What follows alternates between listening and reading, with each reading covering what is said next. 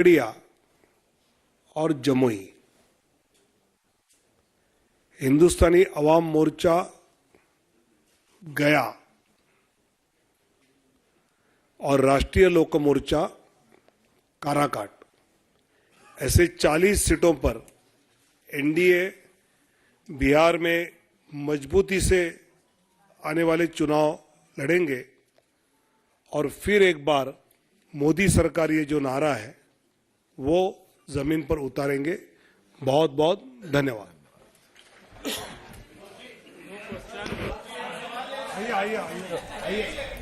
All right, so extremely significant there, the BJP announcing its seat-sharing pact there. In fact, this is Bihar is one of the most crucial seats, crucial states for the BJP. The BJP will be contesting on 17 seats. In fact, Jitaram Manjhi also getting one, Chirag Paswan as well getting his fair share there in the heartland state. So I remember this after Bihar saw dramatic developments with Nitish Kumar returning to the NDA fold, JDU getting also 16 seats there.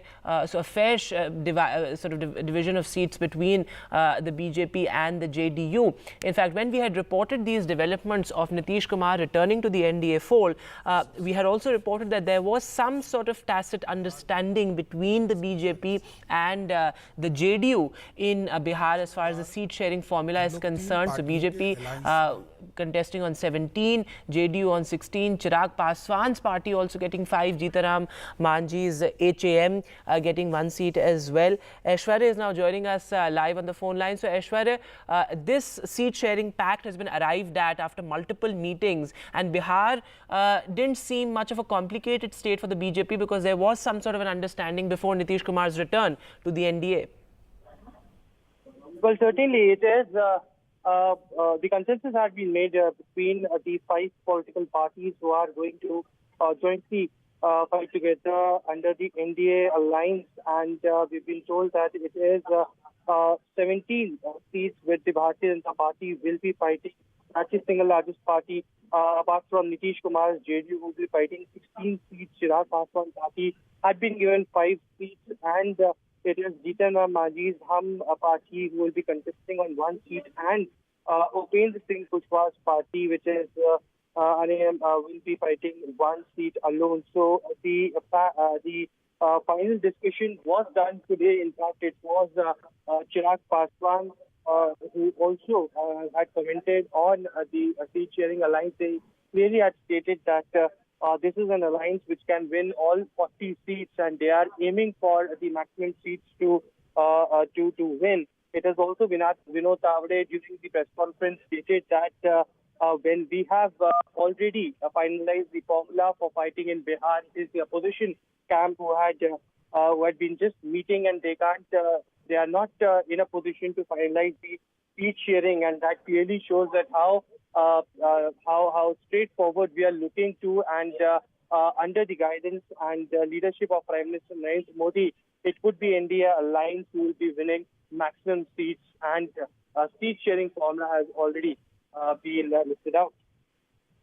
Aishwarya, thanks very much for joining us with that update. So significant there, the BJP announcing the seat sharing formula for Bihar. Bihar is going to be extremely interesting. Remains to be seen which way Bihar goes this time. Of course, you have Lalu Prasad Yadav also and his sort of political acumen and political strategy on the other side. But interesting there, the NDA announcing the seat sharing pact, the BJP to contest on 17 seats, the JDU on 16. We'll take a short break now, but news continues on the other side.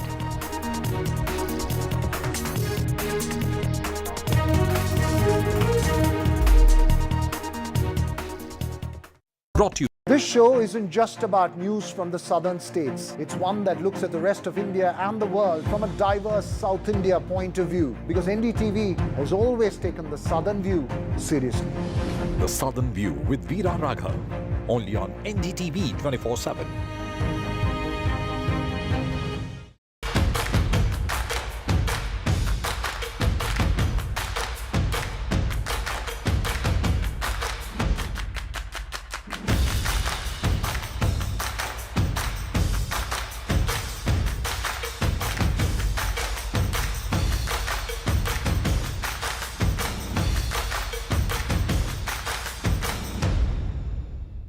When there's too much talking but very little being said, too many voices but hardly any being heard, you turn to a show that puts you front and center.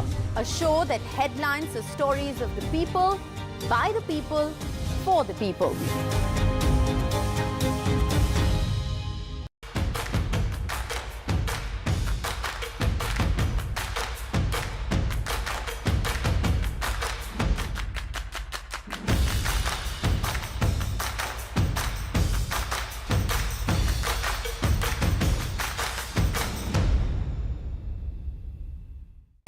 Stay informed and entertained with the new and updated NDTV News app. You can watch all our channels live, listen to podcasts, read breaking and exclusive news from around the world and more. Download the NDTV app today and get access to the best journalism and storytelling on your smartphone or tablet. The NDTV app. News that matters to you.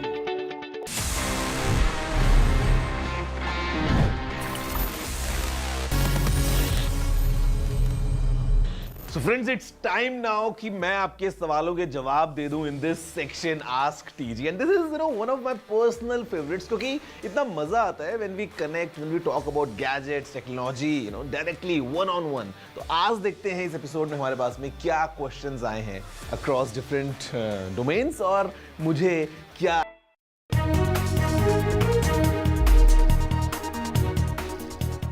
Welcome back. Just days after the announcement of the election dates, the poll panel has issued orders for the removal of the Home Secretary in 6 major states: Gujarat, Uttar Pradesh, Bihar, Jharkhand, Himachal Pradesh and Uttarakhand. And also the Secretary of the General Administration Department in Mizoram and Himachal Pradesh have also been removed. So a major revamp there as far as bureaucracy is concerned in these key states. The Election Commission has also taken the necessary action to remove the DGP of West Bengal as per sources. These are all politically extremely volatile states and big rejig there in the top brass of the administration. You see, BJP is trying their best to grab the organizations like ECI, etc., and the other organizations also. They are trying their best to grab and monitor their job only to fulfill their political purpose. So, according to their program, according to their planning, according to their different requests from different states, they have done this. So the Election Commission now takes over administrative control of the entire bureaucracy, anybody conducting and relating to election-related business. And it's in this context to ensure a level playing field, a free and fair election based on perceptions. The Election Commission can direct the transfer of officials. So it's in this context that they have decided to ensure that the Home Secretary of Gujarat, of Uttarakhand, of Himachal Pradesh, of Uttar Pradesh as well as Bihar, they be removed immediately, as well as of course the General Administrative Department in Mizoram as well as in Himachal Pradesh. And then of course the DGP, as you were talking about, in the sensitive state of West Bengal, where there is a perception that the DGP should be given non-poll related task at this present juncture. Ask the West Bengal government and the Chief Secretary to give a panel of 3 names for them to decide who can be the Director and Inspector General of Police. They have also removed the Mumbai Commissioner as well as other officers. This of course after the directive from the Election Commission that anyone who has had more than 3-year tenure, they should be immediately taken off duty and transferred. So these are the directives that have come from the Election Commission. The Election Commission keen to ensure that India's election, the biggest exercise across the country, is done in a free and fair manner, and no official can be accused of a perception battle or being close to any political party. So, well, as Sunil Prabhu pointing out, this is indeed a perception battle because every government has favoured bureaucrats, and this is perhaps a move towards ensuring free and fair elections. The top brass of bureaucracy in key states being removed, including West Bengal as well. With that, we'll take a short break. News continues on the other side. Brought to you. Some people say the metaverse will only be virtual. One day this lecture hall will be made of code, and driverless cars would be trapped in intersections. But even in this maze of the future, you can't wish away health. It's time to become more resilient.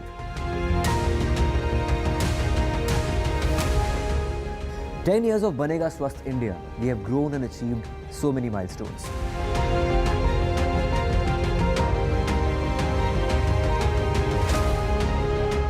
And now I have a plan to beat the urgency, to stop breathing with difficulty, to relieve getting choked with inactivity.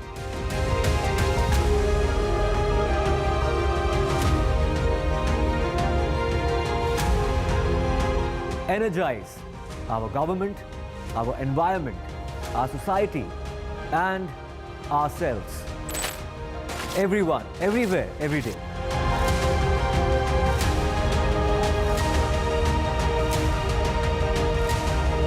Banega Swasth India. One world hygiene.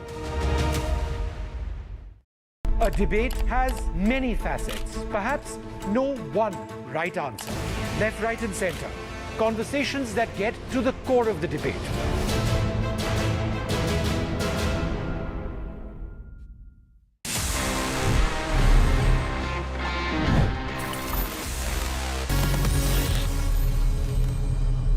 So friends, it's time now कि मैं आपके सवालों के जवाब दे दूं in this section Ask TG, and this is one of my personal favorites क्योंकि इतना मजा आता है when we connect, when we talk about gadgets, technology, directly one on one. तो आज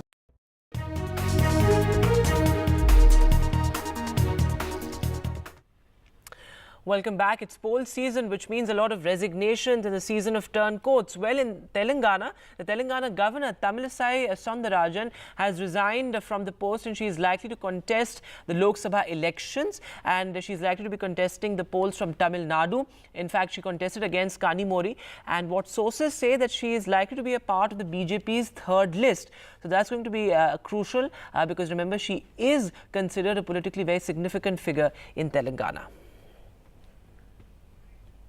I'm really very moved, and I am very unhappy to leave the Telangana people, but I am happy to, I'm returning for the service of the people, and I thank each and everyone, my brothers and sisters, elders of Telangana, and I will be always in touch with you.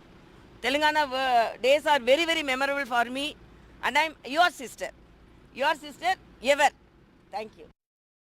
Yes, indeed. Early today, Tamilisai Soundararajan has sent in her resignation to the President, both as Governor of Telangana as well as the Lieutenant Governor of Pondicherry. And she has shown inclination to get back into a political role. Of course, before she was made Governor in November 2019, she was in fact the President of the BJP Tamil Nadu unit, something that gave her a lot of profile. She even contested as the Lok Sabha candidate in the 2019 elections from Thoothukudi and was defeated by Kanimori of the DMK. She has fought elections in the past. She has fought from Chennai North as well, Lok Sabha election 2009, which she lost, and 3 other assembly elections as well, Velachery, Virugambakam and Radhapuram, all of which she has lost those elections. But considering that her political profile did rise as state BJP chief and as also governor of both Telangana and Pondicherry, as LG of Pondicherry as well, she would be hoping that she can now get back into a political role. She is about 62 years old and therefore in political terms perhaps young enough to want to get back into active politics, and that's what she's planning to do. What we understand from our sources is that they could be considering her for Puducherry, which is a seat that the BJP has sought from the NR Congress. As we know, the BJP, the Prime Minister, giving a big push in Tamil Nadu, and now that the alliance with the AIADMK is not there, they have 39 seats that they need to have good candidates for, and therefore whatever talent, people with some profile and people who can fight and win those elections or fight and get good margins, those are the kind of candidates that the BJP is looking for, and that is where Tamilisai Soundararajan also comes in. So she could be considered for Tirunelveli or for North Chennai is what we are being told. Back to you. Moving now to news from Tamil Nadu. Well, days after the DMK and the Congress finalized their seat-sharing pact, the DMK has released names for the Congress in Tamil Nadu and Puducherry. There are 3 changes compared to the 2019 seat-sharing pact. Trichy is among the seats denied to the Congress, and Kodalore is among the seats added. Sam Daniel is now joining us live. So Sam, initially there was some sort of squabbling over seats between the DMK and the Congress, but finally the DMK releasing seats. What are the major takeaways?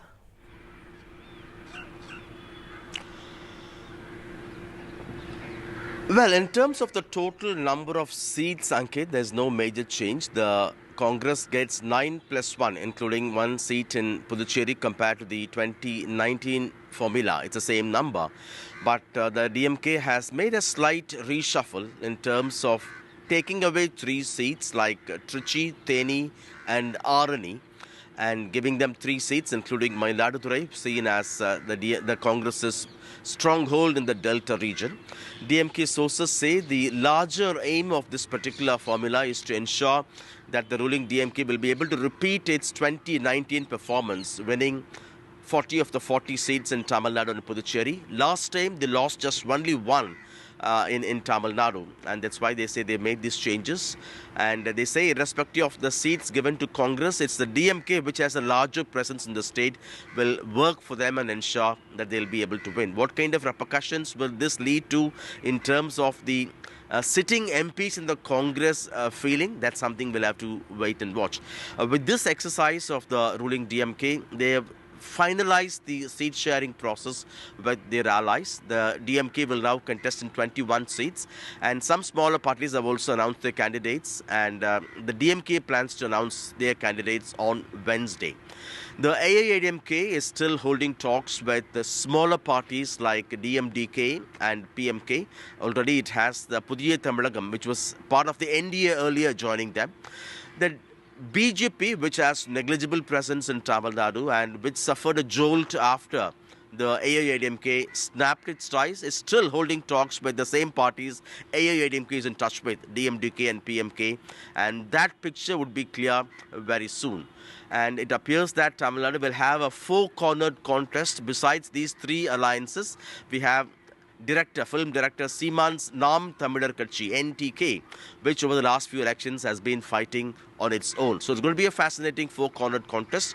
The BJP feels that although it has no major allies, it believes that its footprint in this Dravidian heartland has increased, and they are counting on the Prime Minister's frequent visit to the state and also the BJP state chief Annamalai's Padayatra across Tamil Nadu over the last few months. Ankit.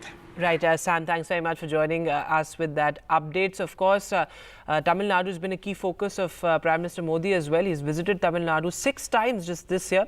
But moving now from Tamil Nadu to the other politically volatile state of Karnataka. Well, it's, as I said, a season of political jibes, and the Prime Minister took on the Congress in Karnataka, accusing them of lying as far as the acute shortage of water is concerned, and also re-invoking the politics over corruption, attacking Chief Minister Siddaramaiah. This after the Congress for all this while has been attacking the BJP and ex-Chief Minister Bommai over corruption charges. Listen into how that political standoff played out. Congress का पहला हथकंडा है झूठ बोलो, बड़े-बड़े झूठ बोलो, बार-बार झूठ बोलो, जहां जाओ वहां झूठ बोलो, सुबह शाम झूठ बोलो। कांग्रेस का दूसरा हथकंडा है अपने झूठ को ढकने के लिए नए झूठ बोलो। कांग्रेस का तीसरा हथकंडा है जब पकड़े जाओ तो अपनी करतूतों का ठीकरा दूसरों के सर पर फोड़ दो। हर चुनाव से पहले कांग्रेस के लोग बड़े-बड़े झूठे वादे करने में एक्सपर्ट हो गए हैं। यहां कर्नाटका में भी कांग्रेस ने यही किया। ನರೇಂದ್ರ ಮೋದಿ ಅವರು ಈಗ ಕರ್ನಾಟಕಕ್ಕೆ ಬರ್ತಾ ಇದ್ದಾರೆ, ಚುನಾವಣೆ ಇದೆ ಅಂತ ಬರ್ತಾ ಇದ್ದಾರೆ. ಬರಗಾಲದಲ್ಲಿ ಬಂದ್ರ ನಂಬರ್ 1. ನಂಬರ್ 2, 5 ತಿಂಗಳಾಯಿತು, ₹1 ಕೊಟ್ರ? ಅಕ್ಟೋಬರ್ ತಿಂಗಳಲ್ಲಿ 10ನೇ ತಿಂಗಳಲ್ಲಿ ಮನವಿ ಕೊಟ್ಟದು, ಇವತ್ತಿನವರೆಗೆ ಮಾಡಿದ್ರ? So politics heating up in Karnataka, but moving now to Maharashtra. Well, marathon meetings in Maharashtra as seat sharing remains elusive both for the India bloc as well as the NDA. In fact, the NDA has been in a huddle. There have been marathon meetings, back-to-back meetings, because remember, there are 3 key players now. You have the Shinde Sena, the BJP and also the NCP. Though Devendra Fadnavis has said that there's 80%, consensus on 80% seats, there are certain seats, including Western Maharashtra, Mumbai, and even the Konkan region, that's proving to be a challenge for the NDA. But what sources tell NDTV that the seat sharing pact could be finalized soon. Mr. Samant, a lot of meetings have taken place over the last several weeks. You all sat with Amit Shah as well, but no consensus yet. अभी तक कोई decision, कोई फैसला नहीं आया seat sharing के बारे में. क्यों अभी तक consensus नहीं आया? क्या प्रॉब्लम चल रहा है और कब तक आएगा डिसीजन? प्रॉब्लम कुछ भी नहीं है, हमारे तीनों पार्टी में समन्वय है. अगर समन्वय नहीं रहता तो 20 बीजेपी ने जो सीट डिक्लेयर किया है वो भी नहीं होते. अभी 28 सीट का मामला है, सम्मानपूर्वक बंटवारा हो गया है. हमारा पूरा अधिकार हमने शिंदे साहब को दिया है, शिवसेना के मुख्यमंत्री करके, मुख्य नेता करके. 1-2 दिन में फाइनल हो जाएगा और जो बंटवारा हुआ है वो सम्मानपूर्वक ही हुआ है और उसका डिक्लेरेशन खुद सीएम साहब करेंगे. ऐसे सुनने में आया है कि 6-7 सीट में अभी भी डिस्प्यूट चल रहा है. सेना एनसीपी कुछ सीट मांग रहे हैं, कुछ सीट बीजेपी सेना मांग रहे, तो कितने सीट में अभी डिस्प्यूट चल रहा है एग्जैक्टली? 99% सब क्लियर हो गया है, तीनों पार्टी ने क्लियरिटी दे दी है. अभी 1% जो है वो आज या कल वो सब निपट जाएगा और 2 दिन में डिक्लेरेशन हो जाएगा. लेकिन बहुत सारे लोग ये भी कह रहे हैं कि बहुत डिसकंटेंट है क्योंकि अभी स्प्लिट हुआ, रीअलाइनमेंट हुआ, तो इसकी वजह से बहुत सारे डिसकंटेंट है. बहुत सारे सेना के लीडर्स, एनसीपी के लीडर्स वो इतना खुश नहीं है और शिंदे साहब को सब एग्जिस्टिंग एमपीज़ को भी अकोमोडेट करना है, ये सब रिक्वेस्ट है. तो किधर तकलीफ हो रही है? डिसकंटेंट की कुछ बात नहीं है क्योंकि ये अलायंस का सरकार है, अलायंस का सरकार बन के हम आगे जा रहे हैं, तो थोड़ा इधर उधर हो जाएगा. लेकिन एकनाथ शिंदे साहब को पूरा इंफ्रास्ट्रक्चर मालूम है स्टेट का, कहाँ से कौन जीत के आएगा ये भी उनको मालूम है, देवेंद्र जी को मालूम है, अजीत दादा को मालूम है. ये जो तीनों लोग हमारे नेता लोग हैं वो फेसबुक लाइव पे कभी काम नहीं किया है. इन्होंने रियलिटी पे जाके ग्राउंड रियलिटी चेक करके काम किया है. इसलिए किसको सीट कहाँ देना है, किसको सीट कहाँ देना है, तीन जो हमारे लीडर लोग हैं उनको मालूम है. मेरे ख्याल से कहाँ भी ऐसा खुशी नहीं है, कोई दुखी होगा, ऐसी कोई बात नहीं. अच्छी तरह से बंटवारा होगा और बंटवारा होने के बाद आपको कौन सी भी ऐसी कंट्रोवर्शियल न्यूज़ नहीं मिलेगी. Moving away from politics now to news from Uttar Pradesh. Well, a policeman has killed a government teacher in shocking news. The teacher had come from Varanasi to submit the UP board papers and there was an argument reportedly that escalated into a big fight and finally the constable killing the teacher. Several rounds are fired and then she was shot dead after several rounds of point blank firing. Listen in to what the police had to say. दिनांक 17/18 मार्च 2024 की रात्रि में समय लगभग 1:45 पर थाना civil line को सूचना प्राप्त हुई कि एसडी इंटर कॉलेज के सामने एक धर्मेंद्र नामक युवक को गोली लगी है. इस सूचना पर थाना पुलिस द्वारा तुरंत मौके पर पहुंचा गया. इसमें शामिल एक हेड कांस्टेबल चंद्र प्रकाश द्वारा जो धर्मेंद्र नामक व्यक्ति है ये इनके साथ सो रहे थे और इनको ये बार बार सोने से परेशान किया जा रहा था और ये बार बार तंबाकू भी मांग रहा था. साथ में जो लोग हैं उन्होंने ये बताया है कि ये शराब के नशे में भी था. इसने धर्मेंद्र ने जब इस बात पे आपत्ति जाहिर की तो चंद्र प्रकाश के द्वारा इस पर अपने कार्बाइन से फायर खोल दिया गया जिसमें कई राउंड गोलियां इसको लगी है. So absolutely shocking there. The big question, will heads roll in the UP police? But moving now to other news, international news. Well, Russian President Vladimir Putin is set to extend his nearly quarter-century rule for 6 more years. According to Russia's Central Election Commission, Putin won 87% of the vote. This was more or less a foregone conclusion. The Russian leader only faced competition from 3 token rivals. This after his fiercest political rival, Alexei Navalny, died. Еще раз в этой связи я хочу прежде всего поблагодарить граждан России. Мы все одна команда. Всех граждан России, которые пришли на избирательные участки и проголосовали.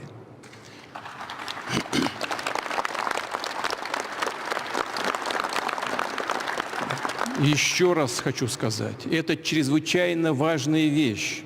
Она не носит формально-юридического характера. Источником власти в стране является российский народ. President Putin has won the presidential election once again, and it is going to be his 5th term. According to data released by Central Election Commission of Russia, Putin got 87.8. It means almost 88% votes. The highest ever result in Russia's post-Soviet history. And this is very huge because of the fact that Kremlin is showcasing this victory as the strongest mandate to President Putin. But countries like US, UK, Germany, Poland, and many more Western countries have said that the election results or the election was neither free nor fair. It was conducted in a scenario in which political opponents of Mr. Putin are imprisoned and censorship was imposed. Russia has refuted these allegations. Once President Putin completes this new 6-year term by 2030, he will surpass Stalin's record and will become Russia's longest-serving leader. After the result, President Putin thanked voters and told them that he would prioritize resolving tasks associated with Russia's special military operation, in his words, and in Ukraine, and would strengthen the Russia's military that he told his voters in victory speech. His main opponent and Communist Party candidate Nikolai Kharitonov finished second with just 4% of votes. Other 2 candidates, Vladislav Davankov got 3rd position and Leonid Slutsky got 4th position. It shows how the one-sided the election was. While answering media's questions after a very long time, Mr. Putin took name of late opposition leader Alexei Navalny and said that Russia's election was very much democratic. Navalny inspired protest midday against Putin had no impact on elections result. This is told by Putin to media persons present at his conference. Now Russia will look forward to resolve issue with Ukraine. Putin has already said that he is not going to stop the war till the date negotiations take place on the basis of parity, and that is the only way out. So now all eyes on his new 6-year term. So, well, Vladimir Putin's historic return to power, and as I said, this was a foregone conclusion. We'll take a short break now, but at 8 p.m. tonight, our election special Battleground with NDTV's Editor-in-Chief, Sanjay Pugalia.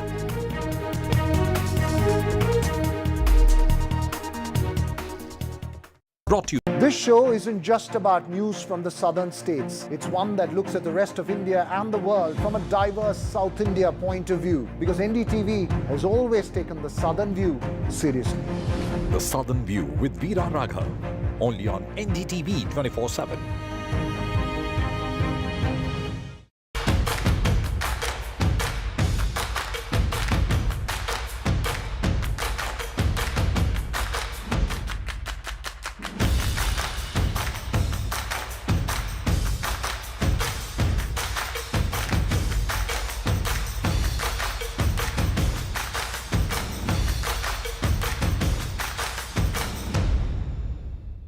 There's too much talking but very little being said. Too many voices but hardly any being heard.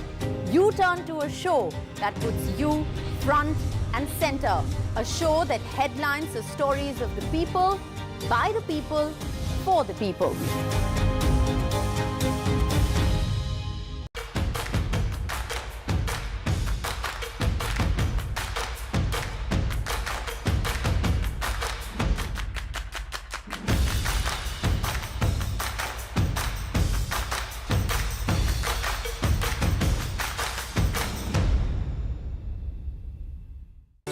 Stay informed and entertained with the new and updated NDTV News app. You can watch all our channels live, listen to podcasts, read breaking and exclusive news from around the world and more. Download the NDTV app today and get access to the best journalism and storytelling on your smartphone or tablet. The NDTV app. News that matters to you.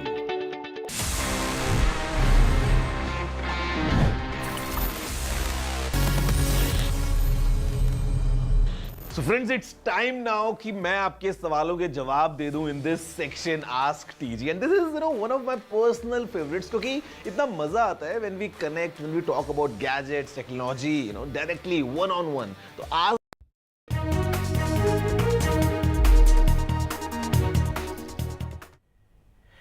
Welcome back. The mega conference of startups and investors, the startup Mahakumbh, is showcasing innovation like never before. Sakshi Bajaj takes us to the trends to watch out for. We're at the Startup Mahakumbh, and who better than Mr. Prashant Prakash, the founding partner of Excel in India, joining us for a special interaction. Thank you so much for your time. To start with, I'd like to begin by asking you, what are the themes really outperforming at the Startup Mahakumbh? As someone who loves to discuss themes and trends going forward, take us through the themes that are really outperforming at the Startup Mahakumbh. So one of my favorite areas, which is the more transformation of the Indian startup ecosystem from being an urban e-commerce phenomena to something that now is impacting a lot of areas that either two were not very popular with startups, right? And one big area is B2B and manufacturing. So if you see, this is the first big startup event where you have a whole pavilion dedicated to B2B and manufacturing. And why is this so important? I think for us to participate as an ecosystem and deliver $1 trillion of value by 2030. If the startup ecosystem has to deliver that value, we cannot do it without actually being a very export-driven, manufacturing-oriented ecosystem. And it's great to see the number of startups, hundreds of startups here that have now taken up this big challenge of manufacturing and kind of taking advantage of this supply chain diversification from China, and I call that China plus N, where they're not only becoming platforms that are delivering from India, but platforms that are tech oriented and are aggregating manufacturing capability and supply across the global south. And moving to sports news now, well, the Royal Challengers Bangalore beat Delhi Capitals in the final of the 2024 Women's Premier League to break their 16-year-long trophy drought. Well, the RCB defeated Delhi Capitals by 8 wickets to lift the WPL trophy. That's a wave of red. Delhi Capitals, back in the WPL final in consecutive seasons, went head-to-head with RCB, who aim to redeem themselves after a disastrous 2023 season. Delhi openers came out flying, putting up 60 runs in the power play.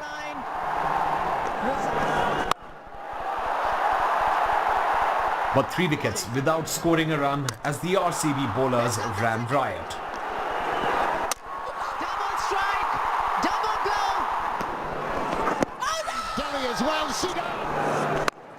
That's up in the air.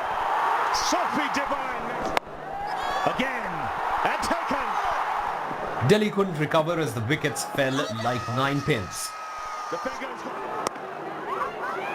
Mix up again and a slip in the middle. This is a chance. From 64 for 1 in the 8th over to 113 all out, Delhi crumbled under the pressure of the final, something associated with RCB over the years. RCB's openers wasted no time and put the pressure right back on Delhi with a blazing start. Oh, this is a big over. A deflated Delhi tried to claw back into the game. Oh, doesn't get all of this. Reddy is underneath it. But it was too easy a run chase with very little on the board to get. Good, does make a difference. into the fence. And with that, the redemption story complete. The first ever title for the franchise. Out they come from the dugout. That's a wave of red. They've conquered the Delhi Capitals in the Capitals.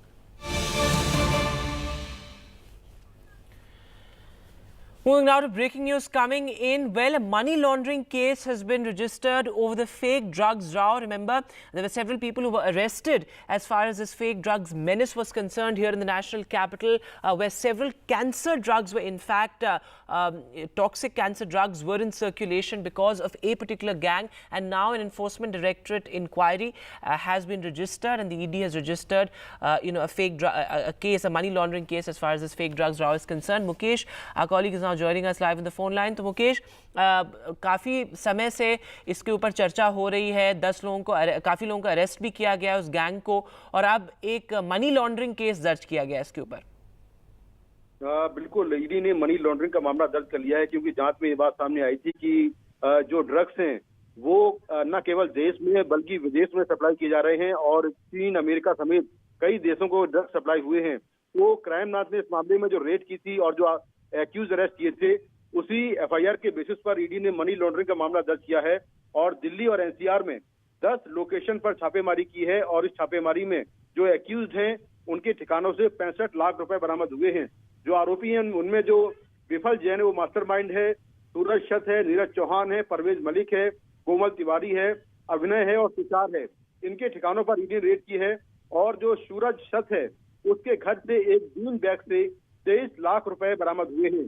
तो ED इस पूरे मामले में action में आ गई है और ED ने मनी लॉन्ड्रिंग का मामला दर्ज करने के बाद जो एक्यूज्ड हैं दिल्ली और एनसीआर में, उनके ठिकानों पर रेड की है और 65 लाख रुपए कैश बरामद किया है।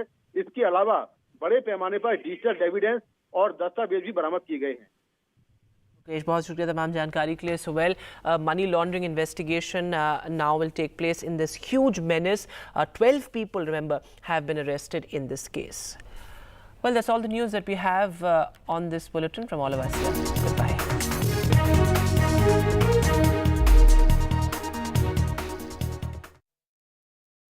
Brought to you. Some people say the metaverse will only be virtual. One day this lecture hall will be made of code, and driverless cars would be trapped in intersections. But even in this maze of the future, you can't wish away health. It's time to become more resilient.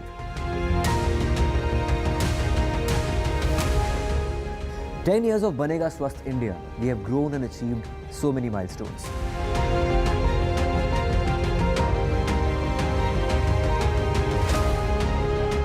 And now I have a plan to beat the urgency, to stop breathing with difficulty, to relieve getting choked with inactivity.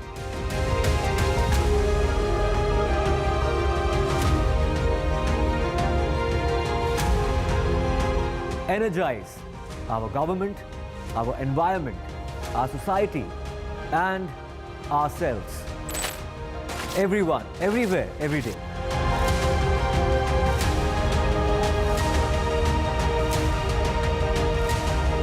Banega Swasth India. One world hygiene. A debate has many facets. Perhaps no one right answer. Left, right, and center. Conversations that get to the core of the debate.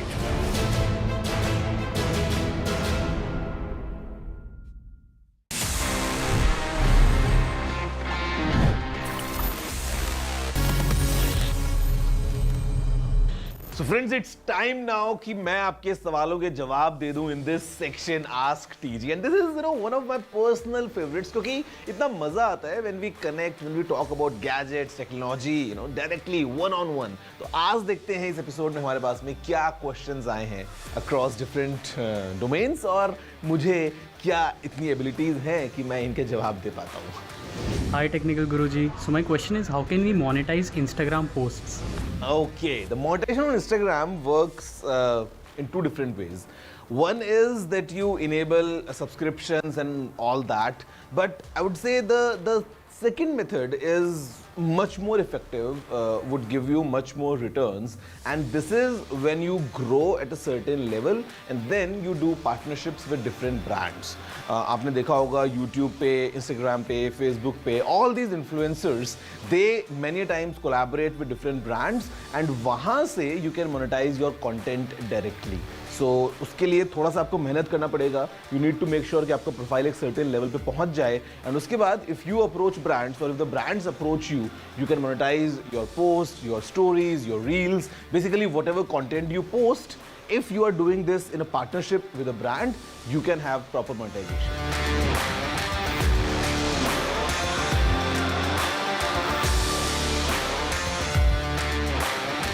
Oh, well, अब जाके हो सकता है. You know, in the beginning.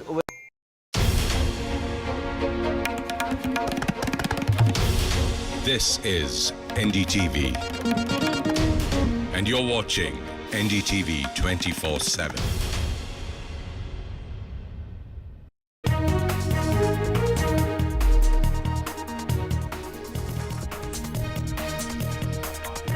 Very good evening and welcome to NDTV. I'm Ankit Tyagi. These are the headlines we are tracking at 6 p.m. The NDA seat sharing formula in Bihar all set. BJP to contest 17. Nitish Kumar, JDU 16 seats. Chirag Paswan gets 5 seats in the upcoming elections.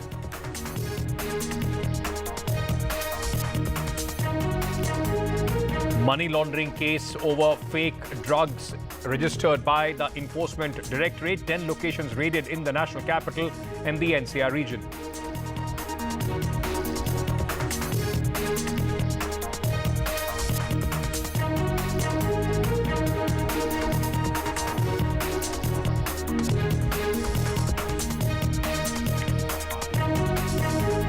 The water crisis in Karnataka now takes a political turn. Chief Minister Soundararajan attacks Prime Minister Narendra Modi. Prime Minister hits back at the Congress government with the ATM jibe. Election Commission in action after announcement of the poll dates. Poll body orders removal of Bengal top cop. Top bureaucrats in 6 states also shunted. Prime Minister Modi continues his southern push for the upcoming Lok Sabha election. Prime Minister attacks Rahul Gandhi's Shakti remark in Telangana, says Shakti will emerge victorious on June 4th. Olympic Association dissolves wrestling body. Olympic Association to Wrestling Federation of India repay loan to ad hoc body.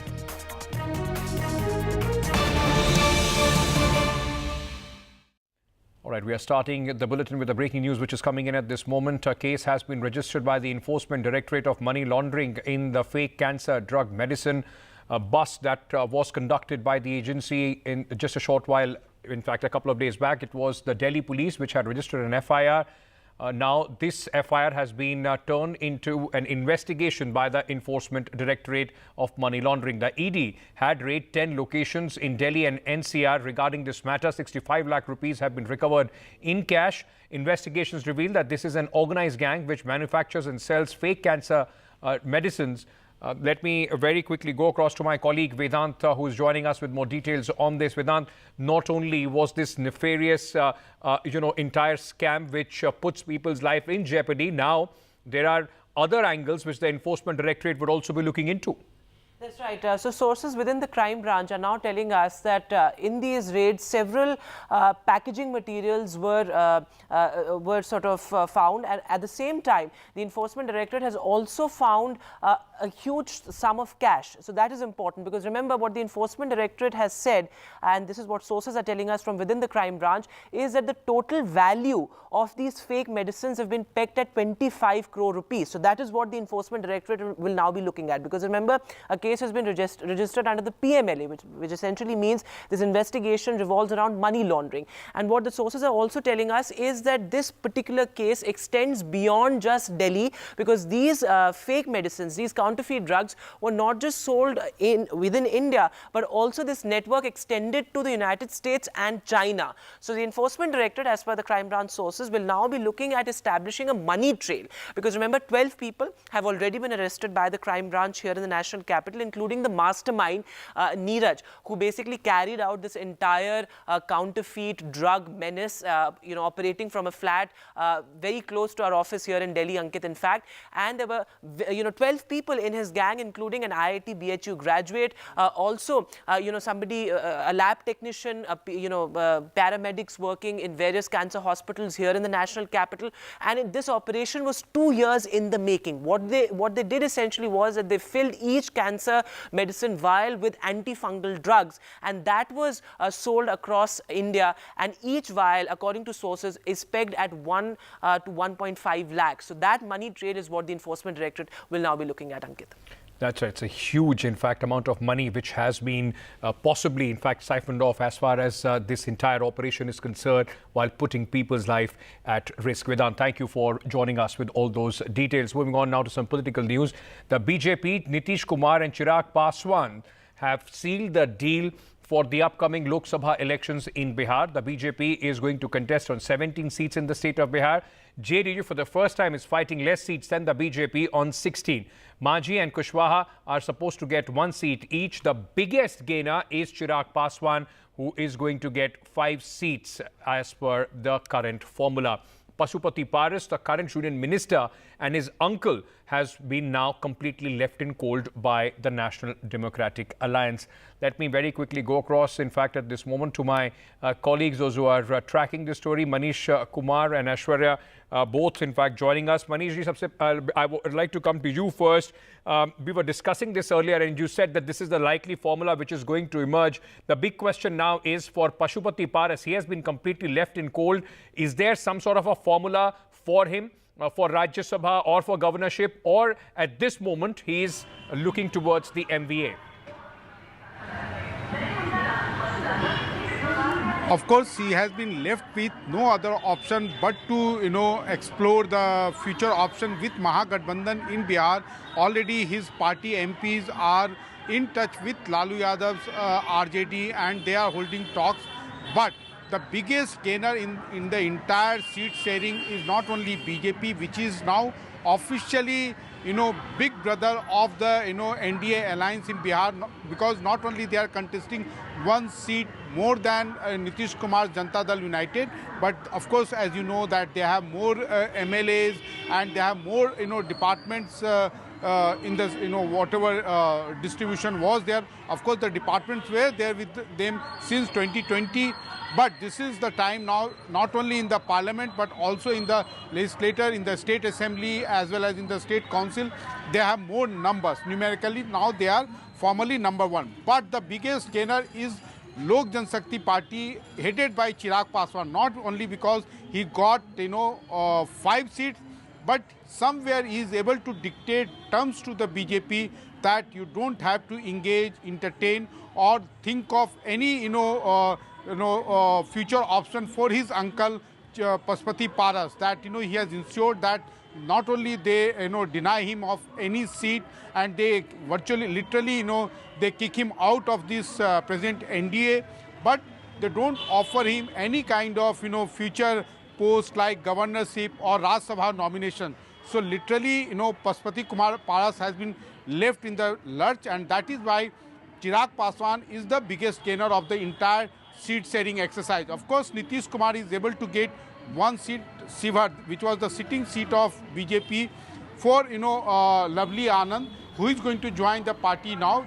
Lovely Anand is a one-time former MP, wife of former MP Anand Mohan Singh, who was released on as you know that his release is controversial. He was convicted in the murder of former DM of Gopalganj, Mr. G. Krishnaiah, and Lovely Anand and Anand Mohan's son Chetan Anand, as you must have seen during the vote of confidence, he openly revolted and sided with Nitish Kumar's Janata Dal United. So Chetan Anand's mother is being rewarded for that. Ankit. Manishji, thank you for bringing all that information to us. Aishwarya, I just want to understand from you at this moment, while all the speculation is about what will Pasupati Paras do, for Chirag Paswan, he's also got another big seat. Hajipur was the seat that he wanted. That was the fight that he was fighting with his uncle as soon as he came into the NDA fold. Hajipur seat has been given to him, though Nawada is a seat which the BJP is going to fight on.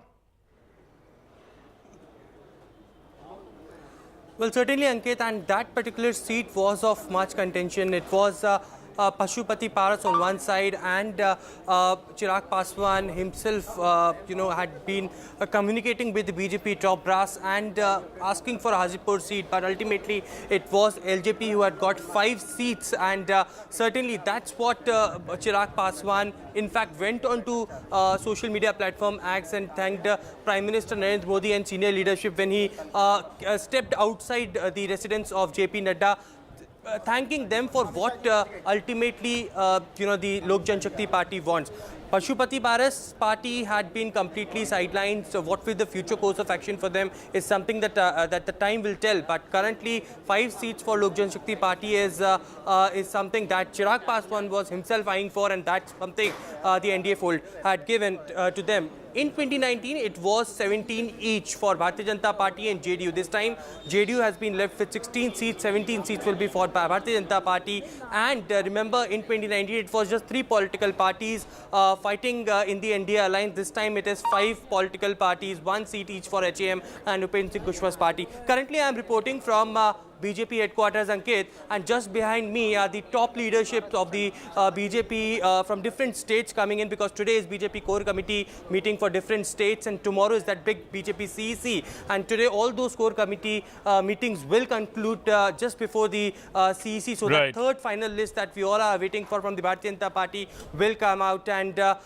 just before that, today the seat sharing had been done. It is also the Bharatiya Janata Party leaders of Bihar who had targeted the opposition parties that, look, they haven't even finalized the seat sharing formula amongst themselves, and we are here with the seat sharing formula, and we have all finalized 40 seats, aiming to win maximum seats in Bihar as far as the NDA alliance is concerned. All right. Thank you, Aishwarya, for joining us with all those details. Ladies and gentlemen, some live visuals at this moment are coming in from Karnataka, where Prime Minister Narendra Modi is holding a roadshow. Remember, in Shivamogga, just a short while back, he had, in fact, gone ahead and addressed a rally in which he not only had hit out at the Congress government in Karnataka, but has also, in fact, taken on Rahul Gandhi for his remarks at a rally of the Mahavikas Aghadi in Maharashtra yesterday in Mumbai. These visuals are coming in live at this moment. Prime Minister Narendra Modi holding a roadshow. The campaign is in full swing, and the focus of the Prime Minister continuously remains on southern states.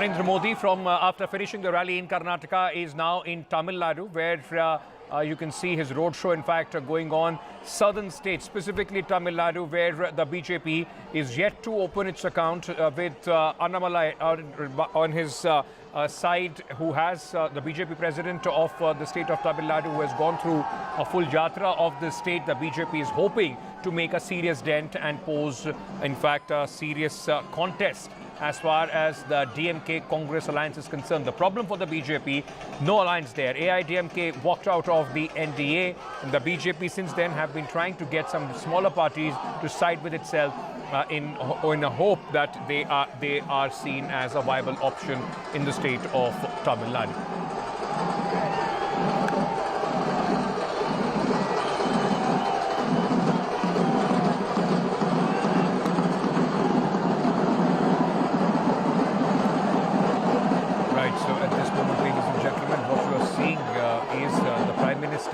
In his roadshow, rallies, roadshow, all lined up for the Prime Minister, and the BJP is hoping that they are able to make a dent as far as Tamil Nadu is concerned. This is the roadshow which is taking place in Coimbatore. This is the 6th visit of the Prime Minister in Tamil Nadu this year, ladies and gentlemen.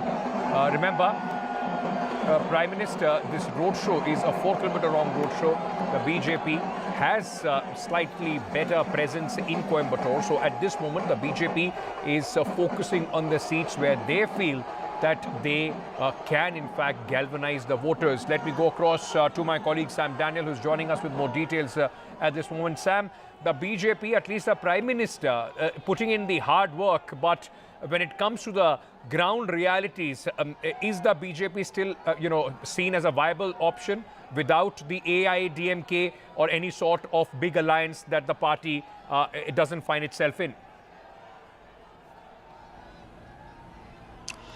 Well, Ankit, going by past elections, including the most recent 2021 assembly elections and the by-election after that, the BJP is still having a very negligible presence in Tamil Nadu, less than 2%. Without support of any of the Dravidian parties in the state, they will not be able to really make a dent in Tamil Nadu.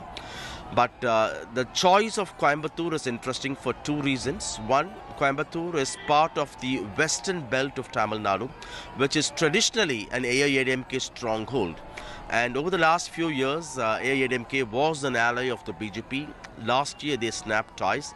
And with this meeting, with this first of its kind roadshow by Modi in Tamil Nadu before elections, and another public rally not far away from Coimbatore as part of the western belt in Salem, it appears that the BJP is concentrating perhaps in AIADMK strongholds in the western belt, where it has slightly better presence, particularly in Coimbatore. Remember, in 2021, the BJP, in alliance with the AIADMK, had won the Coimbatore assembly seat, defeating MNM chief actor Kamal Hassan in a slender margin, around 1,500 votes. And they're trying to capitalize on that. And with this kind of roadshow, Modi himself and the BJP hopes they'll be able to expand their footprint in areas where they have a better presence. And in a sense, this is also a way of mounting pressure on the AIADMK. That, come on, so look at our kind of show of strength here, and let's get back to our old alliance kind of thing. BJP sources still say that they haven't really closed the door for AIADMK, and they hope that there could be some window of opportunity even now for them to revive their ties. But AIADMK at the moment appears to be strong in their no for any kind of alliance with the BJP, because last two elections they fought in alliance with the BJP. They had miserably lost, be it the assembly elections, be it the earlier Lok Sabha elections, and now the AIADMK has come under the singular leadership of Edappadi Palaniswamy, and he wants to make sure that he'll be able to revive the lost ground, or reclaim the lost ground. The roadshow particularly will be around 2.5 kilometers. That's what the police say. And there was a little bit of drama in getting permission for this roadshow. Last week, the Coimbatore police had first denied permission for this roadshow by Prime Minister Modi, saying that it's public examination time. This could actually lead to law and order concerns, following which the BJP state leadership had moved the Madras High Court, and the Madras High Court directed the police to give permission subject to conditions, and ultimately the police said they could impose conditions in terms of they will decide the route, they will decide the timing, and they will decide the distance. And based on that order, this particular roadshow is now happening. Quite a spectacular show, many would say, in terms of the reception for Modi as he is on his roadshow across this particular 2.5 kilometer area. Interestingly, some sources say the Prime Minister may also participate in a Pushpanjali at the end of this particular roadshow. It's not confirmed yet, but BJP sources say that's likely to happen. Remember, one reason for the Coimbatore police to initially deny permission is taking into account what happened in 1998, the Coimbatore serial bomb blast, which had targeted the then senior BJP leader L.K. Advani before his scheduled public meeting. And this particular roadshow by Modi will culminate at that particular point where there was a bomb blast. And at that point, many say, BJP sources said the Prime Minister is likely to pay his respects to people who died there. More than 50 people lost their lives in a series of bomb blasts across Coimbatore on that particular day in 1998. So it has that kind of a connect, and perhaps the party is trying to kindled that kind of that particular moment, that particular incident surrounding BJP around that time. So it's in that context this meeting becomes important, this particular roadshow becomes important. Will BJP be able to really make a dent in this Dravidian heartland? Is it truth? Is it hype? That's something we'll have to wait and watch. But the BJP in the state hopes the Prime Minister's frequent visits like this to Tamil Nadu, which will go for polls in the very first phase. He has taken a lead in that sense. Secondly, the Padayatra by the BJP state chief Annamalai over the last 6-7 months across Tamil Nadu to all the 234 assembly constituencies, they hope will be able to really expand their footprint. But still it's not clear whether the BJP's aim this time is it to win seats or to go solo and to establish that they're growing and to establish their vote share in the state. We don't know what's their focus, because sometimes they really make a big hype over that. Okay. But it may not really result in seats. But is their aim really to establish their vote share? The BJP. Lastly, as we speak, even now the state BJP is without a major ally after the AIDMK snap rise. They are trying to woo at least two smaller parties like PMK and the late actor Vijayakant's DMDK. Already GK Vasan's TMC and a few other smaller parties have joined their fold, joined the NDA side. You know, Sam, you just put it out wonderfully and explaining our viewers the situation as far as the BJP is concerned. But as the party tries to expand its footprint in southern India, whether they win a seat or not, at least they are trying to make their presence felt with the Prime Minister leading the charge for the BJP. Sam, by when are we expected to hear about the candidates as far as the BJP is concerned? You know, will Annamalai fight the election? Recently, we have seen how the governor and former BJP leader from Tamil Nadu, Tamilisai Soundararajan, has also in fact resigned, and she's expected to fight elections as well. So by when are we going to see some sort of movement as far as their big names are concerned? We expect in a few days, particularly many names for Tamil Nadu appearing in the third list of BJP, which could happen any time. At the moment, Ankit, it's not clear whether high-profile leaders like Annamalai would contest, because indications are that he may not, because that would restrict him to one particular constituency. He may not be able to travel deep and wide across the state trying to help other candidates. Number two,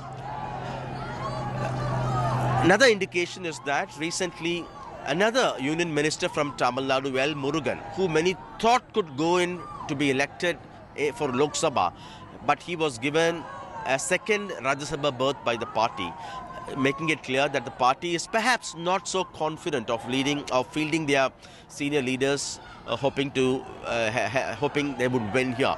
So these are indications that they may not field high-profile leaders, but one may never know. They may decide to field because recognizing Annamalai's charisma, recognizing the kind of impact he has been having across the state, he may be fielded in some places, perhaps in Coimbatore also, because Coimbatore is one area he has been frequenting very frequently. Coimbatore is one area where the BJP has a slightly better presence, and one would never know. Okay.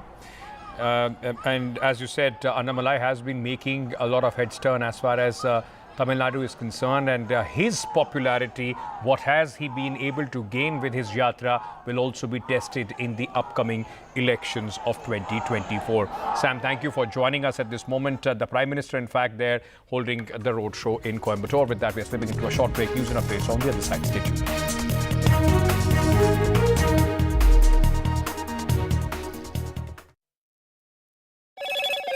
Hello, Moto. Motorola, India's best 5G smartphone brand.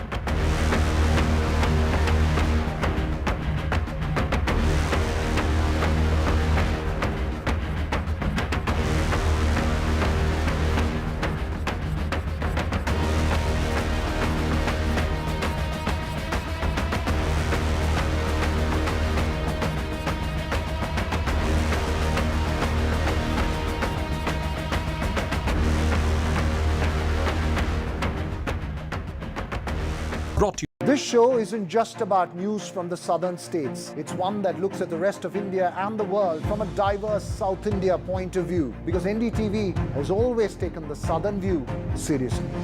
The Southern View with Veera Raghav. only on NDTV 24/7.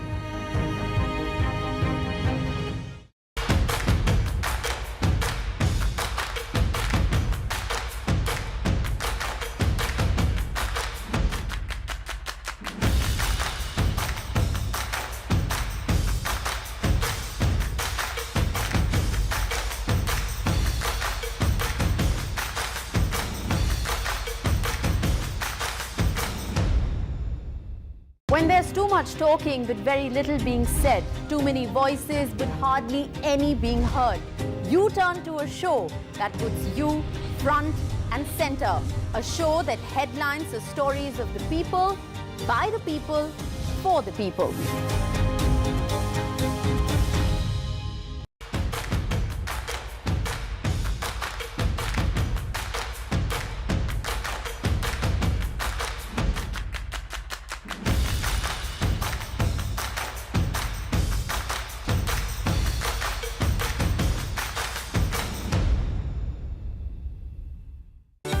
Stay informed and entertained with the new and updated NDTV News app. You can watch all our channels live, listen to podcasts, read breaking and exclusive news from around the world and more. Download the NDTV app today and get access to the best journalism and storytelling on your smartphone or tablet. The NDTV app. News that matters to you.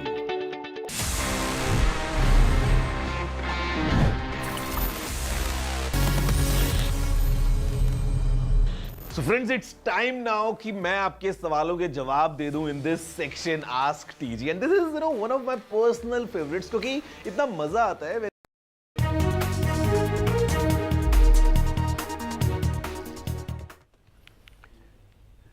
Welcome back. Now, Prime Minister Narendra Modi hit out at Rahul Gandhi over his remarks referring to Shakti yesterday at a meeting in Mumbai. Prime Minister Narendra Modi hit out at the Shakti remark while Rahul Gandhi, in fact, took to Twitter and said, as usual, the Prime Minister is twisting my words. Now, Prime Minister Narendra Modi, remember, is on his southern tour, and he, speaking in Telangana, at a rally in Telangana, said that the Congress is trying to fight against a certain Shakti. Prime Minister Modi has hit back and he has said that Shakti will emerge victorious on June 4th. Prime Minister has in fact given it his twist and said that it is clear the Congress party is fighting against the Shakti of Hindutva. India alliance ने कल अपनी घोषणा जाहिर कर दी है. घोषणा पत्र उनका जाहिर हो गया है और इसलिए लड़ाई एक तरफ शक्ति के विनाश के लोग करने वाले लोग हैं, दूसरी तरफ शक्ति की पूजा करने वाले लोग हैं. मुकाबला 4 जून को हो जाएगा. कौन शक्ति का विनाश कर सकता है और कौन शक्ति के आशीर्वाद प्राप्त कर सकता है, इसका मुकाबला 4 जून को हो जाएगा. हम शक्ति से लड़ रहे हैं, एक शक्ति से लड़ रहे हैं. अब सवाल उठता है वो शक्ति क्या है? राजा की आत्मा ईवीएम में है, ईडी में है, सीबीआई में है, इनकम टैक्स डिपार्टमेंट में है. एक वरिष्ठ नेता, नाम नहीं लेना चाहता हूं, इसी प्रदेश के एक वरिष्ठ नेता कांग्रेस पार्टी को छोड़ते हैं और रो के कहते हैं, मेरी मां से रो के कहते हैं कि सोनिया जी मुझे शर्म आ रही है, मेरे में इन लोगों से, इस शक्ति से लड़ने की हिम्मत नहीं है, मैं जेल नहीं जाना चाहता हूं. My colleague Radhika now joins us with more details at this moment. Radhika, in fact, Rahul Gandhi is speaking there and giving Prime Minister another hook as far as his attacks are concerned. Now, at this moment, in fact, what has been the reaction of the allies in Maharashtra with what Mr. Rahul Gandhi has said and the way the Prime Minister has taken it on? That's right. Shakti Rao has intensified. It has sparked a political debate. Yesterday, Rahul Gandhi, in that India bloc rally that happened in Mumbai, spoke about a force, a Shakti, that the country is fighting against, a Shakti that has taken control of EVMs, taken control of central agencies like CBI and ED. Today, of course, Prime Minister Modi retorting to it, saying that Rahul Gandhi has insulted women of the country, insulted mother and daughters of the country, and that Shakti is power, Shakti is strength, and that Shakti will come out victorious. Of course, Rahul Gandhi retorting to that as well, saying that his words were twisted by Prime Minister Modi. He spoke about Shakti, that signifies Prime Minister Modi, and Prime Minister Modi, who has taken control of central agencies, who's taken control of constitution of the country, who's taken control of free speech and voice in this country. So that's the tweet by Rahul Gandhi post the war of words between Prime Minister Modi and Rahul Gandhi. As far as reactions are concerned, allies, of course, are strongly supporting Rahul Gandhi, saying that this will be a united fight against the BJP, against corruption. So these are some of the voices we heard yesterday at the rally as well. And as far as BJP leaders in Maharashtra and in other parts are concerned, they've called Rahul Gandhi's statement as being misogynistic and an insult to the powerful force called Shakti. So yes, war of words continuing. Obviously, the row has intensified and has sparked a political debate of sorts, even as seat-sharing disputes are still continuing among several allies of the India alliance, including in Maharashtra, which is the MVA. Seat-sharing talks there still continuing, yet to be, in fact, finalized. As far as the MVA is concerned, NDA still also looking to finalize their seats in the important state of Maharashtra with 48 Lok Sabha seats. Radhika, thank you for joining us with all those details. We are slipping into a short break, coming back with much more on the other side. Stay tuned.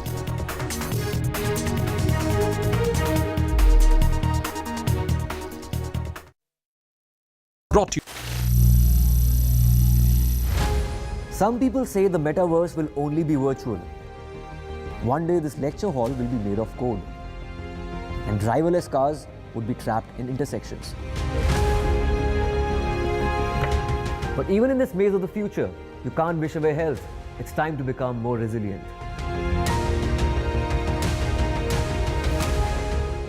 10 years of Banega Swasth India, we have grown and achieved so many milestones.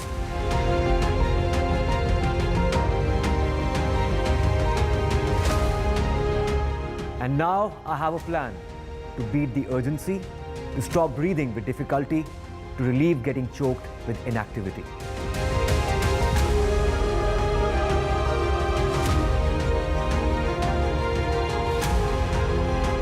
Energize our government, our environment, our society, and ourselves. Everyone, everywhere, every day.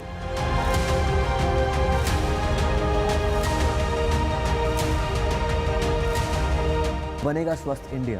One world hygiene. A debate has many facets. Perhaps no one right answer. Left, right, and center. Conversations that get to the core of the debate.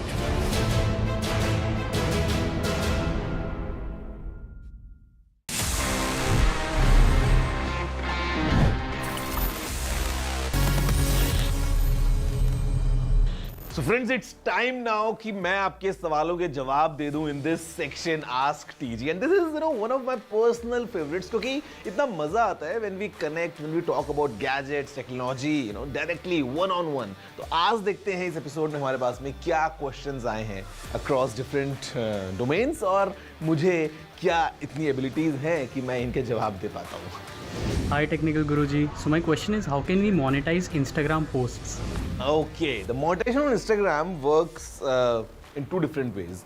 One is that you enable subscriptions and all that, but I would say the second method is much more effective, would give you much more returns, and this is when you grow at a certain level and then you do partnerships with different brands. आपने देखा होगा YouTube पे, Instagram पे, Facebook पे, all these influencers, they many times collaborate with different brands and वहाँ से you can monetize your content directly. सो उसके लिए थोड़ा सा आपको मेहनत करना पड़ेगा. You need to make sure कि आपका प्रोफाइल एक सर्टेन लेवल पे पहुंच जाए. एंड उसके बाद इफ यू अप्रोच ब्रांड्स और if the brands approach you, you can monetise your post, your stories, your reels, basically what ever content you post. If you are doing this in a partnership with a brand, you can have proper monetization.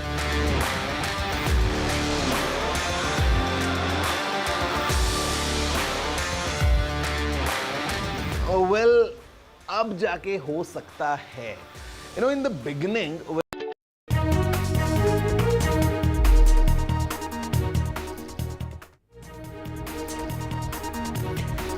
NDA seals seat sharing agreement in Bihar. BJP to contest 17 seats. Nitish Kumar's JDU 16. Chirag Paswan party to fight on 5 seats. Money laundering case over fake drugs. Enforcement Director registers case in the fake cancer drug case. 10 locations raided in Delhi and NCR. Chief Minister Siddaramaiah attacks Prime Minister Narendra Modi, says Modi only comes for elections, not to help when the drought hits Karnataka. Prime Minister hits back with the ATM jibe at Karnataka government. Election Commission in action after poll dates announced. Whole body orders removal of Bengal top bureaucrats in 6 states to be removed as well. Prime Minister Narendra Modi continues his southern push for the Lok Sabha elections. The Prime Minister attacks Rahul Gandhi's Shakti remark in Telangana, says Shakti will emerge victorious on June 4th. Olympic Association dissolves wrestling body. Olympic Association to Wrestling Federation of India repay loan to ad hoc body.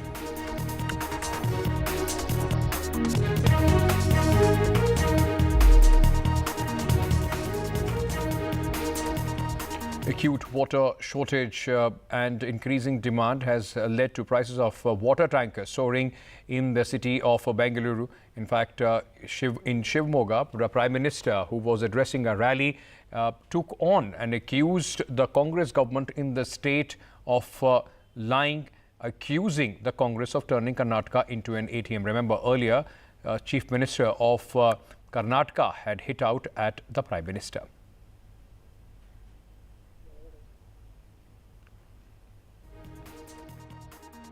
Narendra ಮೋದಿಯವರು ಈಗ ಕರ್ನಾಟಕಕ್ಕೆ ಬರ್ತಾ ಇದ್ದಾರೆ, ಚುನಾವಣೆ ಇದೆ ಅಂತ ಬರ್ತಾ ಇದ್ದಾರೆ. ಬರಗಾಲದಲ್ಲಿ ಬಂದ್ರ ನಂಬರ್ 1. ನಂಬರ್ 2, 5 ತಿಂಗಳಾಯಿತು, ₹1 ಕೊಟ್ರ. ಅಕ್ಟೋಬರ್ ತಿಂಗಳಲ್ಲಿ 10ನೇ ತಿಂಗಳಲ್ಲಿ ಮನವಿ ಕೊಟ್ಟದು, ಇವತ್ತಿನವರೆಗೆ ಮಾಡಿದ್ರ? कांग्रेस का पहला हथकंडा है झूठ बोलो, बड़े बड़े झूठ बोलो, बार बार झूठ बोलो, जहां जाओ वहां झूठ बोलो, सुबह शाम झूठ बोलो. कांग्रेस का दूसरा हथकंडा है अपने झूठ को ढकने के लिए नए झूठ बोलो. कांग्रेस का तीसरा हथकंडा है जब पकड़े जाओ तो अपनी करतूतों का ठीकरा दूसरों के सर पर फोड़ दो. हर चुनाव से पहले कांग्रेस के लोग बड़े बड़े झूठे वादे करने में एक्सपर्ट हो गए हैं.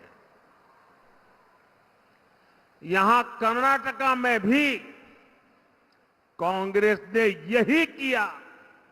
Pratibha Raman, my colleague, joins us with more details on this. Pratibha, the war of words and the political fight aside, what is the situation at this moment in Bengaluru, and what's the government doing about the water crisis?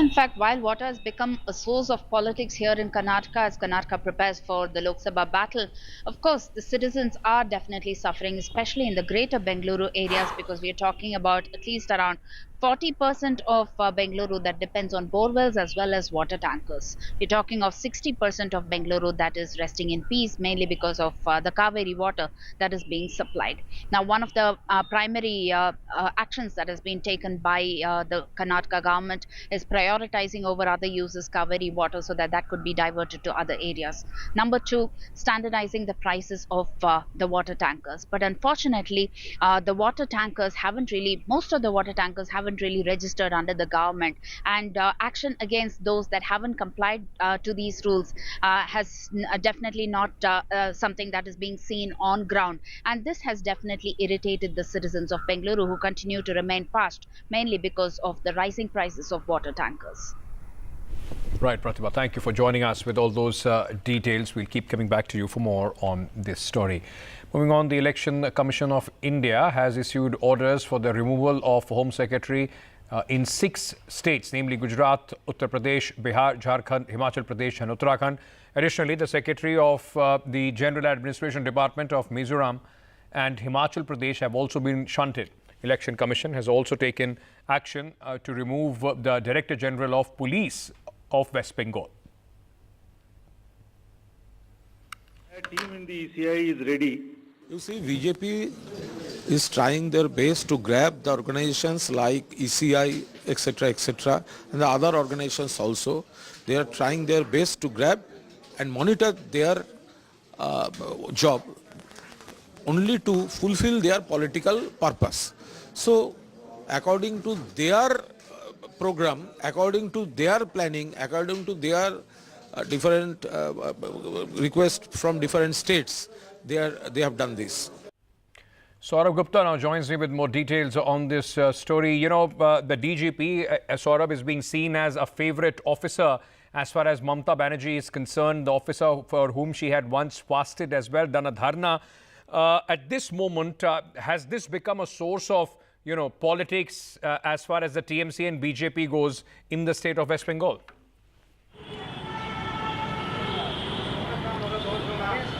Well, yes, Kunal Ghosh, of course, stated the TMC's position on this issue in that press conference in the soundbite. And of course, that is what the Trinamool is saying on this.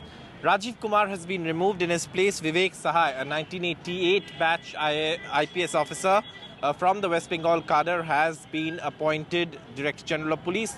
And it's interesting because Vivek Sahai was also, in charge of Mamata Banerjee's security in 2021.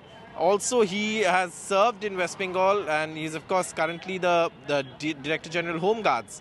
And obviously, this comes after the Election Commission asked the West Bengal Chief Secretary to send a panel of 3 names and removed Rajiv Kumar from his position with immediate effect.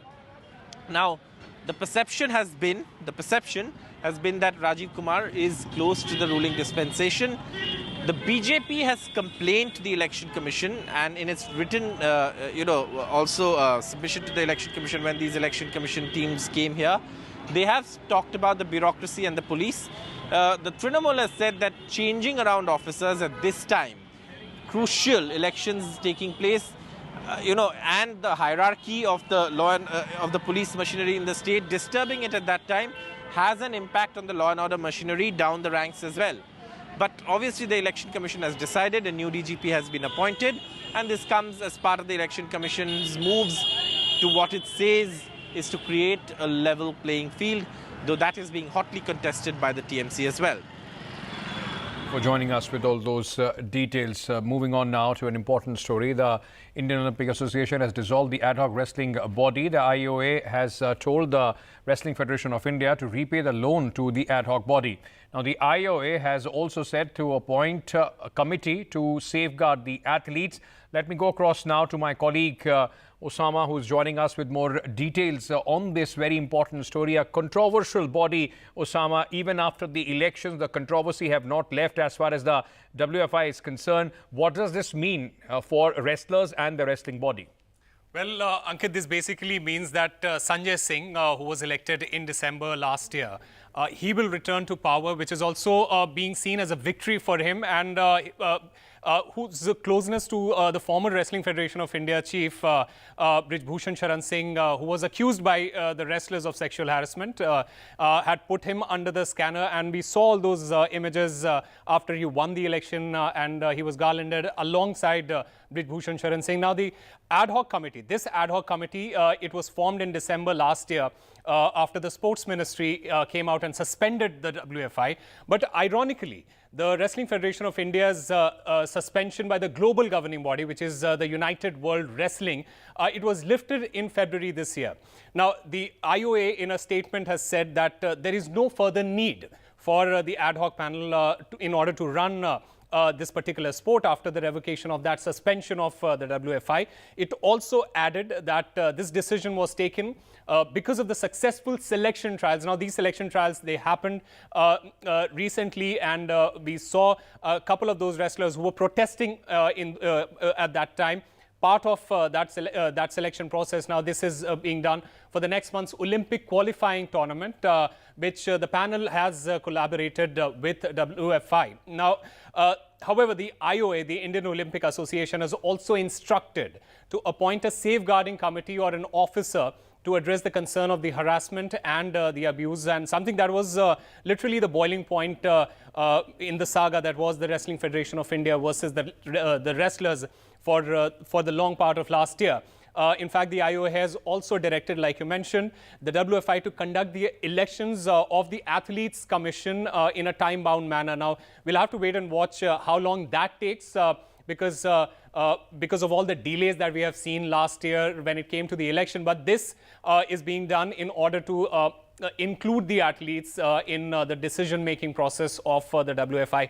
And lastly, the WFI has been instructed to repay the loan that was provided by the IOA for managing the Wrestling Federation of India's day-to-day operation. Now, while many would say that things are back to square one, and it does feel like that things are back to square one. But the big question at this point is that will these directions, they are going to be implemented, or is it just going to be a repeat of last year where there were multiple delays? All right, Osama, thank you for joining us with that detailed explanation on what now happens as far as the wrestling body and the wrestlers are concerned. Short break, coming back, stay tuned.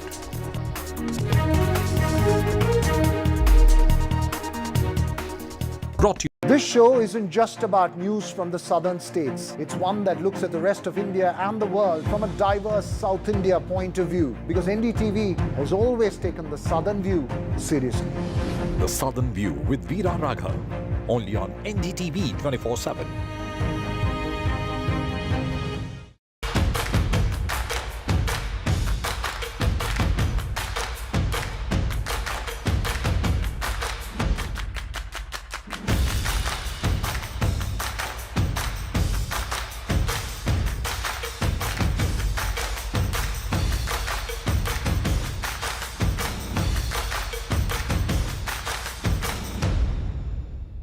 When there's too much talking but very little being said, too many voices but hardly any being heard, you turn to a show that puts you front and center. A show that headlines the stories of the people, by the people, for the people.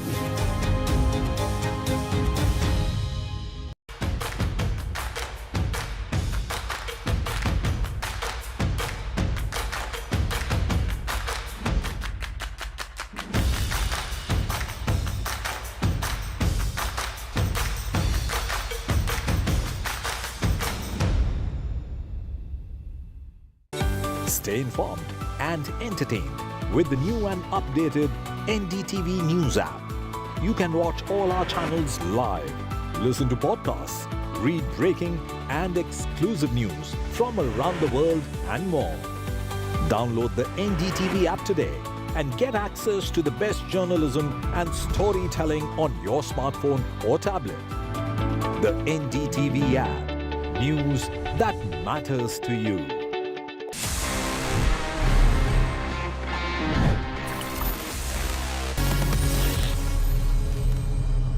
So friends, it's time now कि मैं आपके सवालों के जवाब दे दूं in this section Ask TG, and this is one of my personal favorites क्योंकि इतना मजा आता है when we connect, when we talk about gadgets, technology, directly one on one. तो आज देखते हैं इस एपिसोड में हमारे पास में क्या questions आए हैं across different domains और मुझे क्या इतनी abilities हैं कि मैं इनके जवाब दे पाता हूँ. Hi Technical Guruji. So my question is, how can we monetize Instagram posts? Okay, the monetization on Instagram works in two different ways. One is that you enable subscriptions and all that, but I would say the second method is much more effective, would give you much more returns, and this is when you grow at a certain level and then you do partnerships with different brands. आपने देखा होगा YouTube पे, Instagram पे, Facebook पे.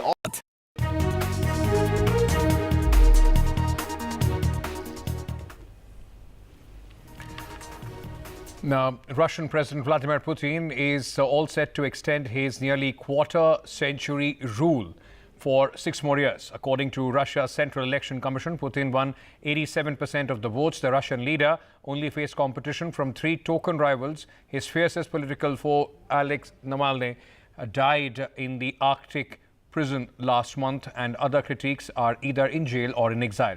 Prime Minister Narendra Modi congratulated Russian President Vladimir Putin for his 5th term. В этой связи я хочу прежде всего поблагодарить граждан России. Мы все одна команда. Всех граждан России, которые пришли на избирательные участки и проголосовали.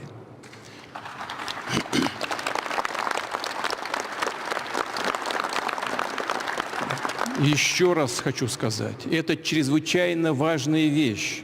Она не носит формально-юридического характера. Источником власти в стране является российский народ. President Putin has won the presidential election once again, and it is going to be his 5th term. According to data released by Central Election Commission of Russia, Putin got 87.8. It means almost 88% votes. The highest ever result in Russia's post-Soviet history, and this is very huge because of the fact that Kremlin is showcasing this victory as the strongest mandate to President Putin. But countries like US, UK, Germany, Poland and many more Western countries have said that the election results or the election was neither free nor fair. It was conducted in a scenario in which political opponents of Mr. Putin are imprisoned and censorship was imposed. Russia has refuted these allegations. Once President Putin completes this new 6-year term by 2030, he will surpass Stalin's record and will become Russia's longest serving leader. After the result, President Putin thanked voters and told them that he would prioritize resolving tasks associated with Russia's special military operation, in his words, and in Ukraine, and would strengthen the Russia's military that he told his voters in victory speech. His main opponent and Communist Party candidate Nikolai Kharitonov finished second with just 4% of votes. Other two candidates, Vladislav Davankov got third position and Leonid Slutsky got fourth position. It shows how the one-sided the election was. While answering media's questions after a very long time, Mr. Putin took name of late opposition leader Alexei Navalny and said that Russia's election was very much democratic. Navalny-inspired protest midday against Putin had no impact on elections result. This is told by Putin to media persons present at his conference. Now Russia will look forward to resolve issue with Ukraine. Putin has already said that he is not going to stop the war till the date negotiations take place on the basis of parity, and that is the only way out. So now all eyes on his new 6-year term. All right, now let's just talk about the Dharavi redevelopment, plans. NDTV interviews project head exclusively. This exclusive interview with SVR Srinivas has said that the project is a big milestone. He has also said they're carrying out the digital survey of the area in 8 months. The deadline has been set for the survey, and he also assured that no one will be left out. आज जब वहाँ पर ground पर हम मौजूद थे तो कई ऐसे रहवासी थे जो कह रहे थे अब जाकर यकीन हुआ कि घर हमें मिलेगा, क्योंकि इतने सालों से जो सपने दिखाए गए उनको यकीन नहीं हो रहा था। ये सर्वे सर क्या मायने रखता है, किस तरह से किन श्रेणियों में इसको बांटा गया है और क्या टाइमलाइन है इसकी ख़त्म होने की?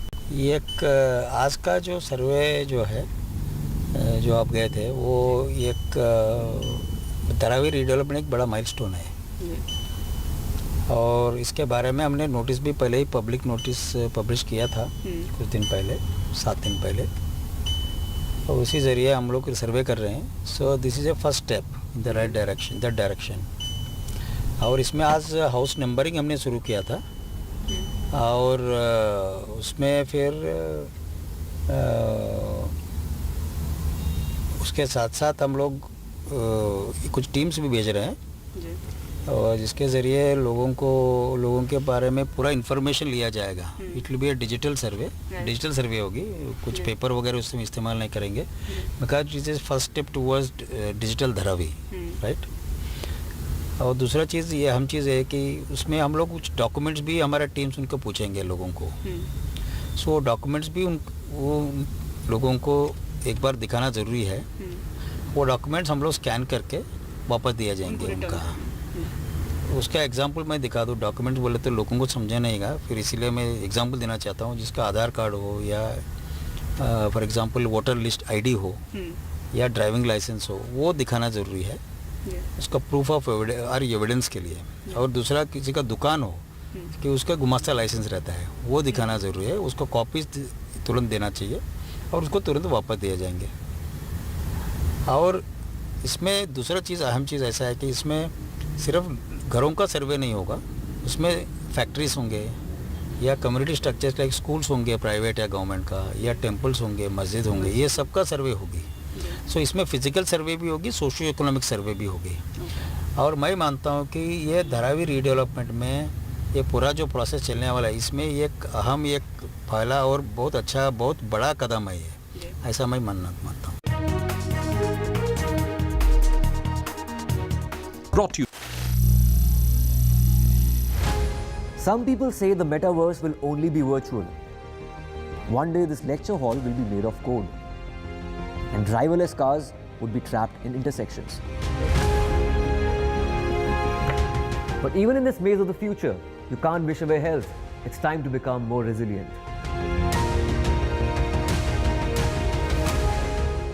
10 years of Banega Swasth India, we have grown and achieved so many milestones.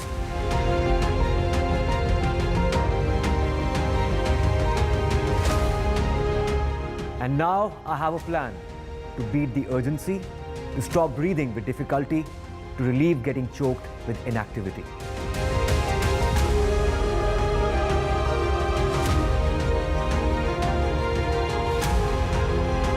Energize our government, our environment, our society, and ourselves. Everyone, everywhere, every day.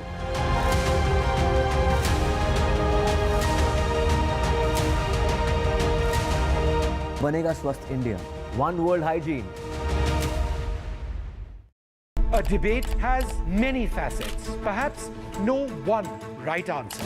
Left, right, and center. Conversations that get to the core of the debate.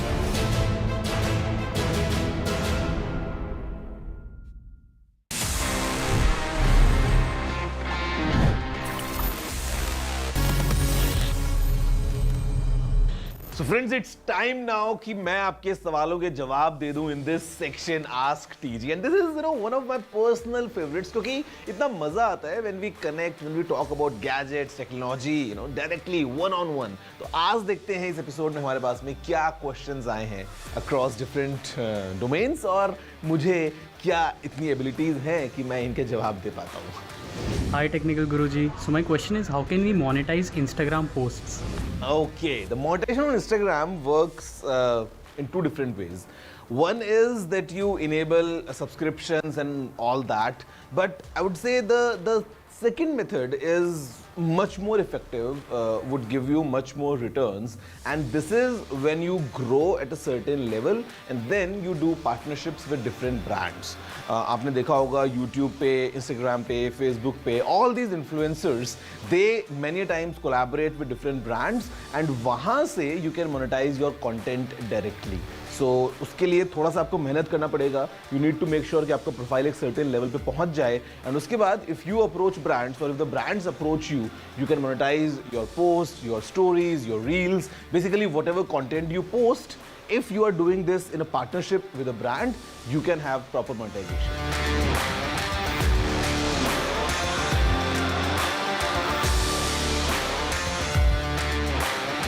Oh, well, अब जाके हो सकता है. You know, in the beginning, when brands just removed the accessories like chargers from the box, तो उस time पे not everyone had these chargers. और sometimes हम देखते थे कि जो cables हैं वो अलग हैं, कहीं पे lightning, कहीं पे USB-C, कहीं पे micro USB, on the other side sometimes USB-C, sometimes USB-A वगैरह वगैरह. But now with USB-C coming in place and now that it's been 2-3 years, जब थोड़ा टाइम हो चुका है, काफ़ी ब्रांड्स चार्जर्स रिमूव कर चुके हैं, तो अब मुझे लगता है कि हाँ इसका फ़ायदा हो सकता है. For example if I talk about myself, तो I have this charger from one of my old laptops, और ये आई थिंक 3 या 4 साल पुराना चार्जर है, and even today I use the same charger to charge all my devices. But now going forward जब सबके पास में चार्जर्स हैं, तो मुझे लगता है कि इसका फ़र्क पड़ सकता है. Is it okay to install a third-party battery in my MacBook? To be honest, I won't recommend it. The reason is कि आप अगर एक MacBook की बात करते हैं, तो normally the battery should last at least 3 years minimum. You know, उसके बाद अगर आप Mac को और लंबा यूज करना चाह रहे हैं, which the Mac is surely capable.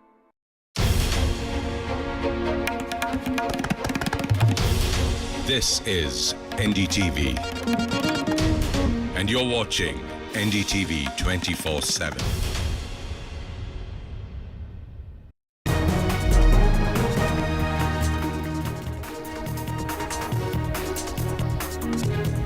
Hello and welcome to the Southern View. All the political action up ahead on the show this evening. But first, the headlines we're tracking this hour.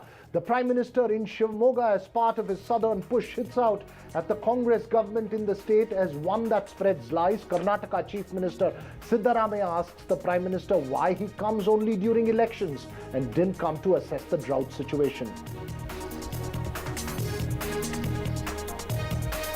The NDA seals its Bihar seat-sharing deal. BJP to contest 70 seats, Nitish Kumar's JDU in 16 seats, and Chirag Paswan's party to fight from 5 seats.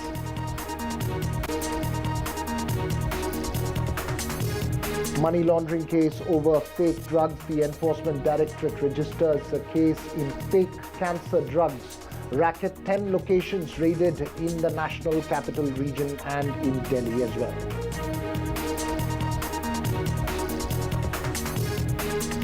The Olympic Association dissolves the wrestling body, tells the Wrestling Federation to repay loan to the ad hoc body.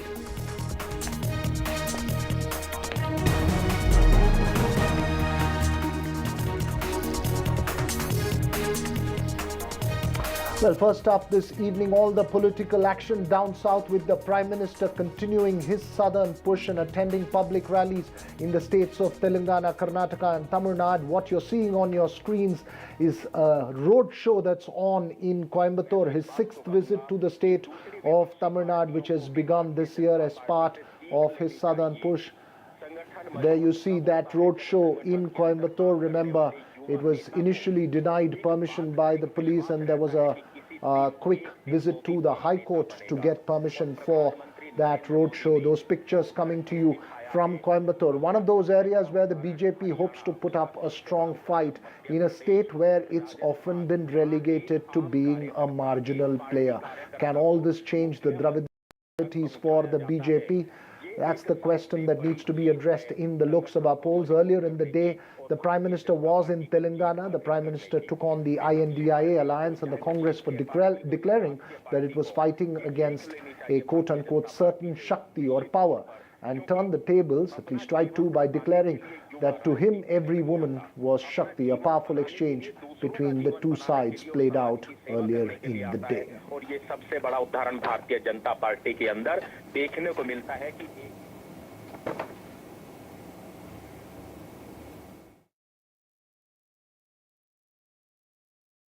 हम शक्ति से लड़ रहे हैं, एक शक्ति से लड़ रहे हैं। अब सवाल उठता है वो शक्ति क्या है? राजा की आत्मा ईवीएम में है, ईडी में है, सीबीआई में है, इनकम टैक्स डिपार्टमेंट में है। एक वरिष्ठ नेता, नाम नहीं लेना चाहता हूं, इसी प्रदेश के एक वरिष्ठ नेता कांग्रेस पार्टी को छोड़ते हैं और रो के कहते हैं, मेरी मां से रो के कहते हैं कि सोनिया जी मुझे शर्म आ रही है, मेरे में इन लोगों से, इस शक्ति से लड़ने की हिम्मत नहीं है, मैं जेल नहीं जाना चाहता हूं। इंडिया अलायंस ने कल अपनी घोषणा जाहिर कर दी है। घोषणा पत्र उनका जाहिर हो गया है और इसलिए लड़ाई एक तरफ शक्ति के विनाश के लोग करने वाले लोग हैं, दूसरी तरफ शक्ति की पूजा करने वाले लोग हैं। मुकाबला 4 जून को हो जाएगा। कौन शक्ति का विनाश कर सकता है और कौन शक्ति के आशीर्वाद प्राप्त कर सकता है, इसका मुकाबला 4 जून को हो जाएगा। Well, that powerful exchange playing out, but this afternoon also saw the Prime Minister campaign in Karnataka, where he attended a rally at party veteran B.S. Yediyurappa's home turf of Shivamogga. He focused his criticism on the Congress government in the state, declaring it as spreading lies. Karnataka Chief Minister Siddaramaiah too hit out at the Prime Minister, asking him why he comes only for election campaigns and not to assess the drought situation. This was that face-off earlier in the day. Congress का पहला हथकंडा है झूठ बोलो, बड़े बड़े झूठ बोलो, बार बार झूठ बोलो, जहां जाओ वहां झूठ बोलो,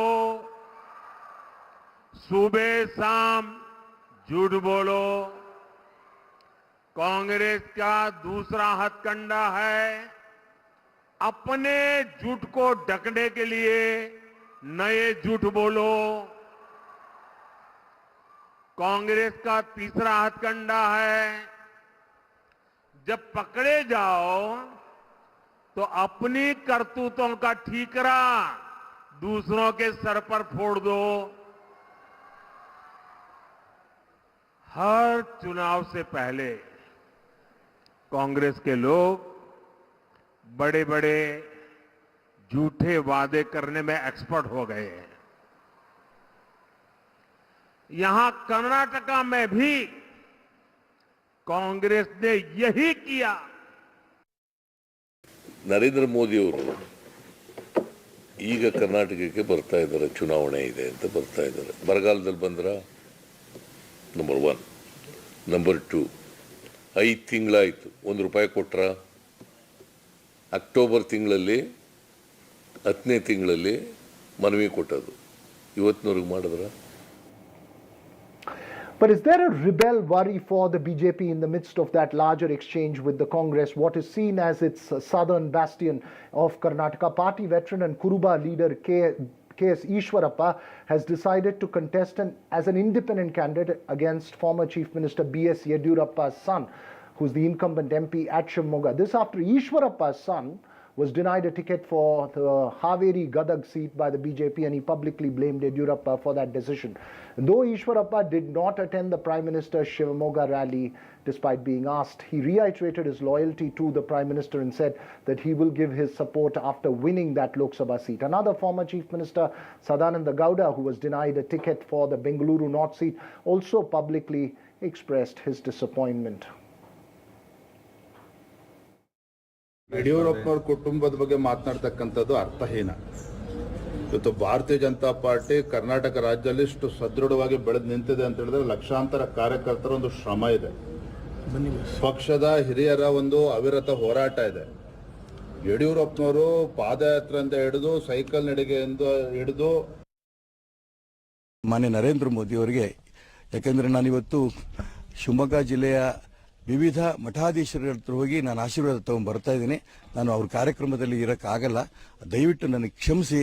ನಾನು ಈ ಶಿವಮೊಗ್ಗ ಜಿಲ್ಲೆಯ ಜನರ ಆಶೀರ್ವಾದವನ್ನು ಪಡೆದು ಖಂಡಿತ ಲೋಕಸಭೆಯಲ್ಲಿ ಗೆದ್ದು.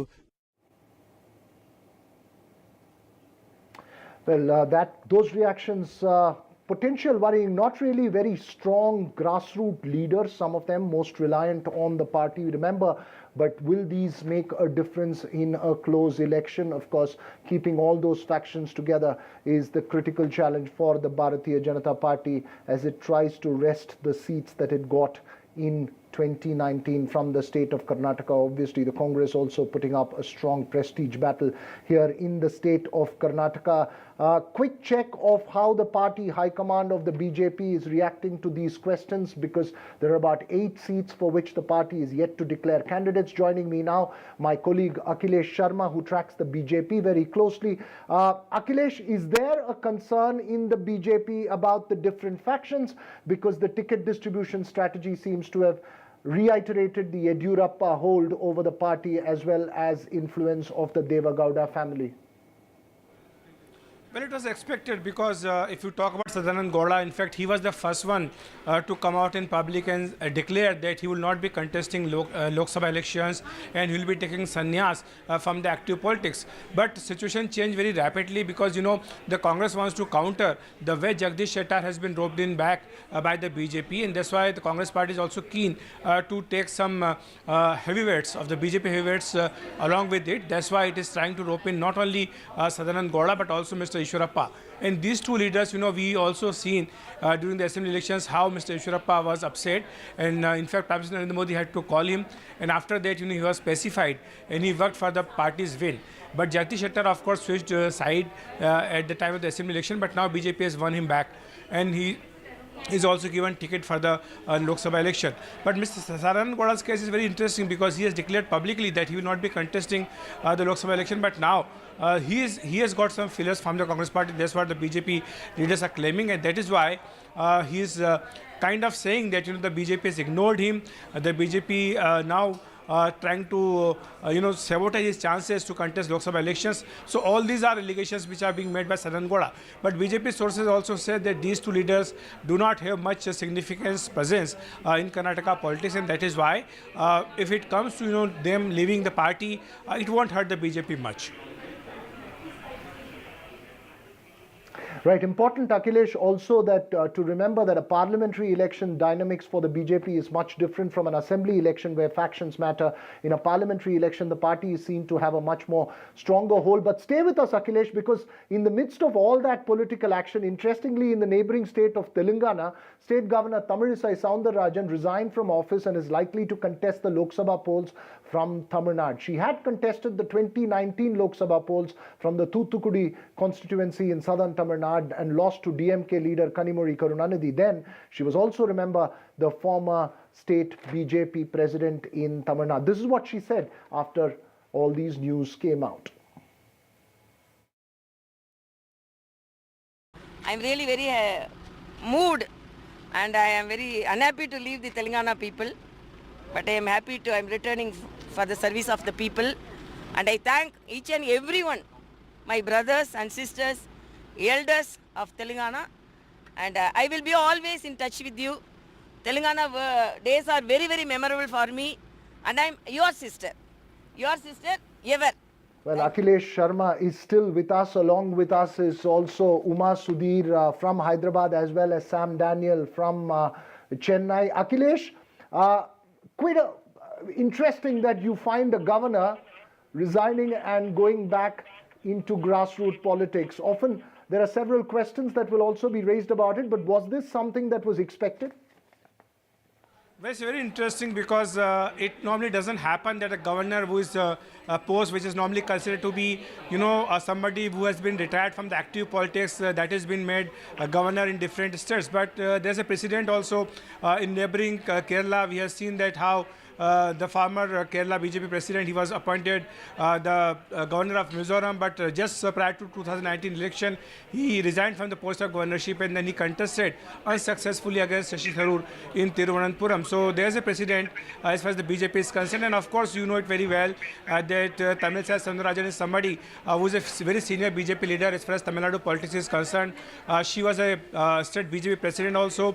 She contested unsuccessfully against Kanimui in the last Lok Sabha elections, and after that she was appointed governor of Telangana and was given additional charge of Puducherry. In fact, she has been spending her much time in Puducherry compared to Telangana, and she was focusing on Tamil Nadu's politics a lot. Now it is expected that she will be fielded either from Chennai South constituency or from Kanyakumari.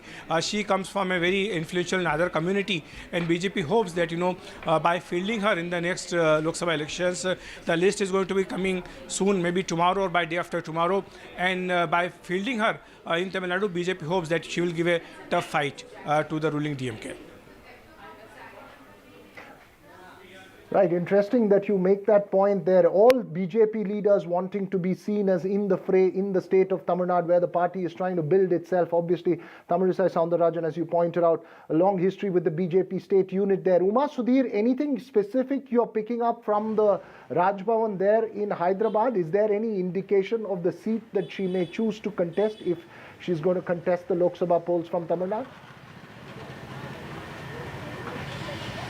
It's just very interesting that seamlessly she goes from a highly political role as the state BJP chief of Tamil Nadu and a contestant of the BJP from Thoothukudi, and then moves into the apolitical role of a governor, and then once again now is going to be with the BJP and contesting as a candidate possibly from Puducherry, because as Akhilesh was mentioning, yes, she has spent a lot of time in Puducherry as well, and she also has a friendly environment there in terms of the political partner there, and NR Congress has been asked by the BJP to give that up, to give her the seat, and therefore they give the BJP the seat, I must say, and therefore she could be contesting from there. The kind of profile she has developed there may make it a little easier for her there. The second option, of course, South Chennai is being spoken about, and also Tirunelveli is being spoken about as a possible seat for Tamilisai.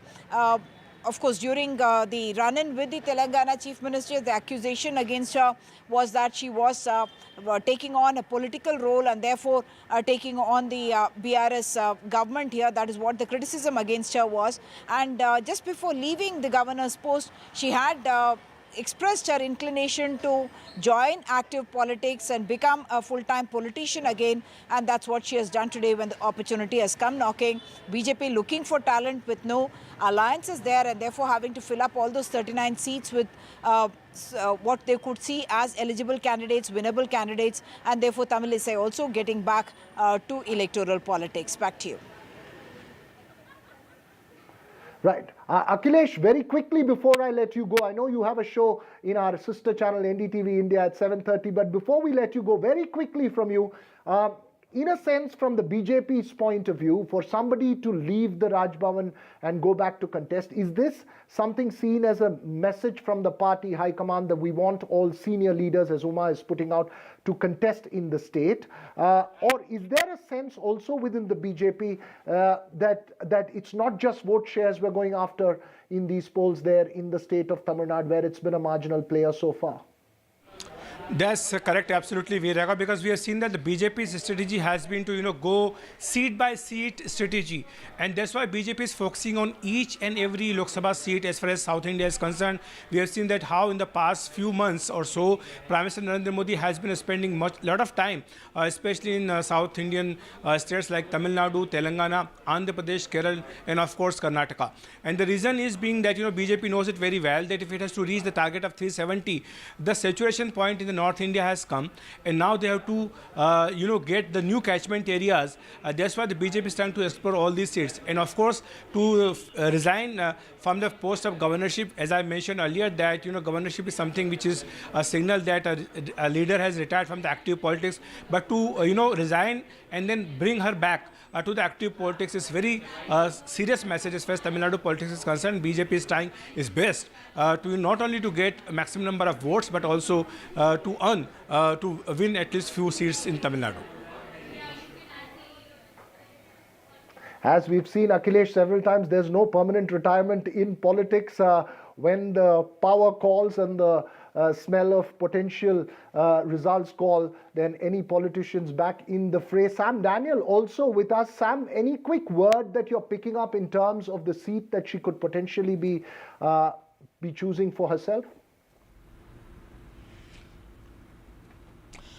Well, one is South Chennai, Veeraraghav, where the sitting MPs from DMK, Dr. Tamilisai Soundararajan. Another one could be Kanyakumari. She hails from Kanyakumari. She's from the Nadar community. And earlier, Kanyakumari was represented by Pon Radhakrishnan. He could not win that seat over the last two times. He lost once to Vasant from the Congress. Later, after his death, he lost to his son Vijay. And this time, many say, the speculation is Vijay Dharani, the new entrant from the Congress, the recent MLA who joined the BJP, could be fielded. Now, ever since Tamilisai's name has come after her resignation, that's one more possibility, some BJP leaders say, but you never know where she'll be fielded. Right. You never know where she'll be fielded. Thanks very much there, Sam Daniel, Uma Sudhir, as well as Akhilesh for that story. But staying with issues revolving around governor, this seems to be another episode in the Tamil Nadu governor versus state government soap opera. The DMK today moved a contempt plea against Governor R.N. Ravi after he refused to administer the oath of office to former Minister K. Ponmudi. The former higher education minister and powerful DMK leader had to resign his ministership after the Madras High Court convicted him in a disproportionate assets case. However, the apex court stayed that conviction, and the DMK sought the re-induction of Ponmudi into the state cabinet. Governor Ravi, though, refused to administer oath on the grounds that the conviction has only been stayed and not set aside. He further is reported to have cited constitutional morality will not allow him to administer oath, leading to another confrontation with the state government. In the past, the TN government had moved the apex court over delay in assent to bills, refusal of the governor to read portions of the prepared text, and several other issues, including the release of convicts in the Rajiv Gandhi assassination case. So will there ever be an end to this confrontation? Joining me this evening, Salem Dharanidharan of the DMK and GS Prashant of the BJP. My first question to you, Mr. Prashant, there seems to be a legal ground for the DMK to have Ponmudi re-inducted. Is this confrontation with the governor, between the governor and the state government, ever going to end?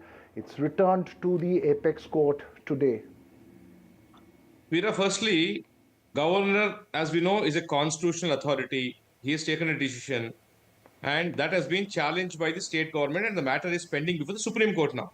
When the matter is sub judice, we will not get on to who was right, who was wrong, because ultimately now the matter is in the Supreme Court, and Supreme Court will actually decide on that. And as regards the what has happened in the past, even Senthil Balaji had refused to resign, but now he has resigned recently, which means for the last 4 months he had not resigned. Now probably he decided that his position was weak and he has resigned. Therefore, there may be different issues or how the law is operating. But now that the matter is pending before the Supreme Court, we need to await the verdict of the Supreme Court, and whatever the Supreme Court directs, the same will be followed in true letter and spirit.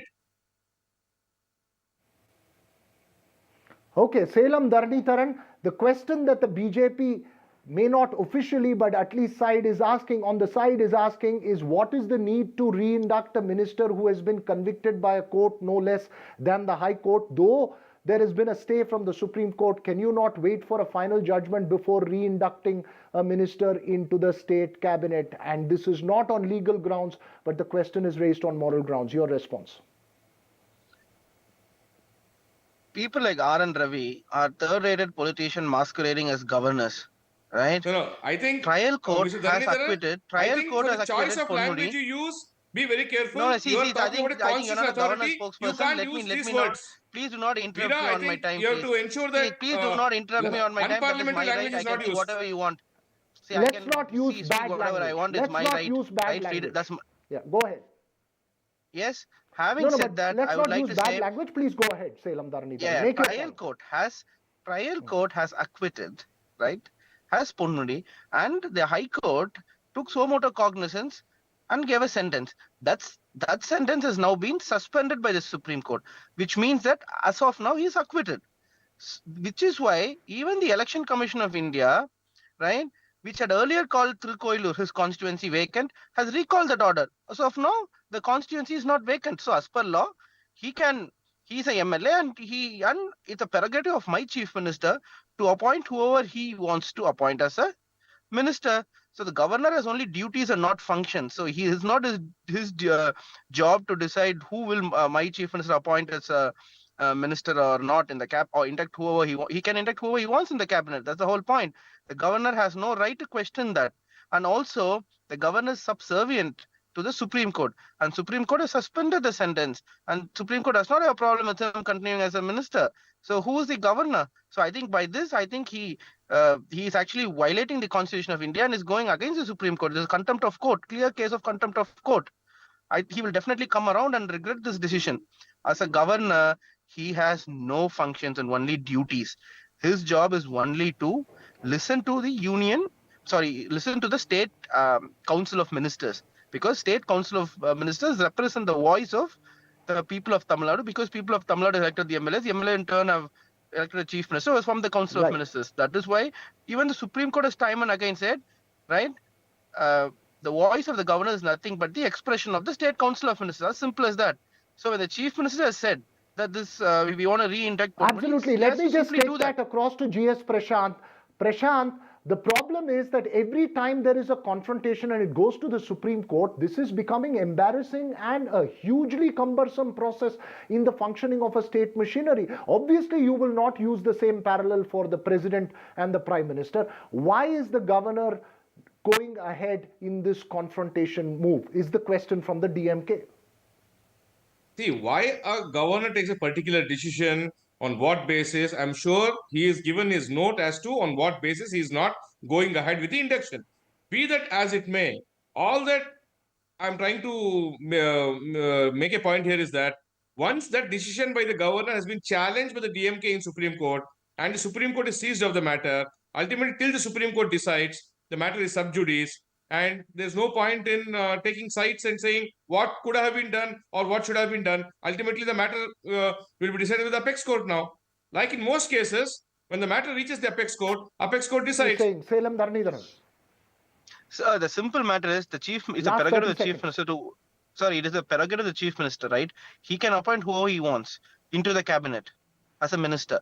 So why is the governor not allowing us to do it? Why should we go to the Supreme Court every time to get our basic needs met? Even to have our bills cleared, we have to go to Supreme Court. And only after the Supreme Court tells you can't do this, the governor is then passing the bills. So why should we go to the Supreme Court for something that's a basic duty? The duty of the governor is to appoint a minister when the chief minister wants to induct him. He doesn't want to do that. Now we have to go to Supreme Court even for that. So this is thwarting the progress of the state of Tamil Nadu because it's not allowing us to function, not appoint ministers, not pass bills. This is what he's doing is insofar as bills are concerned, governor's powers under Article 200 are clear what he can do and what he cannot do. No. Supreme Court Article 200 made it clear. There are provisions as to how the governor will act in terms of is the governor above the Supreme Court or below the Supreme Court? Is the governor above the Supreme Court or below the Supreme Court? Let him answer that. He is below the Supreme Court. Yes, listen. Mr. The Supreme Court has clearly Article said, 141 of the governor Constitution has is nothing clear. to stop and Everybody state council is bound by the decision of the Supreme Court. Completely out of time Everybody for is this bound by the exchange. decision of the Supreme Obviously, Court, this and is we played will out several definitely times. respect We'll have to the wait verdict and of the see what Supreme the Court. Supreme Court says in this matter again. But that's all we have time for on the Southern View this evening. News and updates continue right here on NDTV.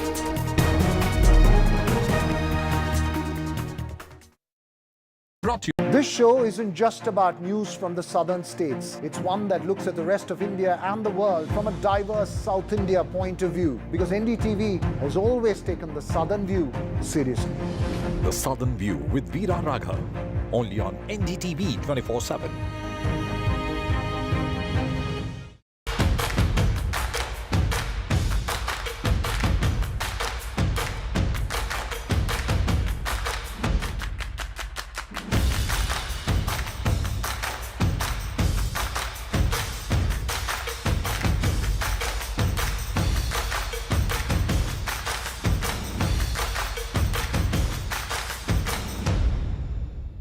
When there's too much talking but very little being said, too many voices but hardly any being heard, you turn to a show that puts you front and center.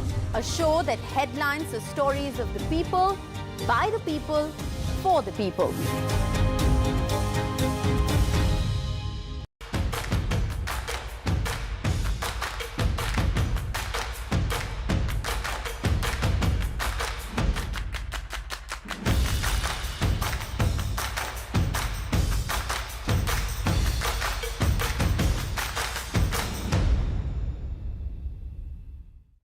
Stay informed and entertained with the new and updated NDTV News app. You can watch all our channels live, listen to podcasts, read breaking and exclusive news from around the world and more. Download the NDTV app today and get access to the best journalism and storytelling on your smartphone or tablet. The NDTV app. News that matters to you.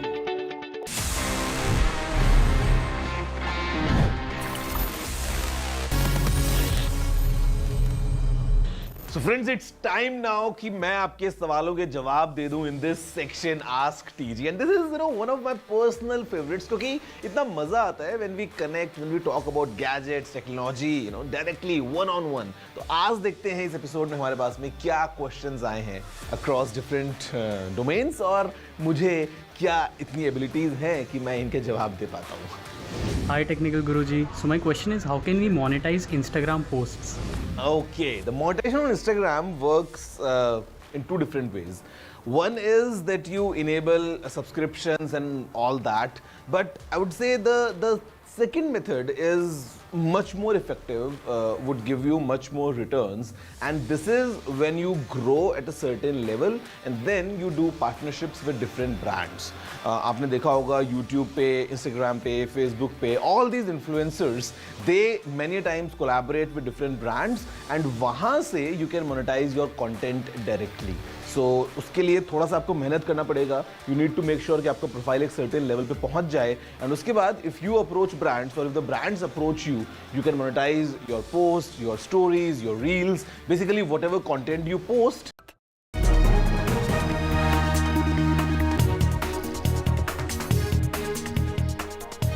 Hello and welcome. You're watching Newsbreak. I'm Vedant Agarwal. Our big focus on the show tonight, well, the Prime Minister's South push continues. This is the Prime Minister's 6th visit to Tamil Nadu in just the past couple of months from the beginning of this year. And the Prime Minister attended a couple of public rallies there, and in Coimbatore, the Prime Minister addressed a road show as well. So, of course, road shows have become a very critical part of the Prime Minister's campaign, particularly in the south. Remember, he's been campaigning extensively in Telangana, Kerala, also Tamil Nadu, which has been a key focus of the BJP this time. Of course, Annamalai's Padyatra that has been going on in Tamil Nadu, that was a precursor to the BJP's campaign in Tamil Nadu. Also Telangana, where the Prime Minister, has held various public rallies and road shows after the BJP's defeat.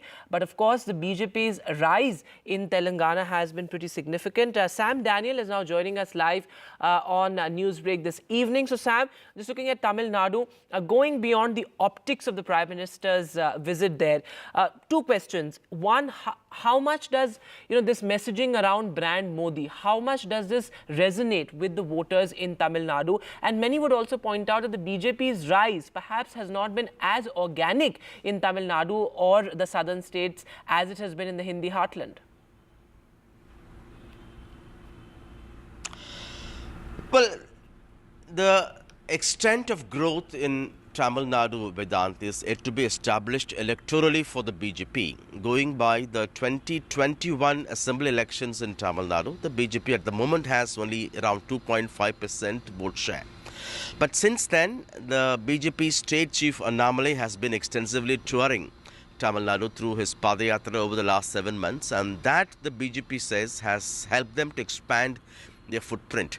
Remember, in 2021, they were able to win 4 assembly seats in Tamil Nadu, including Coimbatore assembly seat, where Prime Minister Modi is right now campaigning. And that was possible only in alliance with the AIADMK. But this time, the AIADMK has snapped twice, and the BJP has not really managed to find any major ally to supplement that. And now it's only a solo show in that sense. And all this hype, all these attempts by Prime Minister to visit Tamil Nadu 6 times this year, is it to really win seats, or is it to slowly but steadily expand their footprint and establish their growing vote share in Tamil Nadu? That's the big question. These crowds could be sometimes very deceptive, because sometimes all these don't turn into votes. And remember, this is only in Coimbatore. An assembly constituency involves 6 assemblies. A parliamentary seat involves 6 assembly seats. And this kind of a response may not be seen in all those places. So we'll have to wait and see how this pans out electorally. Going by the data, going by the alliance arithmetic, the BJP is on a weak wicket. But the BJP says, both because of Modi's frequent visits to Tamil Nadu, also because of Annamalai's dynamic charisma, and also his Padayatra across the state, they are growing. How much have they grown? Will that convert into seats, or only help the party to expand its footprint, improve its vote share? That's something we'll have to wait and watch. But yes, over the years, Tamil Nadu has been the in a sense, what many would call as a fiefdom of the Dravidian parties. And in that sense, the BJP's growth has not been that organic or that steady. And now it's a new blood in terms of leadership, and we'll have to see how this will work in the upcoming Lok Sabha elections. Sam, thanks very much for joining us with that update of, fascinating there, the political dynamics in Tamil Nadu. And indeed, it's the South where the competition really is this time, and interesting battles to watch out for. Thanks, Sam, for that. But moving now to the Hindi heartland. Well, the BJP Nitish Chirag union has now finalized its seat sharing agreement. This days after they finalized their alliance. Remember, Bihar is extremely interesting this time after Nitish Kumar returned to the NDA fold. And what is a seat sharing pact? Well, the BJP will be contesting on 17 seats and the JDU on 16 seats. So interestingly, this is the first time that the BJP is actually contesting on more seats than the JDU. So that's going to be an interesting factor to look at. Also, Jitendra Manjhi's HAM has gotten 1 seat as well. Chirag Paswan, of course, also part of that alliance. So a big 5-party alliance, a new Mahagathbandhan rising in Bihar ahead of polls.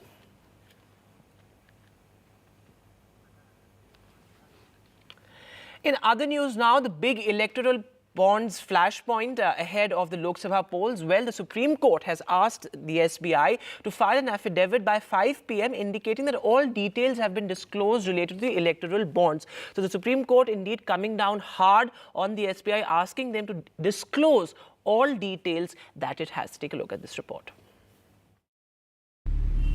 All details of the electoral bonds, including the unique alphanumeric number, have to be made public. The Supreme Court directed the State Bank of India on Monday. The top court gave the bank till Thursday 5 p.m. to submit all the details to the Election Commission and put it in the public domain.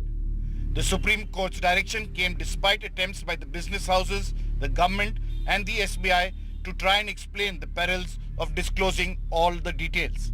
The direction to the SBI to submit details of bracket 1, the electoral bonds purchased, semicolon, and bracket T2, political parties which have received contributions through electoral bonds. Taking the State Bank of India to task for giving out selective information, the Chief Justice said that the State Bank of India's attitude seems to be, you tell us what to disclose, we will disclose. That does not seem to be fair. When we say all details, it includes all conceivable data. All details should have come out. We want to ensure that nothing has been suppressed. The State Bank of India was earlier criticized for not sharing any link between the donors and the recipients of the electoral bonds. The State Bank of India, Chambers of Commerce and the government tried to caution the court about disclosing all details and opening a flood of public interest litigations. Lord, statistics, your lordships are aware, can be twisted in any manner the person wants. Now, my lord, based upon the twisted and other statistics, Lord, any kind of posts are being made. I know, my lord, your lordships cannot control them.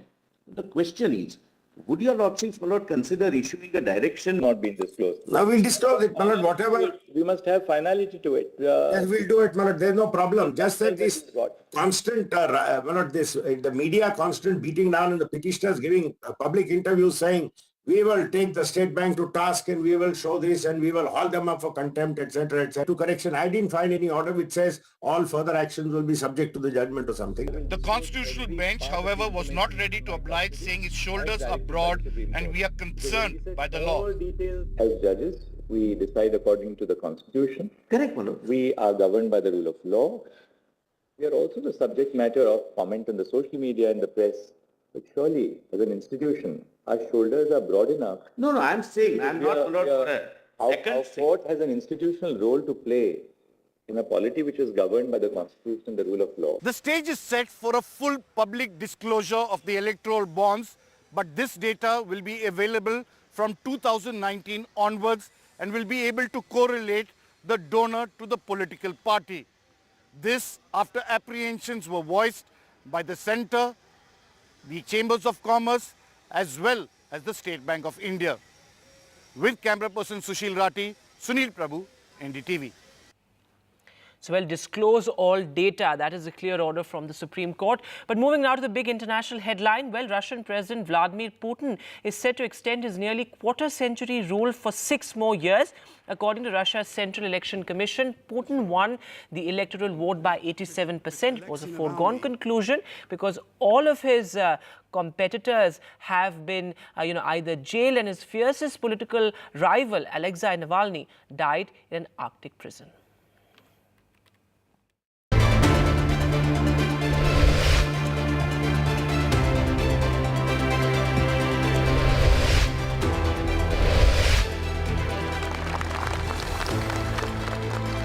The outcome was never in doubt. After 3 days of voting, Russian President Vladimir Putin has secured another term after winning a whopping 87% of the vote, according to Russia's Central Election Commission. All set to extend his nearly quarter-century rule for another 6 years, Putin stands to overtake Stalin as the longest-serving leader for more than 200 years.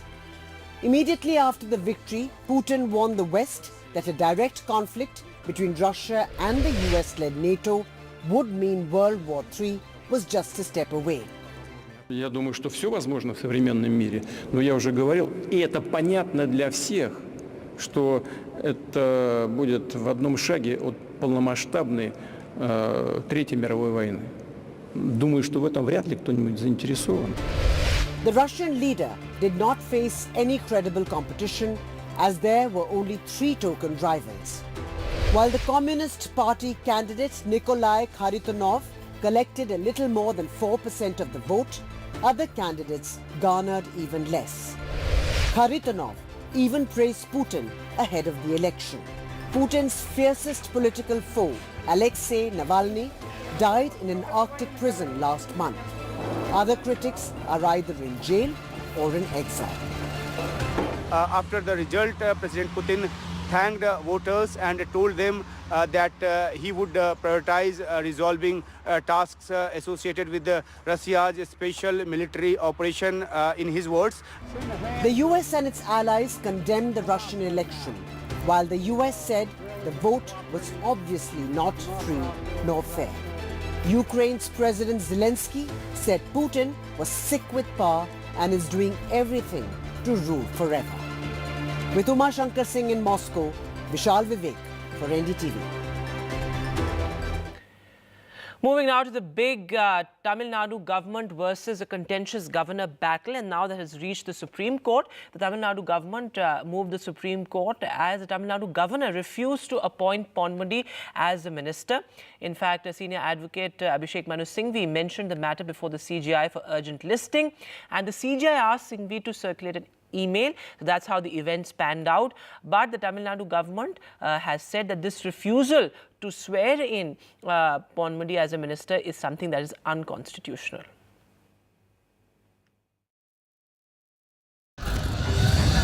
Once again, the battle between the Tamil Nadu governor R.N. Ravi and M.K. Stalin's state government reaches the apex court.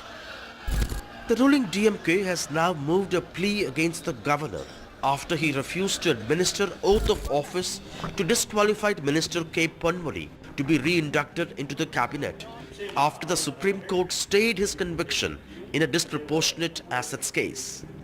While the top court had wanted to avoid an irreversible situation after the minister was convicted by the Madras High Court, the governor argues that it has only suspended the sentence and not set it aside.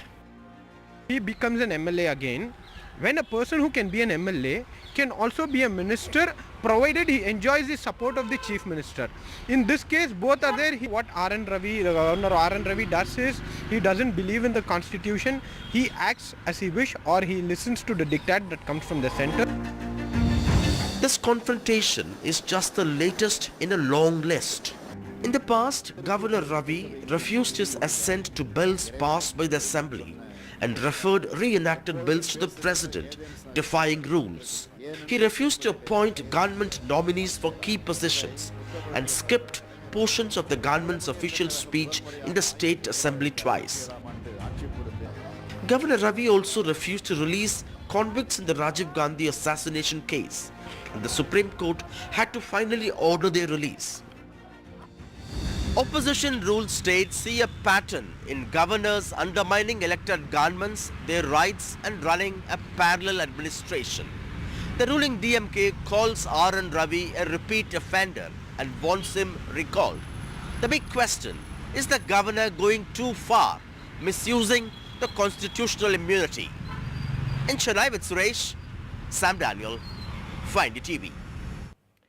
And moving now to our special focus at this hour, India's march towards gender equality. Well, there's some impressive data that has now come to the fore, and that government data shows that there's a shift, a polar shift in adoption trends. As per government data, new age parents are now preferring the girl child over boys as far as adoption and Indian adoption is concerned. So that bias, that male bias among Hindu parents particularly, is now on the decline. In fact, there's a rise in number of girls adopted between 2021 to 2023. In fact, the government data shows that there is gender equality now in adoption, and this paradigm shift is being led by Punjab, interestingly. Punjab and Chandigarh are states and union territories really where the gender equality in adoption is the highest. In Punjab, in fact, there were 4,966 girls that were adopted against 2,500 boys.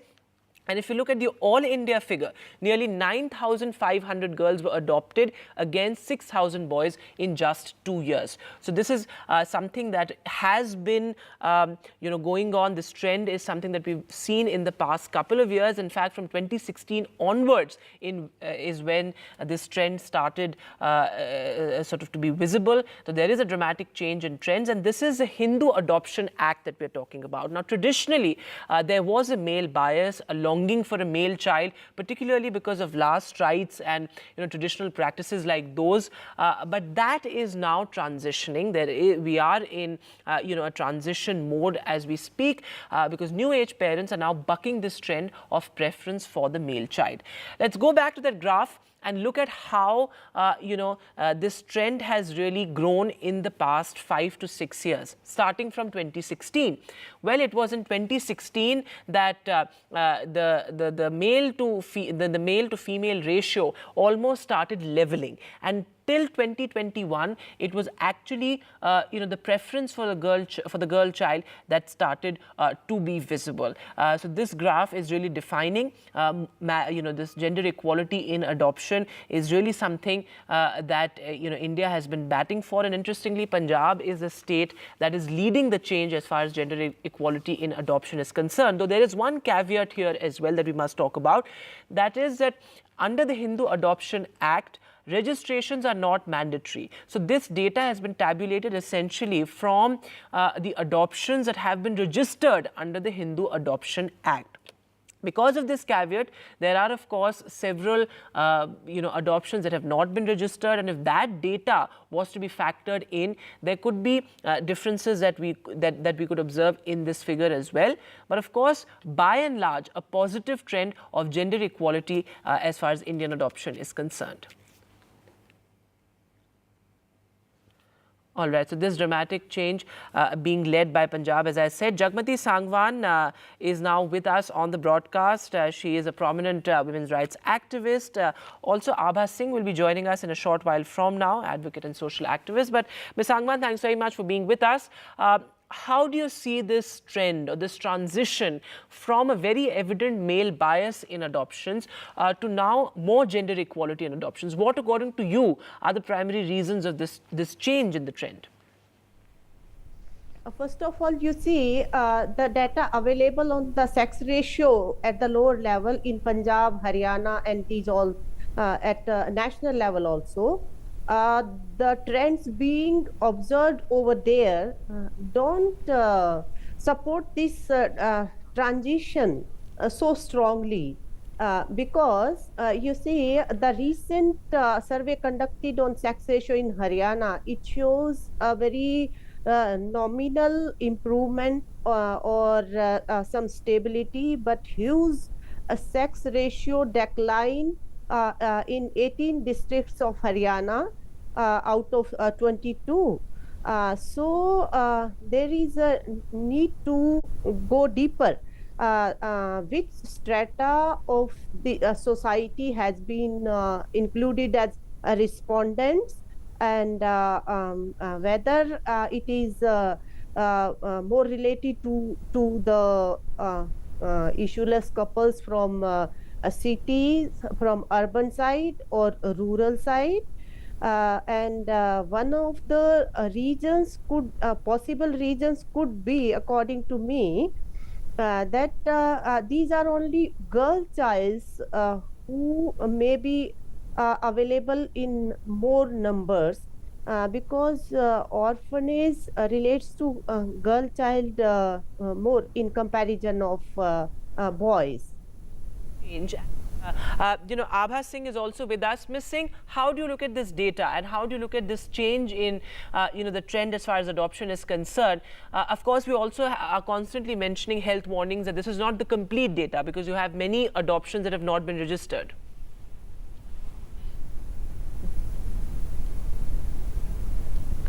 Okay, I'm afraid we don't have Ms. Abha Singh as of now. Ms. Sangwan, would you like to take that question? Pardon? So my idea is that looking at adoption from in the larger perspective, there has been more acceptance, but at the same time the legalities around it are still extremely complicated. There are so many children who are orphans, and they don't fall in that legal realm of being adoptable. Yes, what we observe here while working for women around rural areas, parents come, they want to adopt, but the conditions around the Adoption Act those are also very complicated. And especially people from lower strata, they don't find this झंझट हो जाता है उसको पूरा fill up करने के लिए जो requirements हैं.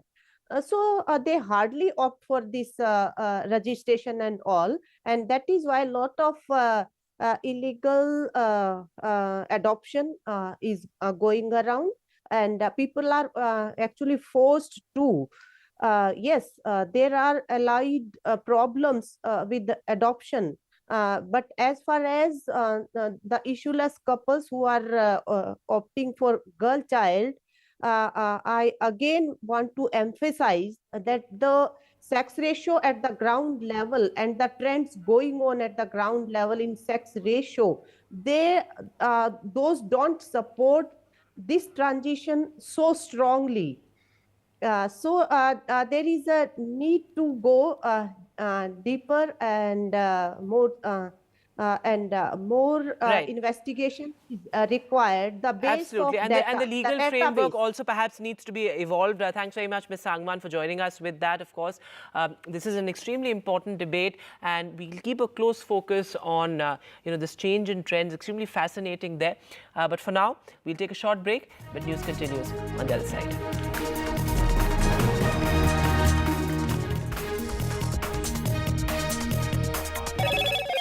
Hello, Moto. Motorola, India's best 5G smartphone brand.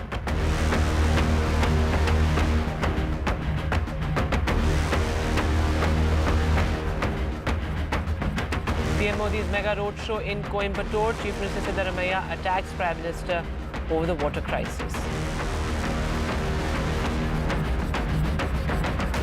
Chief Minister Soundararajan attacks the Prime Minister over the water crisis, takes a jibe at PM Modi. BJP to contest 17 seats, Nitish's JDU gets 16. Olympic Association dissolves the wrestling body, this after a number of controversies involving the body.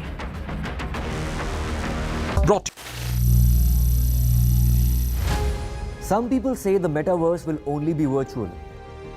One day this lecture hall will be made of code, and driverless cars would be trapped in intersections. But even in this maze of the future, you can't wish away health. It's time to become more resilient.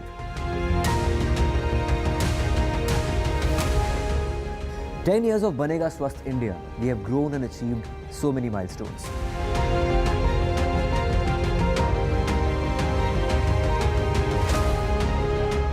And now I have a plan to beat the urgency, to stop breathing with difficulty, to relieve getting choked with inactivity.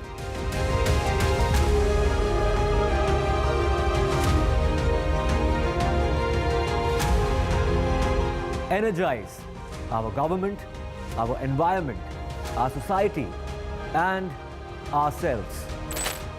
Everyone, everywhere, every day.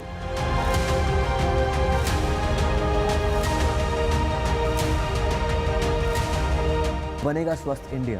One world hygiene. A debate has many facets. Perhaps no one right answer. Left, right, and center. Conversations that get to the core of the debate.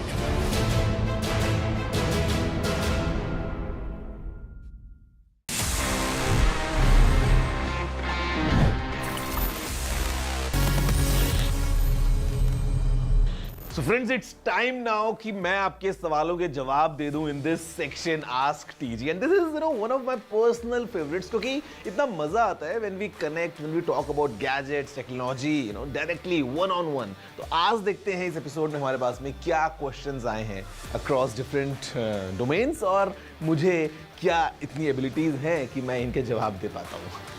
Hi Technical Guruji. So my question is, how can we monetize Instagram posts? Okay, the monetization on Instagram works in two different ways. One is that you enable subscriptions and all that, but I would say the second method is much more effective, would give you much more returns, and this is when you grow at a certain level and then you do partnerships with different brands. आपने देखा होगा YouTube पे, Instagram पे, Facebook पे, all these influencers, they many times collaborate with different brands and वहाँ से you can monetize your content directly. So उसके लिए थोड़ा सा आपको मेहनत करना पड़ेगा. You need to make sure कि आपका प्रोफाइल एक certain level पे पहुँच जाए, and उसके बाद if you approach brands or if the brands approach you, you can monetize your posts, your stories, your reels, basically whatever content you post. If you are doing this in a partnership with a brand, you can have proper monetization.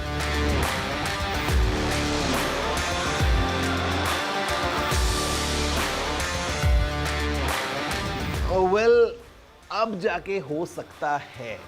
You know, in the beginning, when brands just removed the accessories like chargers from the box, तो उस time पे not everyone had these chargers, और sometimes हम देखते थे कि जो cables हैं वो अलग हैं, कहीं पे लाइटनिंग, कहीं पे USB-C, कहीं पे micro USB, on the other side sometimes USB-C, sometimes USB-A वगैरह वगैरह. But now with USB-C coming in place and now that it's been 2-3 years, जब थोड़ा टाइम हो चुका है, काफ़ी ब्रांड्स चार्जर्स रिमूव कर चुके हैं, तो अब मुझे लगता है कि हाँ, इसका फ़ायदा हो सकता है. For example, if I talk about myself, तो I have this charger from one of my old laptops, और ये आई थिंक 3 या 4 साल पुराना चार्जर है, and even today I use the same charger to charge all my devices. But now going forward, जब सबके पास में चार्जर्स हैं, तो मुझे लगता है कि इसका फर्क पड़ सकता है. Is it okay to install a third-party battery in my MacBook? To be honest, I won't recommend it. The reason is कि आप अगर एक MacBook की बात करते हैं, तो normally the battery should last at least 3 years minimum.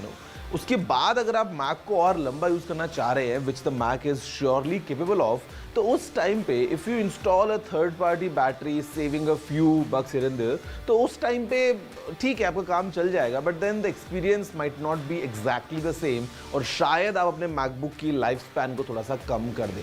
तो अगर आप एक एप्पल ऑथराइज्ड सर्विस सेंटर से एक जेन्युइन बैटरी इंस्टॉल करते हैं, which number 1 ensures a good backup, at the same time it ensures good safety as well, because battery is one of those critical components जहाँ पे you not want to compromise.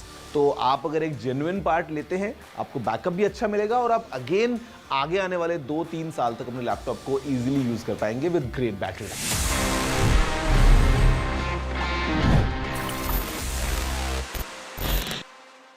This show isn't just about news from the southern states. It's one that looks at the rest of India and the world from a diverse South India point of view. Because NDTV has always taken the southern view seriously. The Southern View with Veera Raghav, only on NDTV 24x7.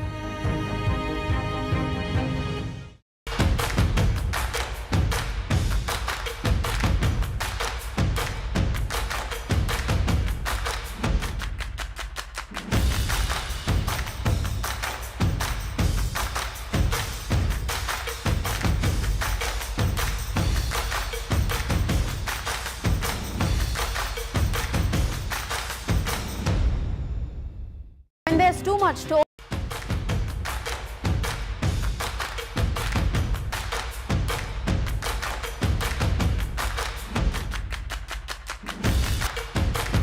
Or 7.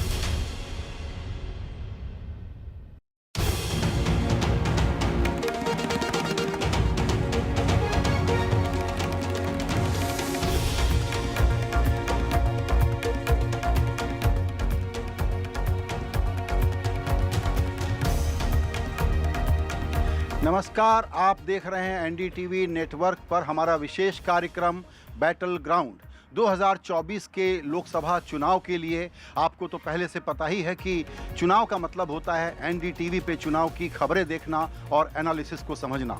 और ये पहला कार्यक्रम हम लेकर के आ रहे हैं मुंबई के मरीन ड्राइव से. अभी आपने लॉन्ग शॉट में देखा. हम बता दें कि हम कहाँ हैं. हम हैं मरीन ड्राइव पर, बिल्कुल उस गेट के बाहर जिसको एग्जिट पॉइंट कहेंगे, जो अंडरपास बना है वर्ली से मरीन ड्राइव लाने के लिए और आगे नरीमन पॉइंट जाने के लिए, जो आधे घंटे से 35 मिनट से का जो रास्ता था अब वो 8 मिनट का हो गया है. हमारे कई मेहमान अभी उसी रास्ते से आए हैं. इस चुनाव की खास बात क्या है? खास बात यह है कि ये बड़ा प्रिडिक्टेबल लगता है। तो ये तो मीडिया के लिए बड़ा बोरिंग है कि अगर कांटे की टक्कर है नहीं तो चुनाव तक हम मोमेंटम कैसे बना करके रखेंगे। लेकिन ये चुनाव दरअसल बहुत ही इम्पॉर्टेंट है, बहुत ही दिलचस्प है और ऐतिहासिक है। दुनिया के सबसे बड़े लोकतंत्र का सबसे बड़ा चुनाव होने जा रहा है, जिसका असर भारत ही नहीं पूरी दुनिया पर होने जा रहा है। और इस चुनाव में हम सबको किस तरह से शिरकत करना चाहिए ये तो ज़रूरी है ही, लेकिन उसके पहले ये जानना भी ज़रूरी है कि मुद्दे क्या हैं, शतरंज पे गेम क्या खेली जा रही है, कौन मजबूत है, कितना मजबूत है, किसकी कितनी सीटें। और इसमें हल्ले गुल्ले से दूर आपको चाहिए इंसाइट। इसीलिए आजकल गारंटी का ज़माना है, तो NDTV पर हम आपको बेस्ट एनालिसिस की गारंटी दे रहे हैं। क्यों दे रहे हैं आपको अभी पता लगेगा जब मैं मेहमानों से आपका परिचय कराने जा रहा हूँ। मेरे लेफ्ट साइड से संदीप शास्त्री जी हैं, बड़े भारी शिक्षाविद हैं और साथ ही में सेफोलॉजिस्ट हैं। पूरे भारत के हर क्षेत्र के चुनाव की गणना जो है इनसे हम समझते हैं। डॉक्टर मनीषा प्रियम है, ग्रास रूट पे भी काम करती हैं, स्कॉलर हैं, सोशल साइंटिस्ट हैं, LSE से PhD की हुई है इन्होंने। नीलेश शाह हैं, सबसे जाना माना चेहरा हमारे यहाँ, जो शेयर बाज़ार तो छोड़ दीजिए, भारत की जो नीतियाँ बनती है उस पर भी इनका योगदान है, बात करते हैं।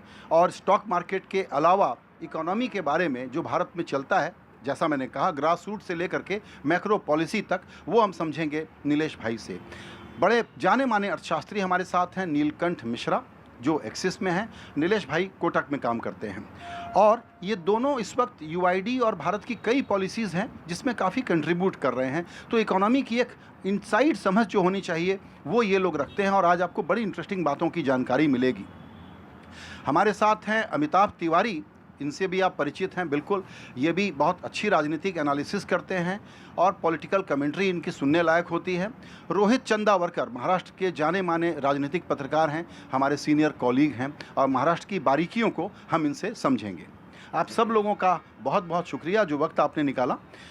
बड़ी बात यह है चुनाव की कि ये बैटल ग्राउंड है पूरे देश में, लेकिन लगता है कि ईजी चुनाव है, करीब करीब प्रेडिक्टेबल है। लेकिन महाराष्ट्र उतना प्रेडिक्टेबल नहीं है, हम उसकी चर्चा करेंगे। लेकिन इस खेल को, इस चुनाव को अगर पहले एक जिसको कहते हैं हेडलाइन में समझना हो तो संदीप जी से शुरुआत करूंगा। What are you watching sir? Sir, इस चुनाव में जो मैं ज़्यादा ध्यान दे रहा हूँ वो देश के 4-5 राज्य हैं जहाँ पे मुझे लगता है बदलाव के कुछ संकेत हो सकते हैं। बदलाव यानी आज जितने सीट अलग अलग पार्टियां की हैं, किसके बढ़ सकती हैं, किसके कम हो सकती है, मुझे लगता है ये 5 राज्यों पे वो केंद्रित है। उत्तर प्रदेश, बिहार, महाराष्ट्र, वेस्ट बंगाल और कर्नाटका। मुझे लगता है कि इन 5 राज्यों की पॉलिटिकल डेवलपमेंट्स और यहाँ के नतीजे ये फैसला करेंगे कि आगे की सरकार कितनी बहुमत से वो सरकार चलाएगी। बिल्कुल, ये 6 राज्य जो आपने बताए, इनके नंबरों को अगर आपने समझ लिया तो समझ में आएगा कि फाइनल नंबर क्या होने वाला है। मनीषा जी, आपकी नज़र कौन से राज्य पर सबसे ज़्यादा? देखिए, सबसे पहले तो मेरी नज़रें जो आपके स्क्रीन से नहीं हटती, और एक शब्द है हिंदी का, बड़ा विलक्षण शब्द है, नयनाभिराम। जहाँ नयन पर भी एक तरह से पूर्ण विराम लगे, इतनी खूबसूरत समा आपने भारत के चुनावों के विश्लेषण के लिए बना रखी है। और जो बयार यहाँ चल रही है वो पुरवैया की बयार है। और मैं ये मानती हूँ कि यद्यपि कि गुरुदेव कविवर भारत की जब संरचना उन्होंने की तो पंजाब, सिंध, गुजरात, मराठा का नाम लिया, तो इसमें पंजाब एक तरफ की हवा दिखलाता है, बंग भाषी जो वो एक तरफ की दिखलाते हैं। तो अभी भी कुछ राज्य जिनमें कि हम टटोलेंगे कि कौन सी निधि जो है वो भारत की निधि तय करेगी, उनमें बिहार आगे रहेगा। दक्षिण के राज्यों में क्या होगा, खुलासा कैसे होगा, इसके लिए उत्तर वाले उधर देखते रहेंगे। बंगाल में क्या होता है ये भी सब देखते रहेंगे। तो एक तरह से यद्यपि कि अपने राष्ट्र की संरचना हम फिर से करेंगे इसी मिट्टी को लेके, और एक नई संरचना हम हर 5 वर्ष में करते हैं, उसको सब देखते हैं। लेकिन हर राज्य अगले वाले में देखता रहेगा कि हमारे यहाँ तो क्या ये हुआ, अगले में क्या हो रहा है। और मैं ख़त्म करने के पहले आपको बताऊँ कि फ़ोन बजता रहा कि इस कॉन्स्टिट्यूंसी में इस वाले को यहाँ से टिकट मिल गई। तो एक तरह से भारत में जो है ये बयार चुनाव की अब चल चुकी है। बिल्कुल। रोहित, महाराष्ट्र की बात करते हैं। यहाँ पर 2 अलायंस थे, 4 पार्टियाँ थी, अब 6 हो गई हैं। हम लोगों को तो नाम याद रखने में भी दिक्कत हो रही है। तो इस वक्त जिस प्रकार का तोड़ फोड़ हुआ है, उसके बाद आप किस प्रकार से देखते हैं कि ये चुनाव में how it is stacked? Sanjay sir, आपने बिल्कुल सही कहा कि नाम याद रखना मुश्किल हो रहा है। उससे ज़्यादा मुश्किल ये हो रहा है कि सुबह देखना पड़ता है कि एक कोई नेता है वो उसी पार्टी में है या दूसरी किसी पार्टी में चला गया, तो हर दिन ये इनकमिंग आउटगोइंग होता रहता है। आपने शुरुआत में जो बात कही वो सही है कि Maharashtra will be a deciding state because of its number 48 which is huge after Uttar Pradesh. और ये एक राज्य मुझे ऐसा दिखता है, जैसे आपने शुरुआत में कहा कि एक प्रेडिक्टेबल दिखता है पूरे देश का, लेकिन महाराष्ट्र का, जैसे दूसरे वक्ताओं ने कहा, टोटली अनप्रेडिक्टेड है। और अभी हम बात कर रहे थे कि इतना ज़्यादा अनसर्टनटी हमने महाराष्ट्र में देखा नहीं, शायद पिछले 30-40 साल में जो भी चुनाव हमने देखे, बारीकी से देखे, फील्ड पे देखे, उसमें इतनी अनसर्टनटी हमने देखी नहीं।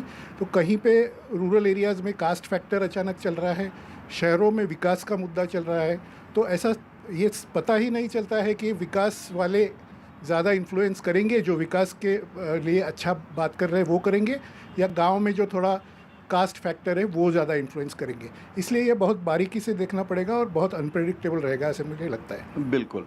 चूँकि आपने कास्ट का जिक्र किया तो एक सवाल आगे भी चर्चा के लिए आप लोगों के लिए हम रखेंगे, लेकिन अमिताभ, आपसे, हम लोग पुराने कन्वेंशनल तरीक़ों से जिस तरीके से एनालिसिस करते आए हैं, वो भी हम लोगों के लिए एक नया चैलेंज है। कास्ट के नंबर देखेंगे कौन किसके साथ, पर हम प्रिजम्पटिव एनालिसिस कर रहे होंगे, जबकि इन दिनों जो नैरेटिव चला है और जो डायरेक्ट बेनिफिट ट्रांसफ़र चला है, उसने एक प्रकार का वोटर का सेक्युलराइजेशन पहले से ज़्यादा कर दिया है। Secularisation in the technical terms मैं इसको कह रहा हूँ। तो क्या आप मानते हैं कि ये कास्ट वाले फैक्टर से भी चुनाव हम देखेंगे तो गलतियाँ करेंगे इस बार? नहीं, मतलब भाजपा ने कास्ट पॉलिटिक्स में क्लास पॉलिटिक्स का तड़का लगा दिया है, जिसकी वजह से यूपी जैसे जातिवाद राज्य में भी 2022 के चुनाव में सिर्फ 4% लोगों ने जातिगत आधार पर वोटिंग किया था। और जो बेनिफिशियरीज़ की बात आप कर रहे हैं, अगर हम स्टेट और सेंट्रल गवर्नमेंट बेनिफिशियरीज़ को मिला लें तो लगभग 33%, 22% सेंट्रल गवर्नमेंट और 11% स्टेट गवर्नमेंट के स्कीम्स एज़ पर एक्सिस माई इंडिया सर्वे, उसके बेसिस पे वोटिंग हुई। तो काफ़ी कॉम्प्लेक्स हो गया है वोटिंग बिहेवियर। हम जितने लोग भी यहाँ बैठे हैं, सबका एक यूनिक कारण है वोटिंग बूथ पर जाकर के वोट डालने का। वोटिंग एक इमोशनल डिसीजन होता है, कोई रैशनल डिसीजन नहीं होता। It can be as silly as a reason कि मैंने एमपी को अपने बेटे के बर्थडे पे बुलाया था, वो आया नहीं, बगल वाले के यहाँ आया था। It can be as silly as reason as this. लेकिन कोई भी चुनाव जो है वो भारत में 3 कारणों की वजह से डन डील नहीं है। पहला है कि भारत में लेट डिसाइडर्स बहुत ज़्यादा होते हैं, 25% से 30%। CSDS के सर्वे के अनुसार ही जो अंतिम दिन डिसाइड करते हैं या 2 या 3 दिन पहले डिसाइड करते हैं कि हम किसको वोट करेंगे। इतना तो विक्ट्री मार्जिन भी नहीं होता। और Maharashtra is among the top states which is the late deciders, who has a maximum number of late deciders. दूसरा होता है 25% लोग कैंडिडेट के नाम पर वोट करते हैं आज भी, 2019 लोकसभा में भी, और अभी तो कैंडिडेट्स भी अनाउंस नहीं हुए हैं सारी पार्टियों के। ये 2 मुख्य कारण हैं। और तीसरा है भारत में लॉयल वोटर्स, यानी जो हार्डकोर आइडियोलॉजिकल वोटर हैं, वो सिर्फ 31% हैं। यानी 69% are floating voters, are not ideologically aligned to any party, and they are the king makers और डिसाइडर्स। और जैसा सर ने कहा महाराष्ट्र में, एक लास्ट बात, महाराष्ट्र में किसी को नहीं पता कि एक्चुअली क्या होने वाला है। मुख्य जो मुद्दा है वो है who is the real Shivsena, that nobody knows, क्योंकि आज तक वो टेस्ट नहीं हुआ है। And who is the real NCP, that nobody knows as of now. बिल्कुल। रोहित से पूछेंगे कि जनरल परसेप्शन क्या है कि किसको असली सेना माना जा रहा है, लेकिन आपने जो बातें बताई उसमें एक तो अच्छा है कि थोड़ा सस्पेंस और थ्रिल हमारे लिए बना रहेगा। जितना अनप्रिडिक्टेबल है उतना हम लोग हैप्पी हैं, या अनप्रिडिक्टेबिलिटी के लिए अलग अलग आर्गूमेंट दे रहे होंगे, ठीक है। लेकिन आपने जो बात कही उससे एक बात और निकल करके आती है, वो ये है कि एक फैक्टर ओवर डोमिनेंट हो गया है, वो है मोदी की लोकप्रियता। प्राइम मिनिस्टर नरेंद्र मोदी इस वक्त चुनाव के सारे कन्वर्सेशन में इतना ज़्यादा डोमिनेट कर रहे हैं कि बहुत सारे ये जो प्लसेस और माइनसेस हैं उसको वो लेवल कर रहे हैं अपने प्रीमियम वोटर से, प्रीमियम जो उनका है अपना खुद का। Do you think that is also a play? See, अगर 2019 की बात करें तो फिर संदीप शास्त्री जी का ही नंबर है, मैं उनके ही नंबर को कोट कर रहा हूँ कि बीजेपी को जिसने भी वोट किया उसमें से एक में से 3 वोटर मोदी फैक्टर था, यानी मोदी के नाम पे उन लोगों ने वोट किया। 10 में 3, 1 आउट ऑफ 3, 33%। अच्छा, 33%। ओके। अगर आप एनडीए का वोट देखेंगे 2019 का 27.5 करोड़, यूपीए का वोट 16.5 करोड़, 11 करोड़ की लीड, और मेरे रिसर्च के हिसाब से जो सर के डेटा से डिराइव्ड है 8.5 करोड़ इस 11 करोड़ की लीड में से मोदी फैक्टर है। वो हो सकता है इस चुनाव में जो ये 77-80% था difference between UPA and NDA, हो सकता है इस चुनाव में 100% हो जाए, और इंडिया और एनडीए के बीच में जो डिफरेंस है वो आज हो सकता है सिर्फ मोदी फैक्टर ही है। जी संदीप, इसमें कुछ आप जोड़ना चाहते हैं? मैं सर के बात को थोड़ा एक्सपेंड करना चाहता हूँ। 2014 में जब Modi ji prime minister candidate थे, 4 में से 1 बीजेपी वोटर्स ने कहा कि हम प्राइम मिनिस्टर कैंडिडेट को देख के वोट कर रहे हैं। 4 में से 1, 25%। 2019 में वो 32% तक चला गया, 1/3 तक चला गया। अब 2019 से आज तक आप वो समय देखें तो एक मेजर चेंज बीजेपी और एनडीए की स्ट्रैटेजी में ये रही है कि प्राइम मिनिस्टर का एक फोकस, आज हम सब आप बीजेपी के लीडर्स के किसी के भी स्पीच को आप सुनेंगे तो मोदी गारंटी एक बहुत ही बड़ी वाक्य का उपयोग सब करते हैं, प्राइम मिनिस्टर खुद करते हैं। सो ये 24 से 32 जो गया इस बार मुझे लगता है और ज़्यादा जाएगा in terms of Modi factor deciding BJP को। Again this builds up further curiosity कि ये नंबर भी अब हम लोग ट्रैक करते रहें अभी से चुनाव तक। ये पॉसिबल है? हाँ, ये पॉसिबल है, वेरी मच है। बिल्कुल। इसमें एक बात अभी और हम लोग गहराई में जाएंगे, ये जो सारे इक्वेशंस काम करेंगे किस तरह से करेंगे, लेकिन थोड़ा सा एक नज़र डालते हैं कि इश्यूज़ क्या हैं और किस तरीके से फ्रेम हो रहे हैं। तो उसमें जो हेडलाइन निकल करके आ रही है और प्राइम मिनिस्टर मोदी का जो पूरा कैंपेन है उसमें एक पहला वाक्य और पहला वर्ड पकड़ते हैं, वो है कि अगले कार्यकाल में 5 ट्रिलियन की इकोनॉमी इसको बनाना है।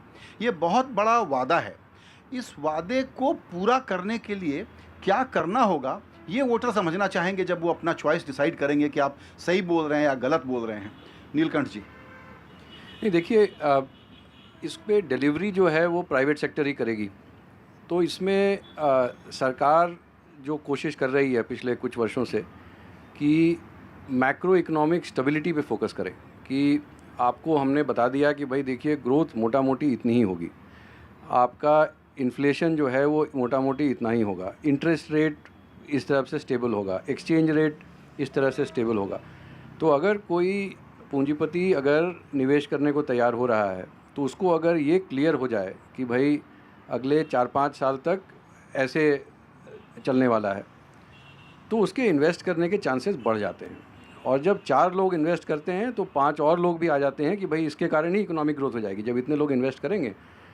तो मेरे हिसाब से अभी तक का, और आप देखें जो बजट में भी जब सरकार ने वित्तीय घाटा खुद से 5.1% कर दिया जबकि पूरी मार्केट तैयार थी कि 5.4% हो, तो ये जो स्टेबिलिटी ओवर ग्रोथ का जो पर्पज़ है ये मेरे ख्याल से काफ़ी टाइमली भी है, क्योंकि अभी हमारी रियल एस्टेट मार्केट जो है वो अभी 10 साल के डाउनटर्न के बाद फाइनली उठनी शुरू हुई है। ये बहुत पावरफुल इकोनॉमिक फोर्स है।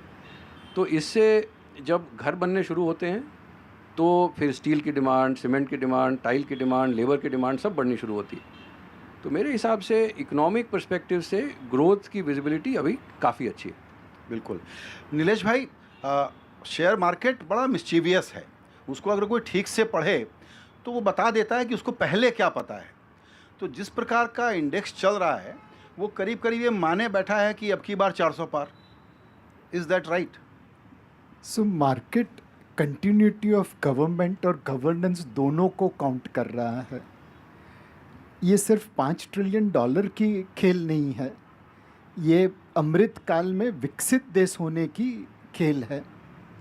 एंड हमने हमेशा देखा है कि आज़ादी के समय हम और जापान पर कैपिटा जीडीपी में इक्वल थे या पीछे थे वो हमसे। 1960 में साउथ कोरिया और हम एक दूसरे के आसपास थे। 80 में चाइना और हम एक दूसरे के आसपास थे। ये सब लोग हमें पीछे छोड़ के बहुत आगे चले गए। हमने 2 कदम उठाए, उन्होंने तो 2 किलोमीटर चल दिए। सो अब की बार मार्केट ये डिस्काउंट कर रहा है कि ये अमृत काल में भारत विकसित देश हो जाएगा और जो लोग हमें पीछे छोड़ के हमेशा चले जा रहे थे हम उनके साथ हो जाएंगे। और ये विश्वास इसलिए पैदा होता है कि 2014 में भारत जो 10वीं बड़ी अर्थव्यवस्था विश्व की आज 5वीं हो गया है और अगले 5 साल में तीसरी के ऊपर पहुंच जाएगा और अमृत काल के अंत तक हम दूसरे के साथ उसे नैरो कर देंगे। तो ये सिर्फ 5 ट्रिलियन का खेल नहीं है, ये विकसित देश होने का खेल है और मार्केट को विश्वास है कि सरकार और गवर्नेंस दोनों इसी दिशा में काम करते रहेंगे। बिल्कुल। और विपक्ष का क्या नैरेटिव है इस पर मैं मनीषा जी से पूछूंगा, लेकिन उसके पहले आप दोनों में से जो भी जवाब देना चाहें वो ये है कि 2 मुद्दे विपक्ष उठाए न उठाए पब्लिक की तरफ से जो आते हैं, जब हम फैक्टर देखते हैं कि क्या परेशानी है आपको, तो एक तो एम्प्लॉयमेंट है क्लियर कट पहला फैक्टर और दूसरा है महंगाई। तो इस पे जो रूलिंग इस्टेब्लिशमेंट, रूलिंग पार्टी जो कह रही है और जो ग्रास रूट रियलिटी है वो क्या है? तो देखिए, ये जो कोविड का जो क्राइसिस हुई, उससे इकॉनमी जहां होनी चाहिए थी उससे करीब 1 साल पीछे है। तो जैसे अगर एक वो जो प्री कोविड पाथ कहते हैं तो we are about 7% below that, and given that our economy grows at about 7%, हम लोग करीब 1 साल पीछे हैं उससे। अब ये इससे क्या होता है कि जो वो जब लॉकडाउन्स हुए तो आपने मैन्युफैक्चरिंग कैपेसिटी बंद कर दी, आपने केपेक्स बंद कर दिया और डिमांड भी ख़त्म हुई। जब इकॉनमी खुली तो फैक्ट्रीज बननी शुरू हुई और डिमांड भी आ गई। लेकिन लेबर सप्लाई को आप रोक नहीं सकते, क्योंकि उस समय जो 21 साल के या 24 साल के जो भी हुए या 18 साल के हुए तो वो लेबर फोर्स में आ गए। हमारे पास अभी मार्केट में, लेबर मार्केट में 1 साल एक्स्ट्रा लोग हैं, यानी कि करीब 1 से 1.25 करोड़ लोग एक्स्ट्रा हैं। और ये समस्या यूरोप में नहीं है, चीन में नहीं है, जापान में नहीं है, क्योंकि वहाँ पे लेबर फोर्स श्रिंक कर रही है। तो वहाँ पे भी वो लोग 1-1.5 साल पीछे हैं अपनी, जहाँ पे प्री कोविड के पहले होते। तो इस कारण से लगता ये है कि शायद जॉबलेसनेस है, बट जॉब्स क्रिएट हो रही हैं। जैसे अगर इकॉनमी हमारी अगर 7-8% पे ग्रो कर रही है तो जॉब्स जो हैं वो 5% पे ग्रो कर रही हैं। बट मुश्किल ये है कि अभी लेबर सप्लाई बढ़ी हुई है। तो अगर हम ग्रोथ को मतलब बेसिकली लेबर सप्लाई को एब्जॉर्ब करना चाहेंगे तो हमें 7% से बहुत ज़्यादा ग्रो करना होगा। तो यानी कि 8-9% पे ग्रो करना होगा, जो कि मेरे हिसाब से 4 से 5 साल में ये लेबर एब्जॉर्प्शन हो जाएगा। इसके साथ ही हमें देखना होगा कि इन्फ्लेशन इसके कारण कम होता जा रहा है। तो जैसे इन्फ्लेशन में भी 2 पार्ट होते हैं, एक फूड होता है और एक कोर इन्फ्लेशन होता है।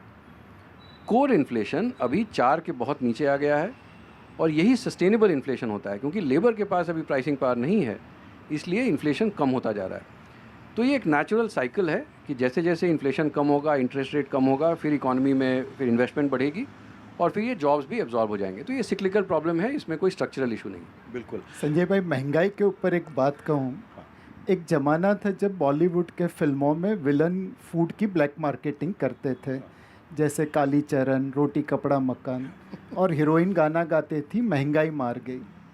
अब आप किसी से पूछिए लास्ट कौन सी ऐसी मूवी थी जहाँ पे विलन फूड की ब्लैक मार्केटिंग करता था और हीरोइन महंगाई मार गई के गाना गाता था। सो यही चीज़ें दिखाती है कि महंगाई अब उतना बड़ा प्रश्न नहीं रहा पूरे देश के लिए। कुछ लोगों के लिए यस, महंगाई could be an issue, and पिछले 36 या 40 महीनों में majority of the part are inflation was lower than American inflation, जो हमारे 75 साल के इतिहास में कभी नहीं हुआ। मनीषा जी, महंगाई को एक मुद्दा हम लोग पहले से मानते हैं कि वोट देने का एक फैक्टर है, लेकिन अभी जिस प्रकार के मुद्दे हैं और जिस तरह का एस्पिरेशनल लैंग्वेज सेट हुआ है उसमें एक्चुअली आपकी क्या अंडरस्टैंडिंग है कि महंगाई एक निर्णायक क्राइटेरिया है क्या वोटर के दिमाग में वोट करने के लिए? देखिए, महंगाई जहाँ तक एक मुद्दा है, साफ साफ बतलाऊं कि महंगाई मुद्दा है, लेकिन महंगाई मुद्दा हो करके उससे राजनीतिक परिवर्तन जब होता था तो उसमें middle class, lower middle class और उसकी महिलाएं आगे होती थी। आज वो जो है वो एक वोट बैंक बन के और उभर चुका है, तो वो शायद उस मुद्दे की तरफ देखना भी नहीं चाहती। वैसे राज्य जहां मुझे लगता है अमूमन भाजपा को कड़ी टक्कर ज़मीन पे मिलेगी, वहाँ भी महिलाओं का मत जो है, बाकी आप मर्दों से बात कीजिए, वो जाति की बात करते हैं, वो तरह तरह के आइडियोलॉजीज़ की बात करते हैं, और सही लोकतंत्र में होनी चाहिए प्रतिस्पर्धा, लेकिन अगर आप घर आंगन में जाके महिलाओं से बात कीजिए तो चुपचाप मुस्कुरा के वो धीरे से बता देती हैं कि वो बाहर जो भी कह रहे हैं इधर तो ये जाएगा। तो जो वर्ग आपको ये मुद्दा उठा के ले जा सकता था, महिलाएं चप्पल लेके या प्याज का माला बना करके और सिलेंडर लेके, तो ये एक तरह से महिलाएं जो हैं वो बीजेपी की तरफ, और ये रूरल मुफस्सिल इलाकों में भी देखने को मिलता है जी।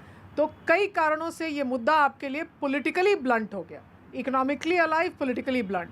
और जहाँ तक जो बेरोज़गारी का मामला है, वंस अगेन ह्यूज इशू, और युवा वर्ग खास करके हमारे जिन राज्यों को हम बीमारू बुलाते हैं, उनमें विश्व की सबसे बड़ी युवा की, गरीब युवा की, जो पहली बार स्कूल कॉलेज जा रहा हो, उसकी जनसंख्या विश्व की सबसे भारी जनसंख्या होगी।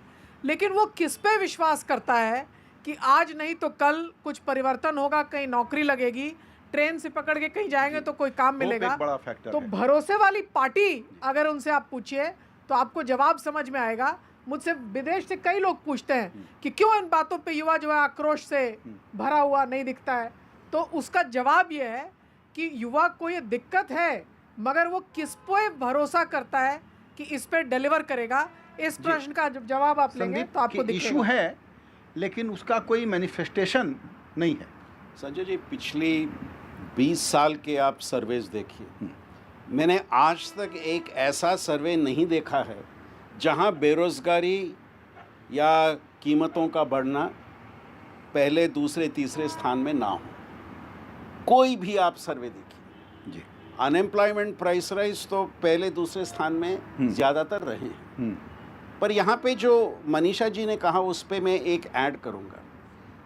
लोगों के मन में ये बात है कि हम इन दोनों समस्याओं को फेस कर रहे हैं, इस पे दूसरी राय नहीं है जी।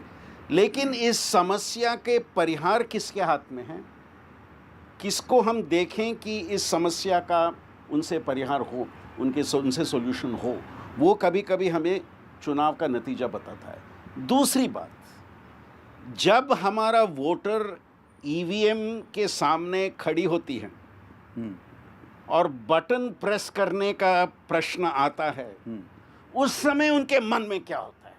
क्या वो बेरोजगारी और प्राइस राइज का प्रश्न उनके मन में रहता है, या और कोई विषय को उस समय ध्यान में देके वोट करते हैं जी?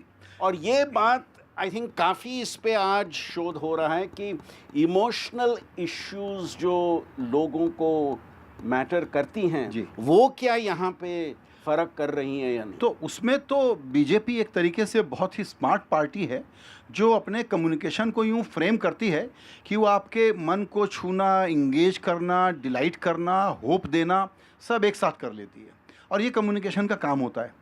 एक दूसरा चैलेंज मैं फेस कर रहा हूँ, जैसे मुझे याद है कि 5 ट्रिलियन इकोनॉमी की बात करूँगा जी मैं नीलकंठ जी से अगर पूछना होगा तो, उसी प्रकार मैं रियली कोशिश कर रहा हूँ, और इसको कोई आप ये मत समझिए कि मैं कोई स्टाइल मार रहा हूँ, वो ये कि विपक्ष का मुद्दा क्या है, कहानी एक लाइन में, हेडलाइन में क्या है, ये मैं समझने की कोशिश कर रहा हूँ कि व्हाट आर यू सेलिंग, और मुझे समझ में नहीं आ रहा है। आप बताएं अमिताभ कि विपक्ष का क्या नैरेटिव है, वो क्या मुद्दा उठा रहे हैं? विपक्ष एक्चुअली कंफ्यूज्ड है अभी बहुत ज़्यादा, क्योंकि कास्ट सेंसस को एक बहुत बड़ा मुद्दा उन्होंने बनाया था, लेकिन 2023 के विधानसभा चुनाव में हमने देखा कि कास्ट सेंसस बिल्कुल ही नहीं चला। 3 राज्य जहां पे कांग्रेस पार्टी फेवरेट थी 2 राज्यों में जीतने की, वहां पे वो हार गई। तो सोशल जस्टिस जो उनको एक मुद्दा है वो कहीं ना कहीं पंक्चर हो गया, और उसके जो एक तरह से जो टॉर्च बेयरर थे नीतीश कुमार जी, जिन्होंने बिहार में कास्ट सेंसस किया और उसके रिजल्ट भी पब्लिश कर दिए, वो हॉप करके वापस आज एनडीए में आ गए। तो विपक्ष बहुत सारी चीज़ों में घूम रहा है, कोई फोकस्ड कम्युनिकेशन नहीं है। और आज इंडिया ब्लॉक तो है, लेकिन हम गारंटीज रोज सुनते हैं कि कांग्रेस पार्टी की गारंटी, तो गारंटी कांग्रेस पार्टी की है या इंडिया ब्लॉक की है, उसके अलाइज की भी हैं। और कहीं ना कहीं उन्हें ये लगता है कि महिलाओं को 1 लाख रुपए एटसेट्रा जो उनके वादे हैं, हम 30 लाख सरकारी नौकरियां भर देंगे। आज तक उन्होंने, कांग्रेस पार्टी ने कोई मॉडल स्टेट डेवलप नहीं किया। 2 राज्य, वहाँ भी बहुत सारी स्कीम्स थी, एक से एक स्कीम थी राजस्थान में तो, लेकिन उन्होंने उसको इम्प्लीमेंट नहीं कर पाए। तो जब वोटर देखता है वो कहता है ठीक है वादा तो कर रहा है, लेकिन कौन सा स्टेट मॉडल स्टेट है? आज कर्नाटक में कोशिश कर रहे हैं कि भाई सारे गारंटीज़ को इम्प्लीमेंट करें, लेकिन आज कर्नाटक रेवेन्यू डेफिसिट स्टेट हो गया है। आज कर्नाटक में फिस्कल डेफिसिट बढ़ चुका है उस 50,000 करोड़ के बाहर की वजह से। तो ये सारी बातों, सिर्फ एक लाइन जोड़ता हूँ मुद्दों के ऊपर कि इनकम तो कम हुए हैं लोगों के, एक्सपेंडिचर भी कम हुआ है। अगर फ्री राशन डिस्ट्रीब्यूशन होता है तो गरीबों का जो परसेंटेज ऑफ एक्सपेंडिचर है राशन पे ही सबसे ज़्यादा है, बिल्कुल, और वो फ्री हो गया है। बिल्कुल। इसमें एक चीज़ और, चूंकि आप थोड़ा रूरल महाराष्ट्र वगैरह का भी चक्कर लगाते हैं रोहित, वो ये कि जब बात हुई ना कि जॉब की कमी है, लेकिन ये शायद पता है इनको, इसीलिए इन्होंने क्या किया है, मान लीजिए जनधन योजना या अभी सोलर एनर्जी वाली योजना या लखपति दीदी या ड्रोन दीदी, इस प्रकार की जो योजनाएं चली हैं कि एक प्रकार का कुछ एंटरप्रेन्योरल साइकिल भी क्रिएट कर लें, क्योंकि सब जगह स्ट्रक्चर जॉब शायद पॉसिबल नहीं है। ये कैसा गांव में दिखता है क्या? ये काफ़ी पैमाने पे गांव में दिखता है, और जो रास्तों का काम है, हाईवेज़ का काम है, वो विदर्भ के इलाके में बहुत ज़्यादा लेवल पे दिखता है। It is like super achievement by Gadkari's ministry. If you go to Yavatmal, if you go to Wardha, if you go to any areas which were totally underdeveloped earlier, roads and infrastructure, there is no doubt that there is incredible work done. अभी बेरोज़गारी के मुद्दे पे जो बात हो रही है, मनीषा जी ने भी कहा, बाकी वक्ताओं ने भी कहा, उसमें महाराष्ट्र में थोड़ा सा एक फ़र्क ये है कि देखिए ये स्टेट पहले से ही बहुत ज़्यादा इंडस्ट्रियलाइज्ड स्टेट है, और ये ऐसा स्टेट है जिसमें बहुत ज़्यादा MIDC जो हम बोलते हैं, महाराष्ट्र इंडस्ट्रियल डेवलपमेंट कॉरपोरेशन, शहरों का एक औद्योगिकरण जिसको हम हिंदी में बोल सकते हैं, जहाँ पे इंडस्ट्रियल ग्रोथ ज़्यादा है। तो jobs is not a big issue in a state like Maharashtra. That is my reading. It might be an issue in Uttar Pradesh, it might be issue in the south, Telangana or some places. I am not totally aware of that. But in Maharashtra, बेरोज़गारी का कोई इतना ज़्यादा नहीं है, क्योंकि आपको शायद आपका गांव छोड़ना पड़े, लेकिन आपके गांव से 100 किलोमीटर पे आपके बहुत अच्छा जॉब मिल जाता है. तो बहुत सारे लोग ऐसे भी हैं जो एक दिन में आ जाके वो काम कर लेते हैं. दूसरा जो है महंगाई का मुद्दा जो है, वो भी मुझे महाराष्ट्र में इतना नहीं दिखाई देता, क्योंकि उसका भी वही है कि पैसा काफ़ी स्टेट में काफ़ी पैसा है, तो इस that is trickling down, so it is not a big issue. इसीलिए आपने देखा होगा कि महाराष्ट्र में ज़्यादा मुद्दा उठाया जाता है वो मराठा आरक्षण या कास्ट बेस्ड जो मुद्दे हैं उस पर ज़्यादा निर्भर कर रहा है ऑपोजिशन. और एक चीज़ मैं आपको बता दूं कि मराठवाड़ा जैसे रीजन में आप देखेंगे कि एग्रीकल्चर का फेल्योर हुआ है. उसके लिए नेचुरल रीजंस हैं, जैसे बारिश कम होती जा रही है या सूखा होता है या डिवीज़न ऑफ लैंड होता जाता है, जैसे फैमिली बढ़ती है, तो उस वजह से आपको एक अनरेस्ट दिखेगा फार्मर्स में, जिसको अपोजिशन शायद यूज़ करने का कोशिश कर रही है. ये आपने बड़ा एक इम्पॉर्टेंट पॉइंट रखा जो हम उस पर और थोड़ी चर्चा करेंगे इसके बाद. वो यही है कि कहीं ऐसा तो नहीं है कि जो रूरल पिछड़ापन अब महाराष्ट्र जैसे अग्रणी राज्य में हो गया है, उसका भी मैनिफेस्टेशन मराठा और ओबीसी की पॉलिटिक्स के ज़रिए हो रहा है. यानी खेती से लोगों को दूर करना और गांवों में ही और गांवों के पास ही शहर बनाना, ये शायद डेवलपमेंट का एक बड़ा चैलेंज है. हाँ, तो मुझे ये लगता है कि 2-3 चीज़ें वहाँ पे हो रही है. एक तो फ्रैगमेंटेशन ऑफ लैंड, जैसे मैंने कहा, उसकी वजह से वो वायबल नहीं हो रहा है एग्रीकल्चर, और उसका रिफ्लेक्शन ये हो रहा है कि जॉब्स में ये लोग जाना चाहते हैं और प्राइवेट सेक्टर में शायद वो स्किल उनके पास नहीं है जो उनको मिले, इसलिए वो गवर्नमेंट जॉब. मराठा आरक्षण इशू को हम इकोनॉमिक इशू के रूप में देखें या कास्ट के ही रूप में देखें? मैं 100% मराठा आरक्षण इशू को इकोनॉमिक इशू देखता हूं और मेनली एग्रीकल्चर फेल्योर का इशू देखता हूं। इसमें कोई गवर्नमेंट का या पॉलिटिकल पार्टी का रोल मुझे नहीं लगता है।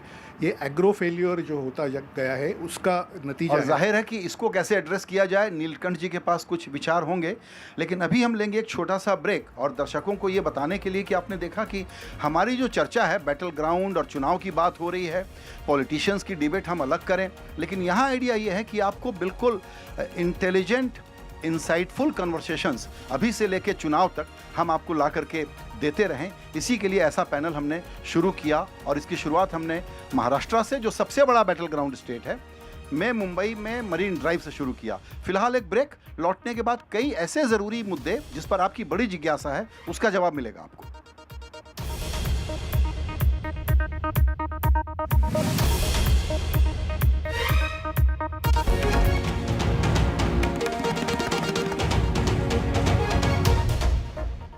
कुछ stay informed and entertained with the new and updated NDTV News app. You can watch all our channels live, listen to podcasts, read breaking and exclusive news from around the world and more. Download the NDTV app today and get access to the best journalism and storytelling on your smartphone or tablet. The NDTV app. News that matters to you.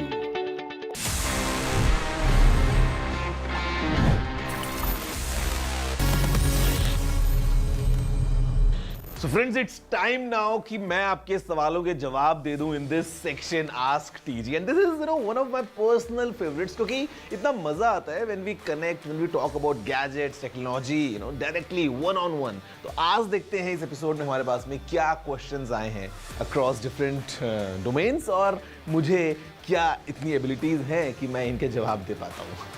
Hi Technical Guruji. So my question is, how can we monetize Instagram posts? Okay, the monetization on Instagram works in two different ways. One is that you enable subscriptions and all that, but I would say the second method is much more effective, would give you much more returns, and this is when you grow at a certain level and then you do partnerships with different brands. आपने देखा होगा YouTube पे, Instagram पे, Facebook पे, all these influencers, they many times collaborate with different brands and वहाँ से you can monetize your content directly. So उसके लिए थोड़ा सा आपको मेहनत करना पड़ेगा. You need to make sure कि आपका प्रोफाइल एक certain level पे पहुँच जाए, and उसके बाद if you approach brands or if the brands approach you, you can monetize your posts, your stories, your reels, basically whatever content you post. If you are doing this in a partnership with a brand, you can have proper monetization.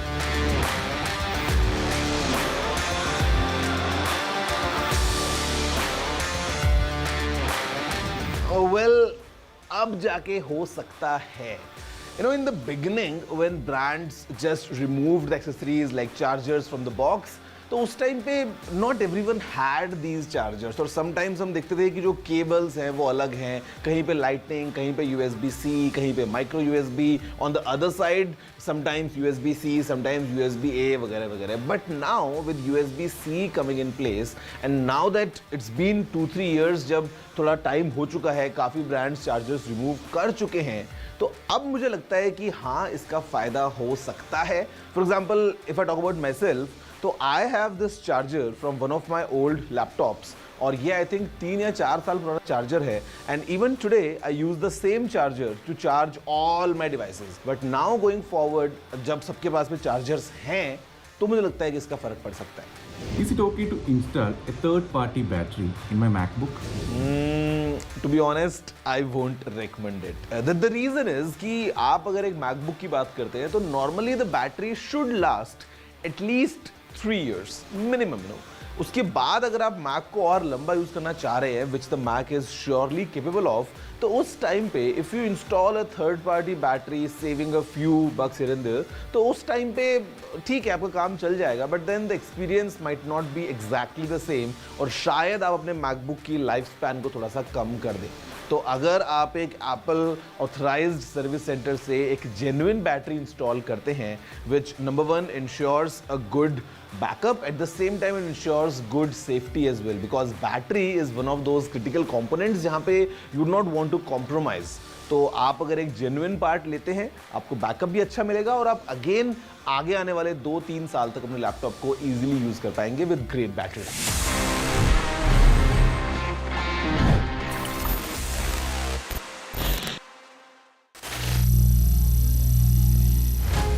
Some people say the meta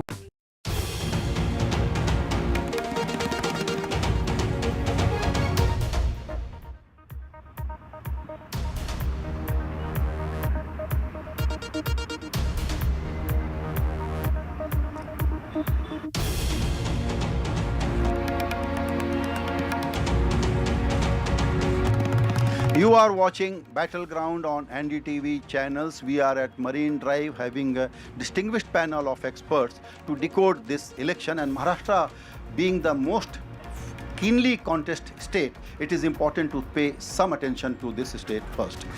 electoral bond एक मुद्दा है, दूसरा मुद्दा है south और north की चर्चा।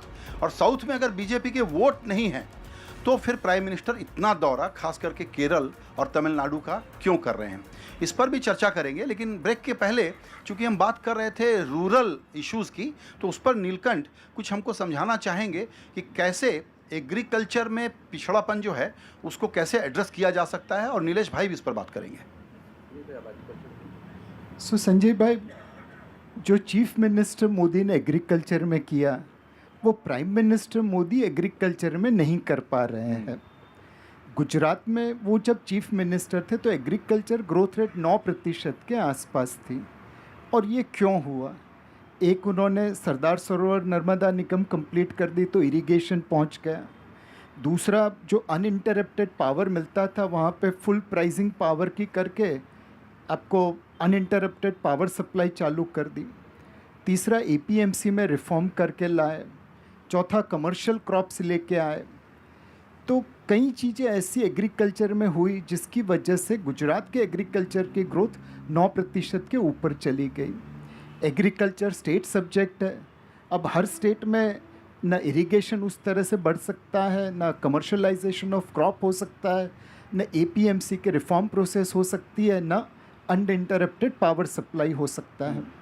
और चाइना और भारत का अगर ग्रोथ में अंतर जो देखे तो चाइना ने एग्रीकल्चर फोकस बहुत पहले किया, उसकी वजह से डिमांड आई, वो उन्होंने फिर इंडस्ट्रियलाइजेशन में कन्वर्ट की। हमने एग्रीकल्चर में जो गुजरात जैसा ग्रोथ देखा वो भारत के दूसरे राज्यों में हमेशा नहीं देखा। कुछ समय के लिए आया फिर ठंडा पड़ गया। अगर हम एग्रीकल्चर ग्रोथ को बढ़ा दे तो रूरल डिस्ट्रेस कम होगा और इंडस्ट्रियल डिमांड खड़ी हो जाएगी। बिल्कुल। नीलकंठ, आप कुछ कह रहे थे कि कैसे नए मॉडल हो सकते हैं इस प्रॉब्लम को एड्रेस करने के। यस, सो क्योंकि हम जब भी हाउस होल्ड इनकम की बात करते हैं कि तो उसमें हम केवल वेजेस पे ध्यान देते हैं।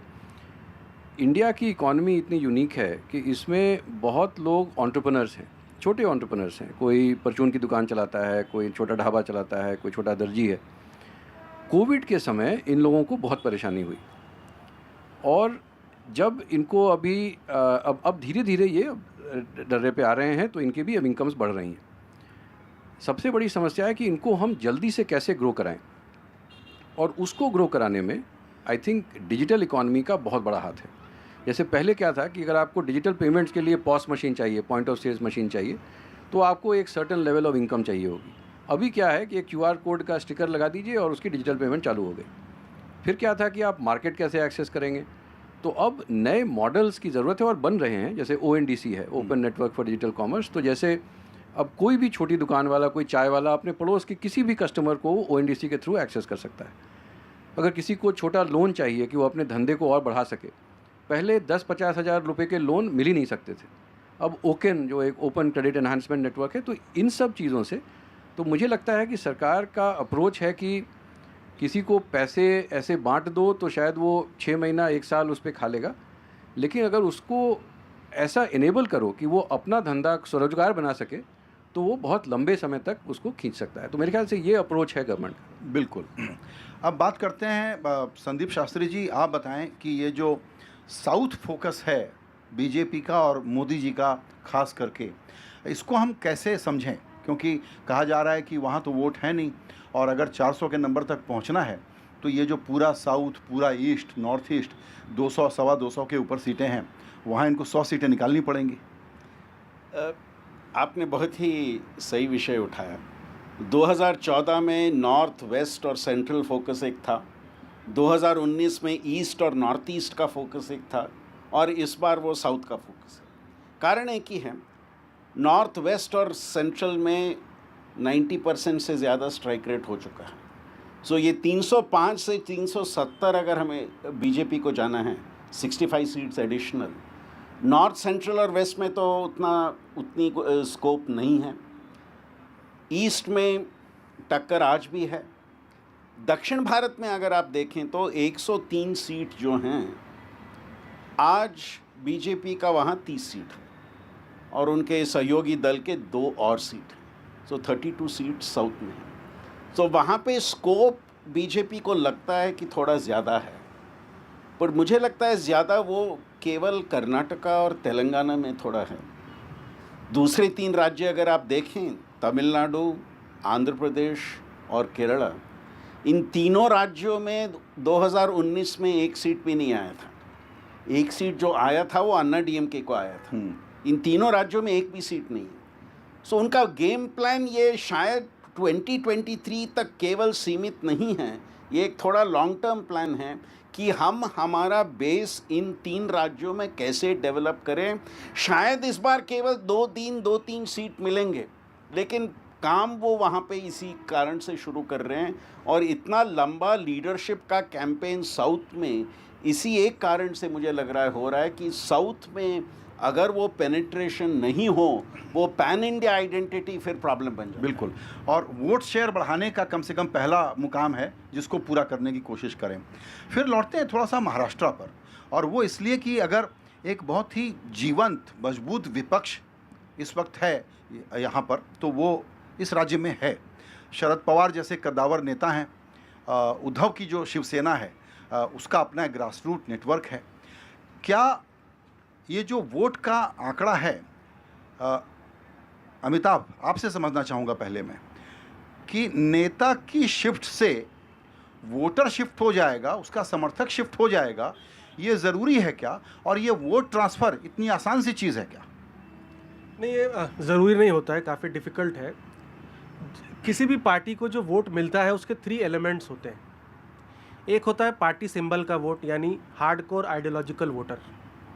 एक होता है कैंडिडेट का वोट, जो उसके इमेज या काम के वजह से मिलता है। और एक होता है लीडरशिप का vote, Modi, Uddhav, Sharad Pawar etcetera. Thumb rule है 1/3, 1/3, 1/3। ये है पैटर्न। अब महाराष्ट्र में जो अलाइज हैं, जैसे एनसीपी है, एनसीपी अजित पवार और उधर बची हुई है शिवसेना उद्धव ठाकरे। अब एनसीपी अजित पवार के पास जो वोट शेयर है उसमें एक अच्छा खासा मात्रा में माइनॉरिटी वोट है। 16% जो है वो एनसीपी का वोट था और 16% कांग्रेस का वोट था, यानी 32%। उसमें से 9% इज़ माइनॉरिटी वोट। दोनों का अगर बराबर भी मान लें तो 4.5 दोनों के पास है। तो ये 4.5% क्या बीजेपी कैंडिडेट को ट्रांसफ़र होगा? क्या शिवसेना एकनाथ शिंदे को ट्रांसफ़र होगा? Question mark. उसी तरह से शिवसेना उद्धव ठाकरे को क्या जो 80% के लगभग माइनॉरिटीज़ ने कांग्रेस और एनसीपी को सपोर्ट किया था, वो वोट ट्रांसफ़र होगा जब उद्धव ठाकरे कैंडिडेट खड़ा होगा? तो ये सारी बहुत पेचीदगी है इस बार के चुनाव में। एनसीपी को लेने से क्या है कि थोड़ा एडवांटेज हो गया है बीजेपी को, जो माइनस में चल रही थी। और एक और बात है कि जो बीजेपी के अलाइज को वोट मिलता है उसमें भी मोदी फैक्टर है, वो 1/4 है। बिल्कुल। और अब वीबीए आ गया है इंडिया ब्लॉक के पास, तो वो भी 7% ऐड करता है। तो अगर हाफ है दोनों के पास, तो मोटे तौर पर पिछले चुनाव में 50% एनडीए और 35% के आसपास विपक्ष के वोट थे, जिसमें पश्चिम महाराष्ट्र और विदर्भ इन दोनों में गैप काफ़ी नैरो था रोहित। तो अभी ये जो अंकगणित है उससे अगर देखें तो इस एरिथमेटिक के बेसिस पे क्या ये कहना सेफ होगा कि एक्चुअली यहाँ बहुत कड़ी लड़ाई है, सीधा सीधा ट्रांसफ़र नहीं हो सकता और एक दूसरे को कैंसिल करेंगे? मुझे लगता है संजय जी, दो चीज़ें बहुत ही इम्पोर्टेंट फैक्टर रहेगी। एक तो प्रकाश अंबेडकर का वंचित बहुजन अघाड़ी है। कल परसों जो रैली हुई मुंबई में, उसमें वो स्टेज में तो दिखाई दिए, उन्होंने भाषण तो किया, लेकिन सीट शेयर का एग्रीमेंट अभी तक नहीं हुआ है। और सुनने में बात ये आई कि कुछ कॉम्प्लेक्स चीज़ें उसमें हैं, तो वो कंफर्म नहीं हो रहा है कि वो सचमुच इनके साथ जाएंगे या नहीं जाएंगे। अगर वो गए तो शायद एक डिसाइडिंग फैक्टर बन जाएगा, नहीं गए तो देखिए पिछले बार का मैं एक एग्जांपल आपको देता हूँ। टेस्ट केस बारामती में सुप्रिया सुळे जी जो फाइट कर रही थी, वहाँ 13 लाख के आसपास टोटल वोटिंग हुआ, जिसमें से 6 लाख से ऊपर 6.5 लाख से ऊपर सुप्रिया सुळे जी को मिला और लगभग 45,000 वंचित बहुजन अघाड़ी ने लिया। तो इसलिए सुप्रिया सुळे जी का मार्जिन कम हो गया। और ऐसा ही अगर दूसरी कॉन्स्टिट्यूएंसीज़ में हो जाए तो शायद खेल महाविकास आघाड़ी के लिए बिगड़ सकता है। लेकिन अगर प्रकाश अंबेडकर साथ में आए और उनका सीट शेयरिंग एग्रीमेंट हो गया, जो कि अगले 3-4 दिनों में हमें पता चलेगा, तो लगता है कि शायद वो डिसाइडिंग फैक्टर रहेगा और इनको एडवांटेज मिलेगा। दूसरी बात, मैं डेफिनेटली प्रेडिक्ट कर सकता हूँ कि मार्जिन बहुत ही कम रहने वाला है इस बार। विनिंग का मार्जिन आप देखिए, महाराष्ट्र में किसी किसी कॉन्स्टिट्यूएंसी में 3 लाख, 1.5 लाख, 2 लाख, 2.5 लाख ऐसे रहता था, हमेशा रहता आया है। मैं प्रेडिक्ट कर रहा हूँ कि इस बार वो 40,000, 50,000, 60,000 के आसपास रहेगा। कहीं कहीं तो पुणे जैसी कॉन्स्टिट्यूएंसी में हमने देखा पिछली बार के बहुत ही कम मार्जिन रहा था। संदीप जी, आप इससे एग्री करेंगे क्या? क्योंकि यहाँ पर एक राय और है, वो राय ये है कि last mile, last booth, last voter तक बीजेपी की जो क्षमता है पहुँचने की और उसको बूथ तक लाने की, पब्लिक मूड अगर आपके खिलाफ भी है तो विपक्ष के लोग उसका फ़ायदा उठा नहीं पाते और इस प्रकार का वोटर या बूथ मैनेजमेंट नहीं हो पाता। तो रोहित की बात का काउंटर ये हो सकता है कि ज़रूरी नहीं है कि मार्जिन इतना नैरो हो। नहीं, मैं रोहित जी की बात से सहमत हूँ और उसके साथ मैं और एक बात ऐड करूँगा कि जब महायुति का एक कैंपेन शुरू होता है, क्या वो एक बीजेपी फोकस कैंपेन रहेगा? अगर इस बार देखिए महायुति में भी बीजेपी का शेयर जो रहेगा, मिनिमम 29 कह रहे हैं, मैक्सिमम 31 कह रहे हैं उनका शेयर, जो पहले सिर्फ 24 था, 24 था, अभी 29 या 31 हो जाएगा। सो बीजेपी की शेयर इसमें ज़्यादा हो रही है। और अगर कैंपेन में बीजेपी फोकस्ड कैंपेन दोनों एनसीपी अजित पवार और शिवसेना चीफ मिनिस्टर का वो करें तो शायद उससे कुछ बदलाव आ सकता है। उसी तरह आप आघाड़ी में देखेंगे तो वहाँ कहाँ फोकस होगा?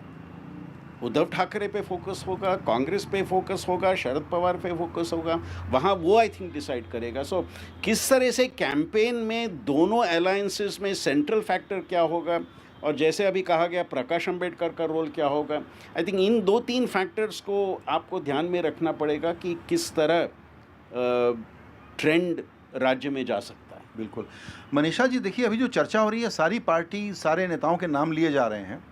कांग्रेस यहाँ फ्रिंज प्लेयर हो गई है, जबकि महाराष्ट्र में वो एक डोमिनेंट फोर्स हुआ करती थी। इसको कैसे एक्सप्लेन किया जाए? देखिए, सब जगह ही ये बड़ी बात है। मैं पिछले कुछ दिनों में हिमालय के 2 कॉन्ट्रास्टिंग स्टेट्स में थी, असम में थी, उसके बाद जम्मू कश्मीर में थी। दोनों ही जगह अलग अलग समय पे राहुल गांधी जी की यात्रा भी निकली और मैं कुछ वैसे गांव में भी गई देखने के लिए उनकी यात्रा के ठीक बाद। तो नालबाड़ी नाम के एक गांव में, जहां की संघ का भी अच्छा खासा वहां जड़ है, वहां भी लोगों ने कहा कि हाँ, वो बातें सही कर रहे हैं, एक डिफरेंट पर्सन है, लेकिन ये उनके बारे में था। और वहीं तुरंत थोड़े ही दिन बाद प्रधानमंत्री आते हैं तो बड़े बड़े डेवलपमेंट प्रोजेक्ट्स जो हैं उनकी बात हो रही है, प्रधानमंत्री आवास योजना की स्केल पे बात हो रही है। तो लोग ये भारतीय जो परंपरा है राजनीतिक, वो बहुलवादी है, वो एक्सेप्ट करती कि हाँ, वो एक उनमें एक कनेक्ट आ रहा है, मास उनका अपना इमेज राहुल गांधी का इम्प्रूव कर रहा है। लेकिन जहाँ एक लीडरशिप और डेवलपमेंट की बात है, उसमें प्रधानमंत्री नरेंद्र मोदी जो अब बीजेपी के लीडर के हैसियत से कैंपेन कर रहे हैं, वो बाय माइल्स अहेड हैं। तो मैं ये समझती हूँ महाराष्ट्र की आज जो विडंबनाएं हैं मैंने बिहार में भी ये विडंबनाएं देखी हैं, लेकिन मैं जानती हूँ कि अगर एक नेशनल कैंपेन का मोमेंटम आता है तो लोग अपने इश्यूज़ को रखते हैं। शायद स्टेट इलेक्शंस में वो बातें फिर उजागर हो जाएं, लेकिन कहीं ना कहीं एक नेशनल इलेक्शन जो है उसका मूड एक नेशनल मूड बन जाता है। प्रश्नवाचक लोग लगाते हैं। मैं अगर महाराष्ट्र की मेरी पकड़ उतनी अच्छी नहीं, लेकिन मैं तब भी जहाँ तक हो सकता है वहाँ मैं देखती हूँ। पिछली बार मैंने पवार साहब का कराड़ में वो भाषण सुना था जो बिजली कड़की और एकदम बारिश से हम भी वहाँ भीगे थे और महिलाएं संख्या में आके और हमने बैठ के ढाबे पे खाना खाया। उस वक्त मुझे दिखा था कि ये चुनाव बदल रहा है, लेकिन वो महाराष्ट्र का अपना चुनाव था, अपनी लीडरशिप की बात थी। अगर वो वोटर जाके ये पूछेगा कि मैं भारत बनाने का सपना देखता हूँ, और कहीं ना कहीं प्रधानमंत्री नरेंद्र मोदी ने जो अब भाजपा के मुख्य कैंपेनर के रूप में अब चुनाव लड़ रहे हैं, उन्होंने एक दिशा बदली है कि भारत निर्माण के लिए यदि सोचना है चुनाव के बारे में तो आप किस दिशा में जाएंगे। और महाराष्ट्र वालों को मैं ये संदेश दे के जाऊं कि हम बिहार में भी बिल्कुल ज़मीन पे कार्यरत हैं। हम ये समझते हैं कि कुछ दिक्कतें अभी भी हैं, वरना इतना सारा गठजोड़ जोड़ना और पॉलिटिकली नॉन क्लीन कि कल जो वहाँ थे उनको भी इधर लेके आए। आज जो 3-4 बजे तक की खबर थी कि छोटे नेता मांझी साहब, उनके लिए भी बिल्कुल केंद्रीय इशारा था कि नहीं, मांझी जी के सीट के लिए बिल्कुल जो एक गया ज़िले में महत्वपूर्ण सीट है उसको लिया जाए। तो एक एक सीट पे आंख है, और तब मैं मानती हूँ कि जो ग्रैनुलर है, लोकल है, वो कहीं भी नेशनल से जो है वो हटता नहीं है। तो लोकल भी देखते हैं, लेकिन लोग देश की दशा और दिशा जब देखेंगे तो किन बातों पे वोट करेंगे। ये आपने इम्पोर्टेंट बात कही जो नज़र रखने की है संदीप जी, वो ये कि लोकसभा में मोदी प्रीमियम फैक्टर एक अलग ढंग से काम करेगा, लेकिन चूंकि डेमोक्रेसी है और बड़ी कैओटिक डेमोक्रेसी है हमारी, तो राज्यों के नतीजे, राज्यों का रुझान कुछ अलग हो सकता है। ऐसा हमने कई जगह देखा। संजय जी, हम ये हर एक राज्य में देख रहे हैं कि जब उस राज्य में चुनाव होता है और फिर लोकसभा चुनाव होता है, काफ़ी फ़र्क होता है जिस तरह से नतीजे आते हैं। और मैं कहूँगा ये मेरे राज्य से शुरू हुआ, कर्नाटका से शुरू हुआ 1984 में। बिल्कुल, जब लोकसभा चुनाव में राज्य ने कांग्रेस को ज़्यादा सीट्स दिए और 3 महीने के बाद जनता पार्टी को स्पष्ट बहुमत राज्य में दे दिया। ये ट्रेंड आजकल पूरे देश में हम देख रहे हैं। बिल्कुल। चर्चा के बिल्कुल आखिरी हिस्से में एक पॉइंट और मैं टच करना चाहता हूं, जहां मुझे लगता है कि नीलकंठ और नीलेश भाई के विचार होंगे।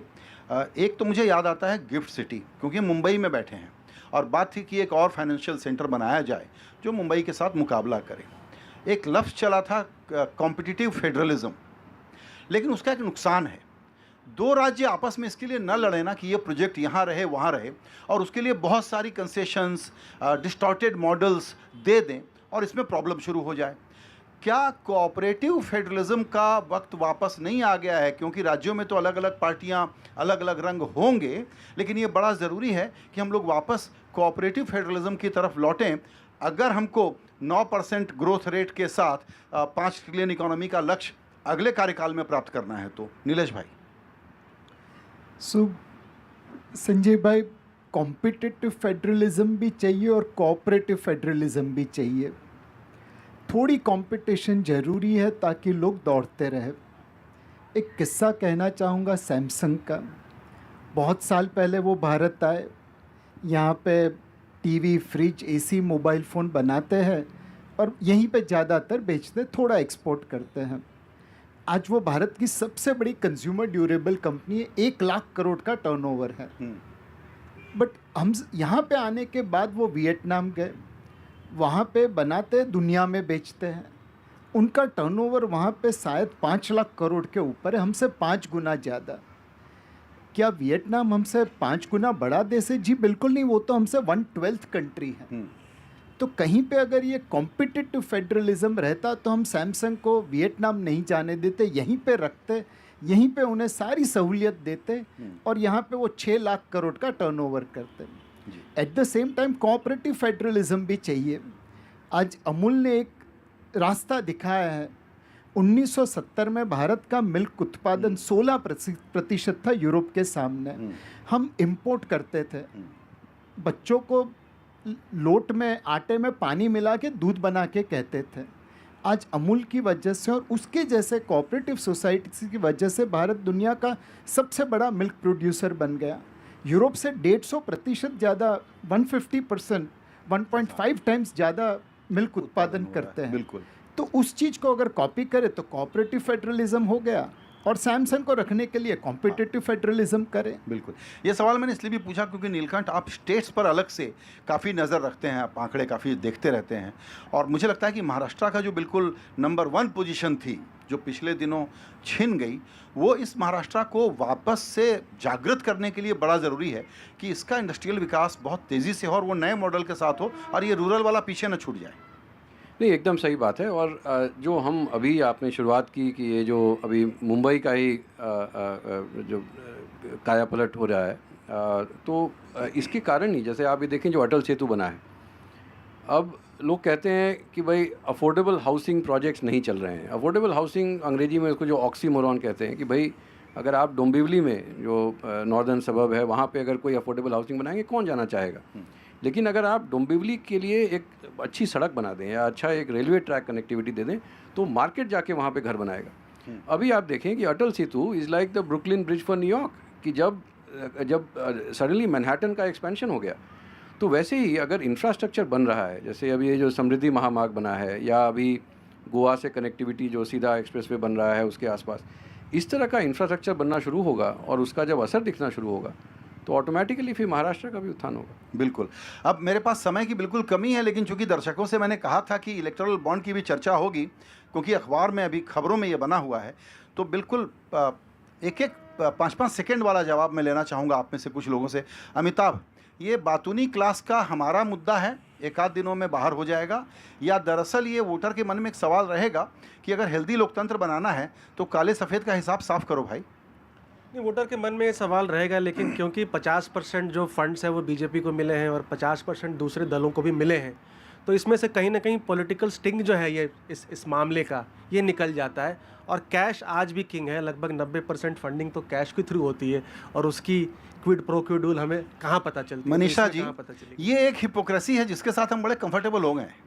नहीं, ऐसा नहीं है, और ये दिखलाता है कि भारत में बड़े राजनीतिक परिवर्तन जो हैं वो भ्रष्टाचार के मुद्दे पर हुए हैं और होते रहेंगे।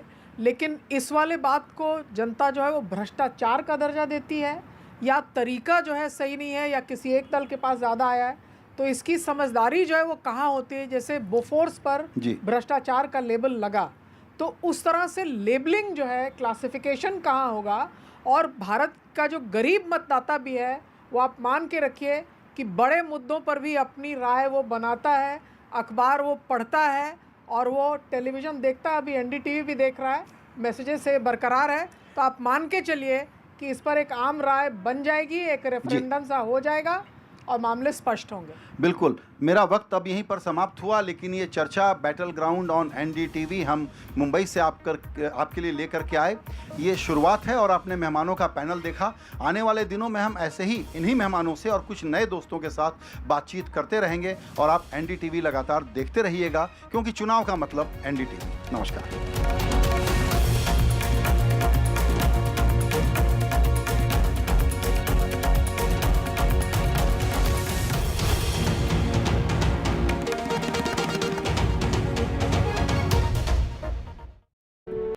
A debate has many facets, perhaps no one right answer. Left, right and center. Conversations that get to the core of the debate.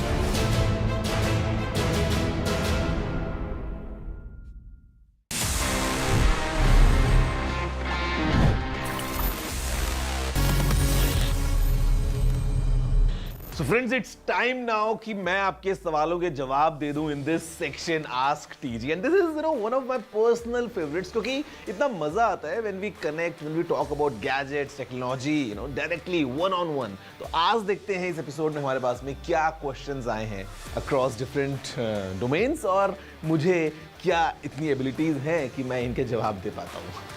Hi Technical Guruji. So my question is, how can we monetize Instagram posts? Okay, the monetization on Instagram works in two different ways. One is that you enable subscriptions and all that, but I would say the second method is much more effective, would give you much more returns, and this is when you grow at a certain level and then you do partnerships with different brands. आपने देखा होगा YouTube पे, Instagram पे, Facebook पे, all these influencers, they many times collaborate with different brands and वहाँ से you can monetize your content directly. So उसके लिए थोड़ा सा आपको मेहनत करना पड़ेगा. You need to make sure कि आपका profile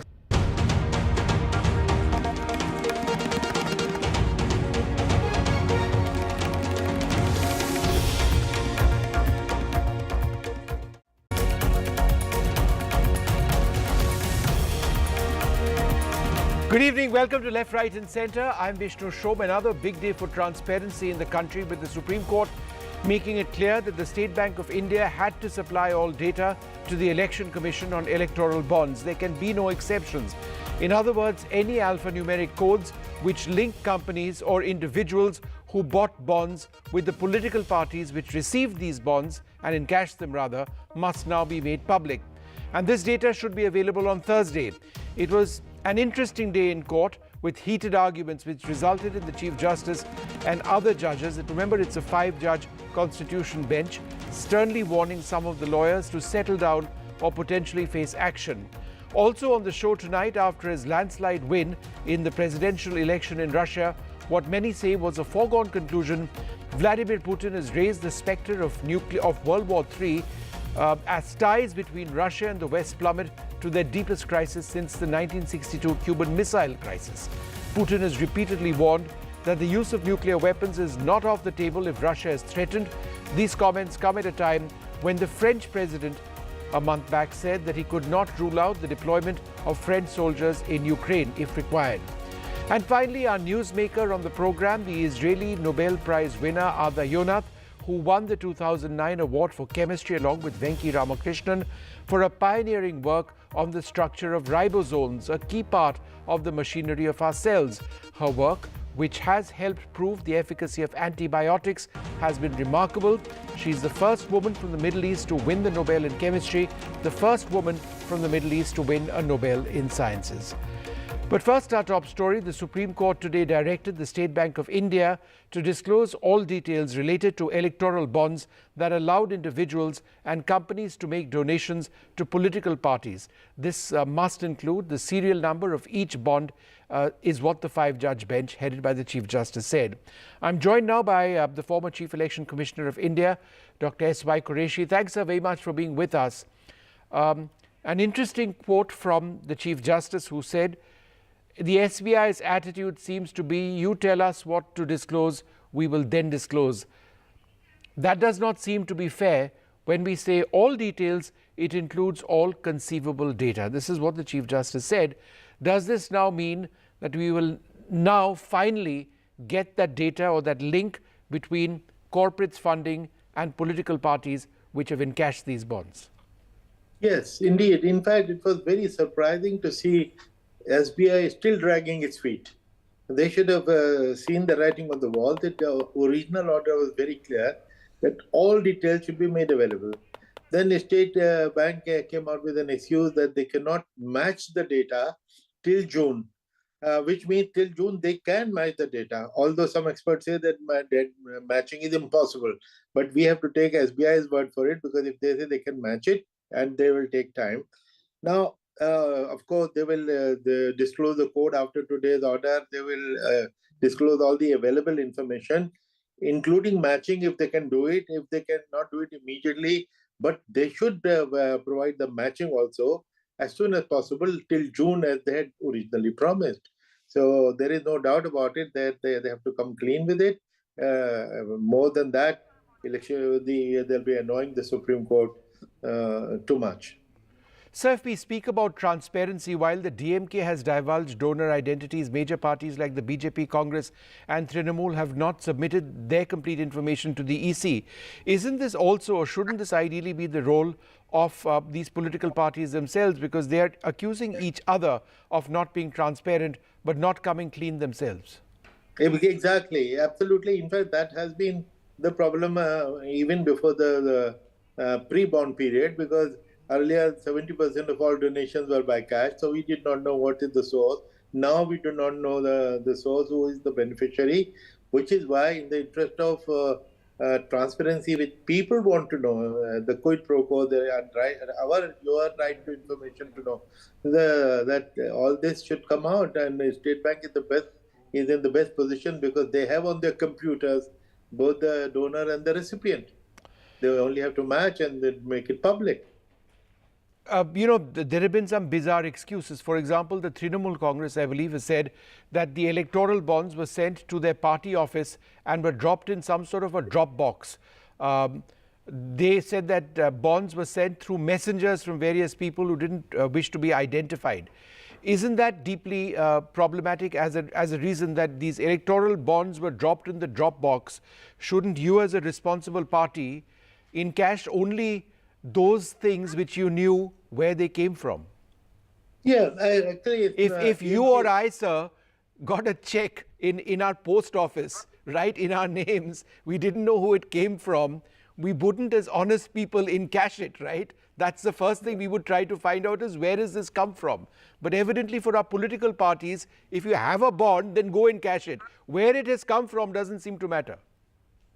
Yeah, actually, the TMC is not the only party which has said that. Yes. I've read other parties also saying the same thing, that it was dropped in the office. We didn't know where it came from, but we encashed it. So, because that is, they were used to getting cash donations. Cash donations were coming in numbers like that only. So, that culture, in any case, needed to change. But by making the bond secret, that was the basic mistake in the scheme. I have no quarrel. I have been opposing the electoral bond from day one. But at the same time, I said one good thing it did was that instead of cash transactions, they were all banking transactions. Absolutely fine. And I said, look, if you think it's such a good scheme, please retain it. Only 30-second solution. Please disclose the donor and the recipient.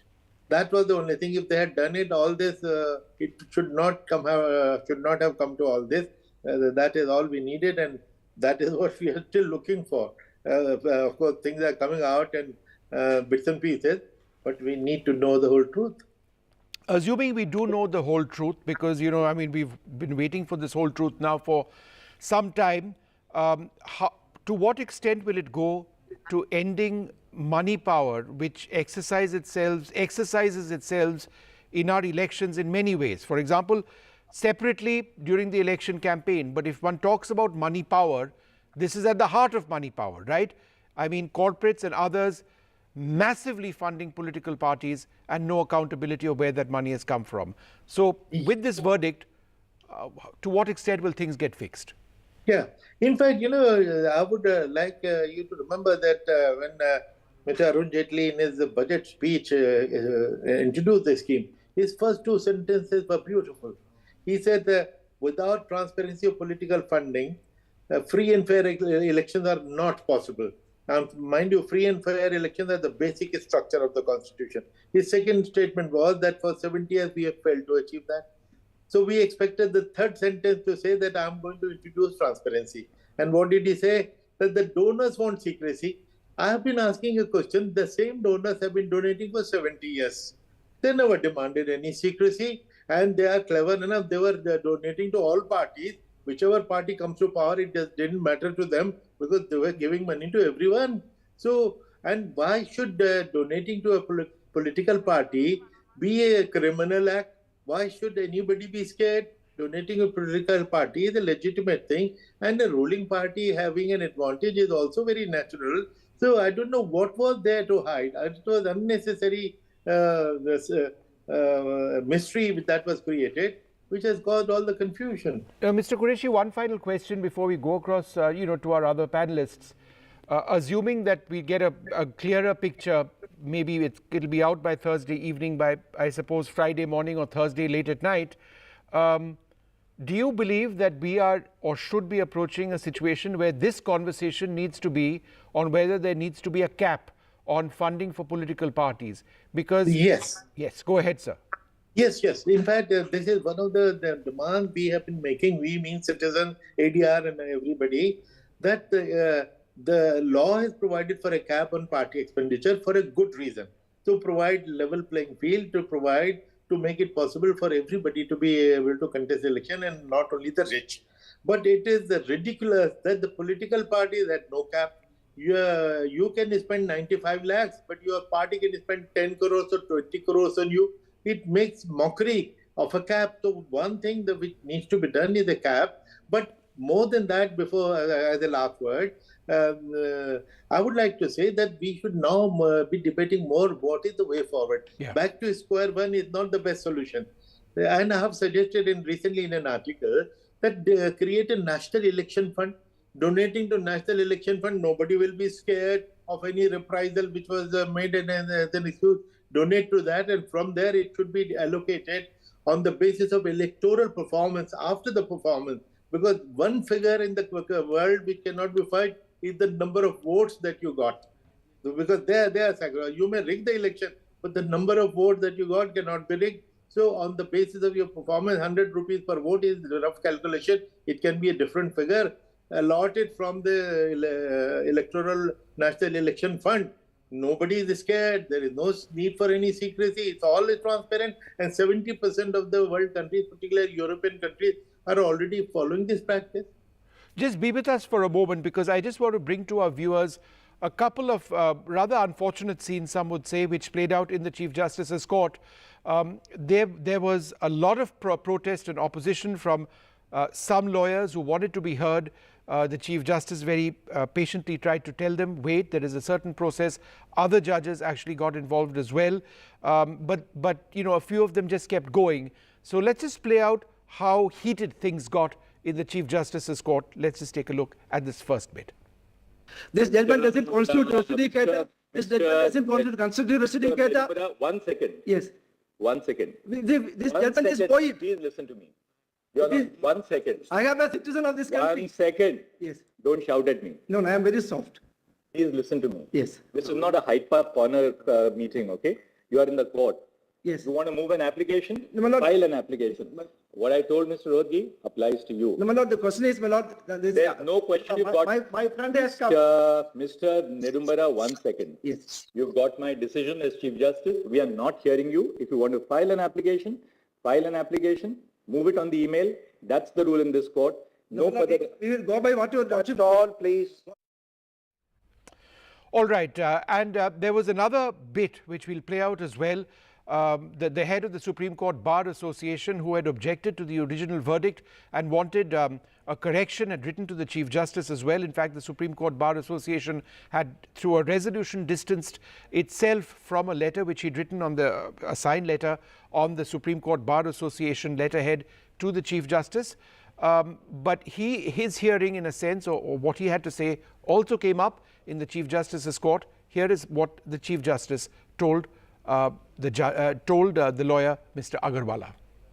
I will not disturb Lordship. Mr. Agarwala, apart from being a senior counsel, you are the president of the SCBA. Yeah. You know the procedure.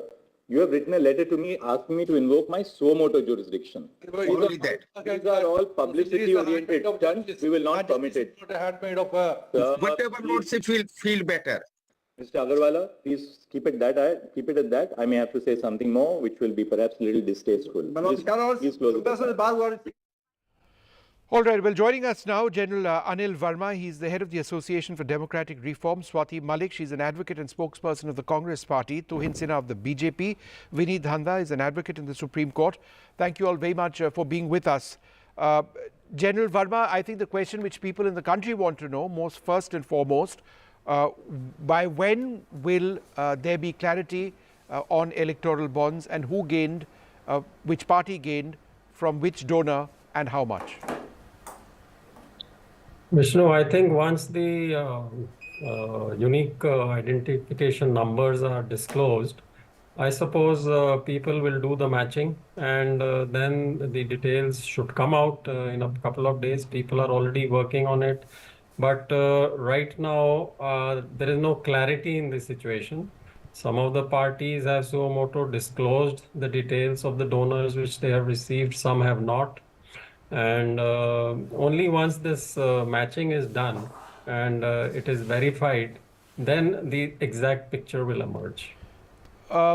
General Verma, that alphanumeric code is the missing link, right? There is nothing else that you require to unearth this information? I don't think so, because all the other details have already been given as per the Supreme Court directions. Of course, the SBI was pushed into giving it. Do you see that as General Verma, as being deeply unfortunate that despite very clear orders, some would suggest, of the Supreme Court, it needed the Chief Justice to say that every aspect of this needs to be revealed, let there be no misunderstanding or misapprehension. In fact, I've got his quote on what he said. What the Chief Justice actually said was interesting, and I'll read that. The State Bank of India's attitude seems to be, you tell us what to disclose, we will disclose. That doesn't seem to be fair. When we say all details, it includes all conceivable details. Is it in a sense unfortunate that despite an order, then an appeal, and now it had to come up once again in court, that the State Bank of India didn't provide the data which it had to in the first place? Yeah, it is unfortunate. Once an order is given, I mean, you cannot keep saying that we've not understood the order. That is the sense we were getting once today when listening to Harish Salve. He's supposed to be one of the best lawyers, but if you say that we did not understand the judgment, wherein the word inclusive and included and including was very clearly specified by the Chief Justice, even in the last hearing. So in spite of that, if they say we've not really understood, then it's a sorry state of affairs, I would say. Swati Malik, the Congress party keeps talking about transparency, but then why don't you voluntarily, like the DMK, reveal your list of donors? Why does it have to come through the State Bank of India? Vishnu, thank you for asking this very fair question, because I'm sure most of your viewers are also asking and thinking the same thing. But I must just surprise your viewers through you, because I'm quite sure you are already aware of it, is that the Congress party accounts are frozen right now. The matter is sub judice. There's the income tax matter going on, and that is the reason we are not able to access our accounts. And that is the reason we've not been able to give out the details so far. But one more thing I want to tell out here is that we've already disclosed all of this to the government. The SBI knows it all. So that's how it comes back to the central government, it comes back to the SBI rather, to disclose it for us also. We are in this, we are in this position today where we can't access our accounts. And not many people are aware of this. No, but Swati, you have no record of your donors other than by looking at your accounts. There is a mixed, we also see when we give something before the court, when we make a statement before the court or before the Election Commission, we have to be very sure of what we give in. In case we have to cross-check, and it's not just the record that is already there. We can't just give, the assumed or, this is what we think, but tomorrow if something new comes up to our account, again, we might be held in contempt or we might be held dishonest that time. So we want to be very sure about it. Okay. Tuhin Sinha, again, same question to you. Now that the court has ruled and the words of the Chief Justice, the 5-judge bench, are absolutely clear, why doesn't the BJP come out with this detail? I know principally the problems and the disagreement the BJP has had, but in light of this verdict, why wait for the SBI to give codes when you've got it with you, the data? Well, good evening, Vishnu. Good evening, everybody. The matter is sub judice. It is between SBI and the Honorable Supreme Court. So if whatever the court instructs, the SBI will have to go ahead and do it. I don't think the BJP has anything to hide, because if you look at the proportion of donations received by BJP through electoral bonds, it is very much in proportion to the number of members of parliament we have. It is parties like TMC and DMK which have a lot more to answer. For example, every time a raid was conducted at the premises of Future Gaming, it's bizarre that the donations were going to DMK. So I think, the smaller parties like TMC, which have got nearly 14 to 15% for a mere 23 to 24 members of parliament, I think they are the ones who need to explain. We strongly believe that the system is way better than the cash, unnamed cash which was coming in, the hawala money which was coming in, which Congress obviously enjoyed. It is a marked improvement over the trust, the election trust, which the reform which they had brought in 2010 very half-heartedly, which again kept the donors anonymous. No, but Swati, how would you respond to that point that proportionately just assuming that, I mean, the BJP quite clearly the largest beneficiary, but the point Tuhin makes is proportionately they've had the largest number of seats, and he uses that word proportionate. Do you accept that? No, Vishnu. Look at the conduct of the of the BJP. Look at the list that has been given. For example, given of Future Gaming itself in 2022, they were raided, and suddenly next day itself, or within a month, there was a contribution of 65 crores to the BJP. And thereafter, another 2023, again they were raided by IT. Again, they contributed 100 crore to BJP. So when you talk about the proportion, what sort of proportion is talking about? Because look at the numbers and look at the way it's all being carried out. It's become extortion now, and I'm sure I don't need to give you the data, but in case you wanted, Vishnu, there's Future Gaming, there is Mega Engineers, there is Dr. Reddy, for example, there is APCO Infra. All these, except for Mega Engineers, who've already donated money through electoral bonds for the BJP, and they have gotten thousands of crores of projects. For the other APCO Infra, 10th of January 2022, there's an electoral bond. There's a ED raid. Right. So basically, you're basically trying to draw that link.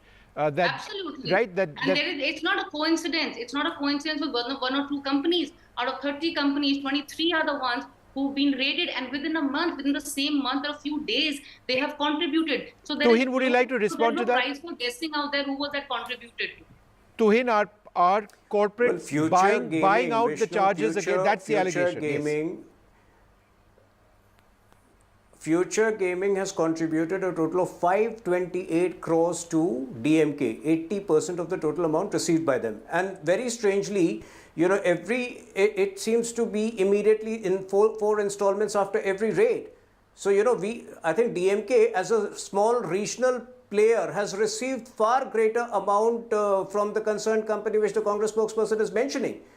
I think we need to take a more practical view. No, but Tuhin, the point that electoral trust, but Tuhin, the point that she's making, the UPA government has brought in 2011. No, but Tuhin, just bear with me. The point that she is trying to make is that while in the case of some of these smaller parties, there is evidence and there is knowledge of which corporate has actually paid a party, there is a sense that it's been done to get off certain cases. So is that what this is all about, that companies which find themselves under investigation are paying off the government in power in a state I think in order to prevent investigations? I think, Vishnu, the moot question over here is that did the investigation stop after the donation, or did the investigation go on? If the investigation went on, clearly it did not have a link. These are assumptions which the opposition is drawing, but I think, if you purely look at the proportion of donations, I think we are much more transparent, of which we have much less to fear than parties like TMC and DMK. And Congress obviously has got less than TMC because Congress has no credibility. I think that also is something Congress should ponder over. Okay. In terms of, whoever has some credibility gets more donation. TMC obviously is an exception where TMC gets. Okay, but I just wanted to quickly go across to Vineet Dhanda, who's been waiting. He's an advocate in the Supreme Court. One of the points mentioned by Harish Salve is that as a result of this judgment, the voter knowing is one thing, but this might result in endless PILs with people saying investigate this and investigate that, and asking the Chief Justice of India, look, this is a judgment that has been passed, but was it ever the intention of the court to get into a situation where on the basis of this judgment there would be endless PILs? Do you agree with what Mr. Salve had to say? Oh, good evening, Vishnu. I agree to part of it because once the information is out in public, like the Congress party is saying that once the raids were done and the donations came, they are forgetting one thing: the citizen of this country or big corporate houses do donate to development works also. There is a party which could not even construct the inner roads inside Amethi and dared to go to Wayanad for fighting Lok Sabha elections. A party which has been doing good job since past 10 years.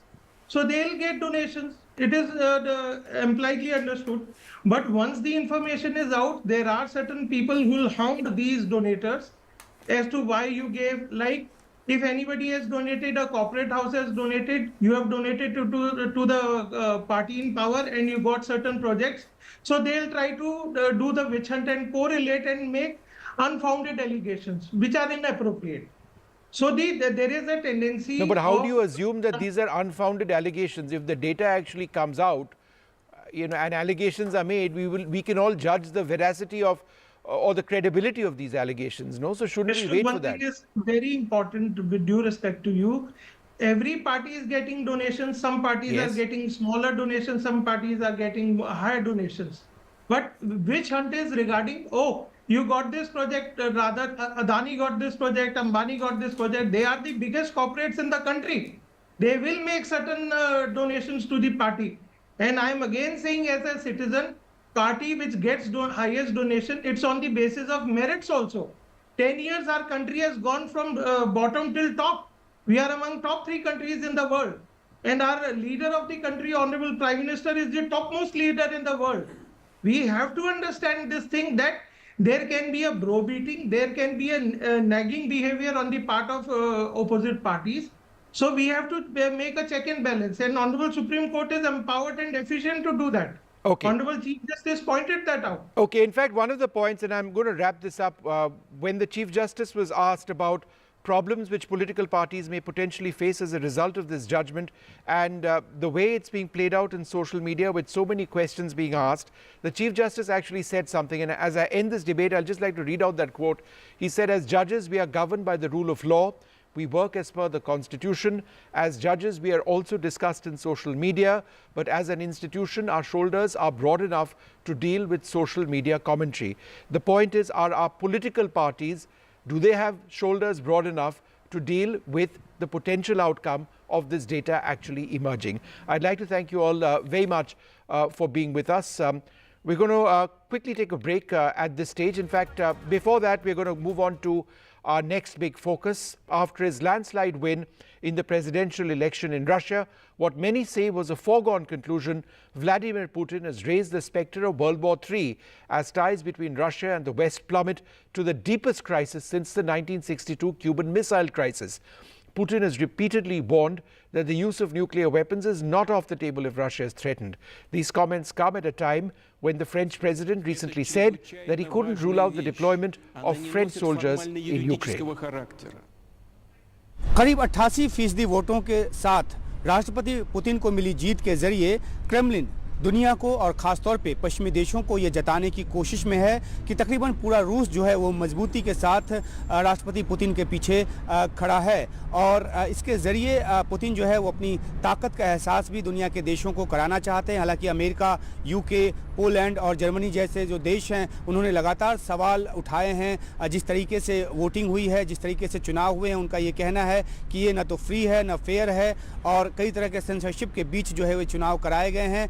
पहली बार Navalny का नाम लिया राष्ट्रपति Putin ने अपनी victory speech के दौरान और ये कहा कि स्वाप की डील जो है उन्होंने तय कर रखी थी, लेकिन इस बीच जो है नावाल्नी की जो मौत है वो हो गई। एक और अहम बात है कि उन्होंने चेतावनी दी है कि नेटो ने अगर रूस के आसपास अपनी गतिविधियों को बंद नहीं किया तो तीसरा विश्व युद्ध जो है वो हो सकता है। तो एक और छठे टर्म के लिए चुने जाने के बाद पुतिन ने अपनी जो मंशा है और अपनी जो ताकत है उसको दिखाने की कोशिश की है और जब मई में वो शपथ ग्रहण लेंगे, उनका अगला कार्यकाल जब शुरू होगा और 30 तक जब वो अपना कार्यकाल पूरा करेंगे तो उसके बाद वो स्टालिन के उस रिकॉर्ड को तोड़ देंगे और रूस के इतिहास में सबसे लंबे समय तक शासन करने वाले एक शासक के तौर पे अपना नाम जो है वो दर्ज करा लेंगे।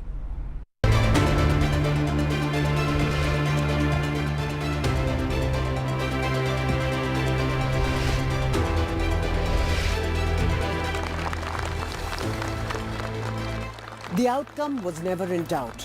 After 3 days of voting, Russian President Vladimir Putin has secured another term after winning a whopping 87% of the vote, according to Russia's Central Election Commission. All set to extend his nearly quarter-century rule for another 6 years, Putin stands to overtake Stalin as the longest-serving leader for more than 200 years. Immediately after the victory, Putin warned the West that a direct conflict between Russia and the US-led NATO would mean World War III was just a step away. Я думаю, что все возможно в современном мире, но я уже говорил, и это понятно для всех, что это будет в одном шаге от полномасштабной Третьей мировой войны. Думаю, что в этом вряд ли кто-нибудь заинтересован.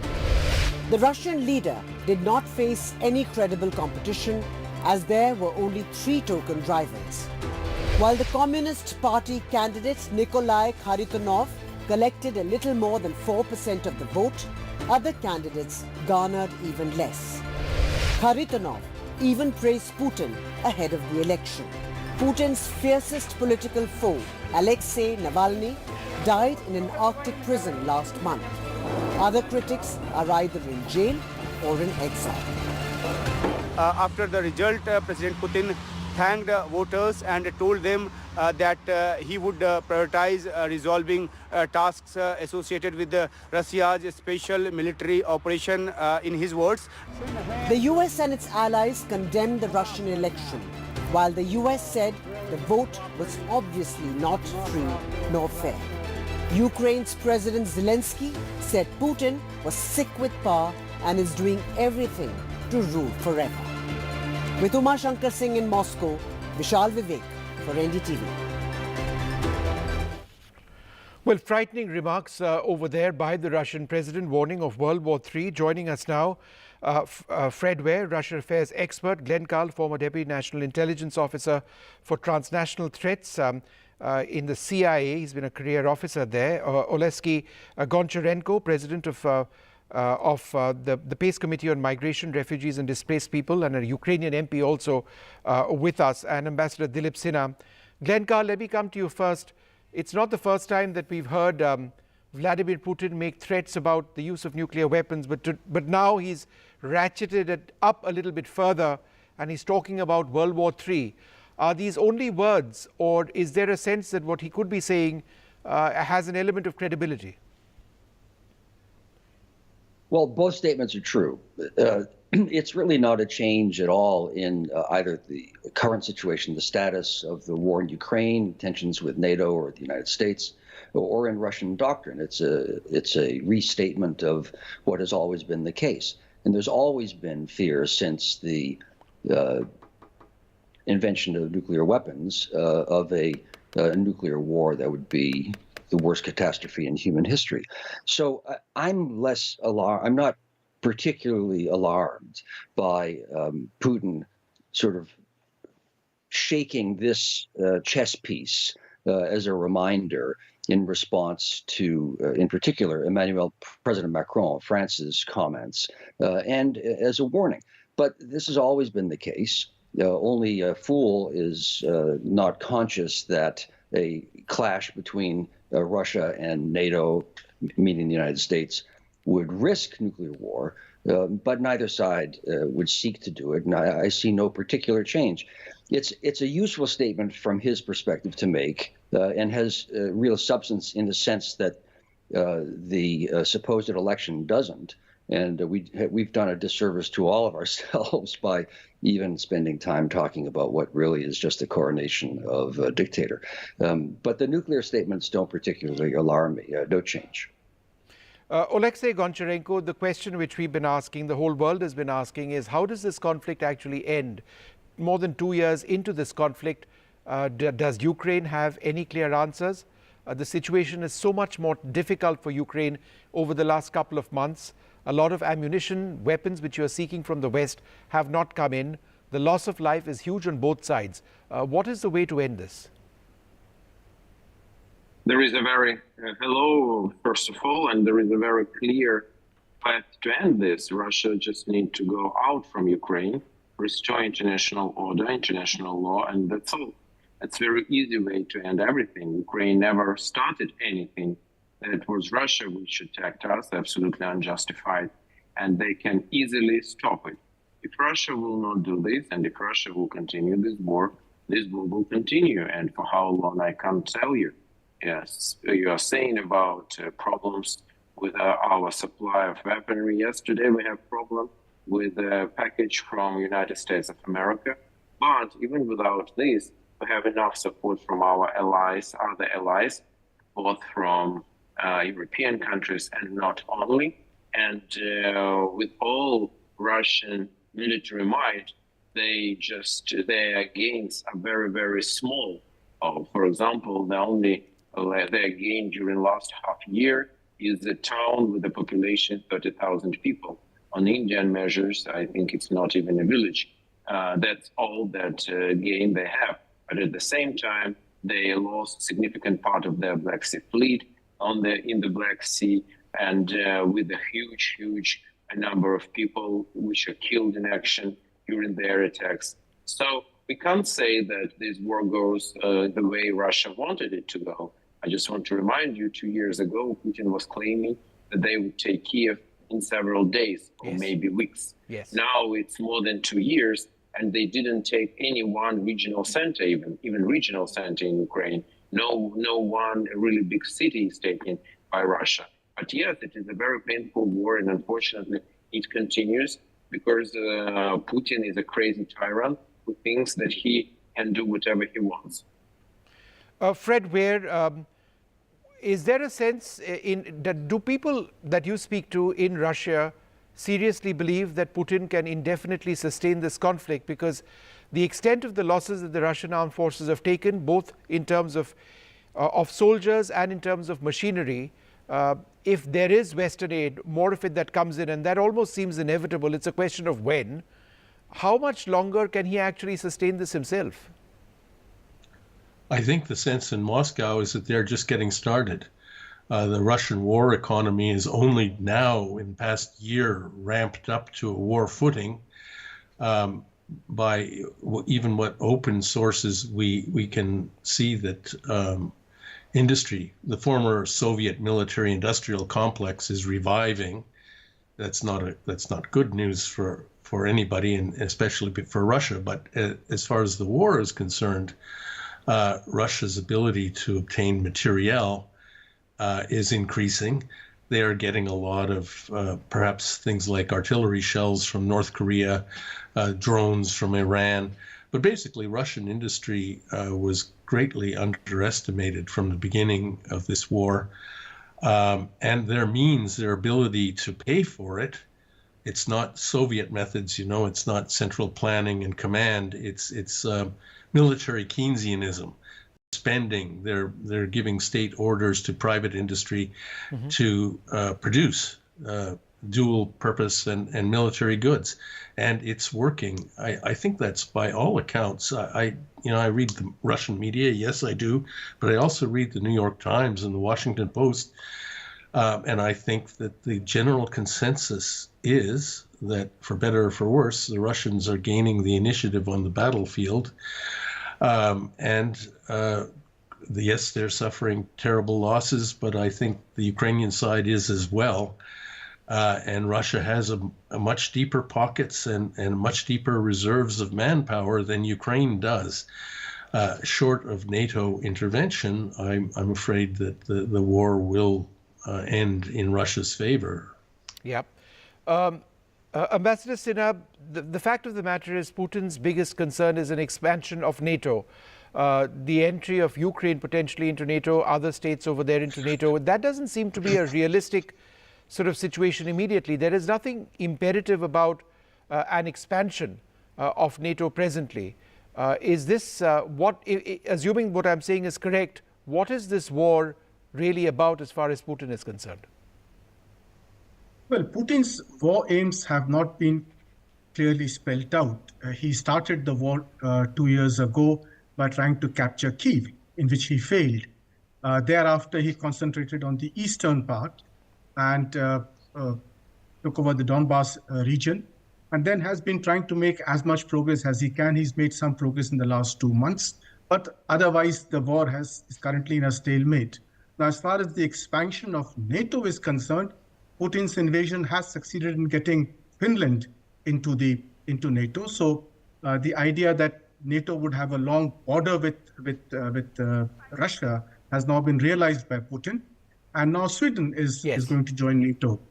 So you have a situation where Putin's invasion has actually backfired on him in that NATO has expanded.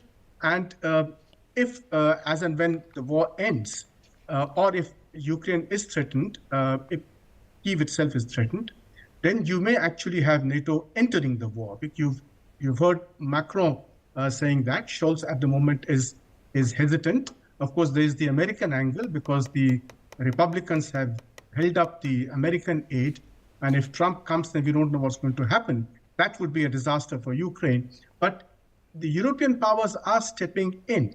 And it will not certainly be easy for Putin to make rapid progress in threatening the rest of Ukraine. He's so far got the eastern part, and he has to be content with that.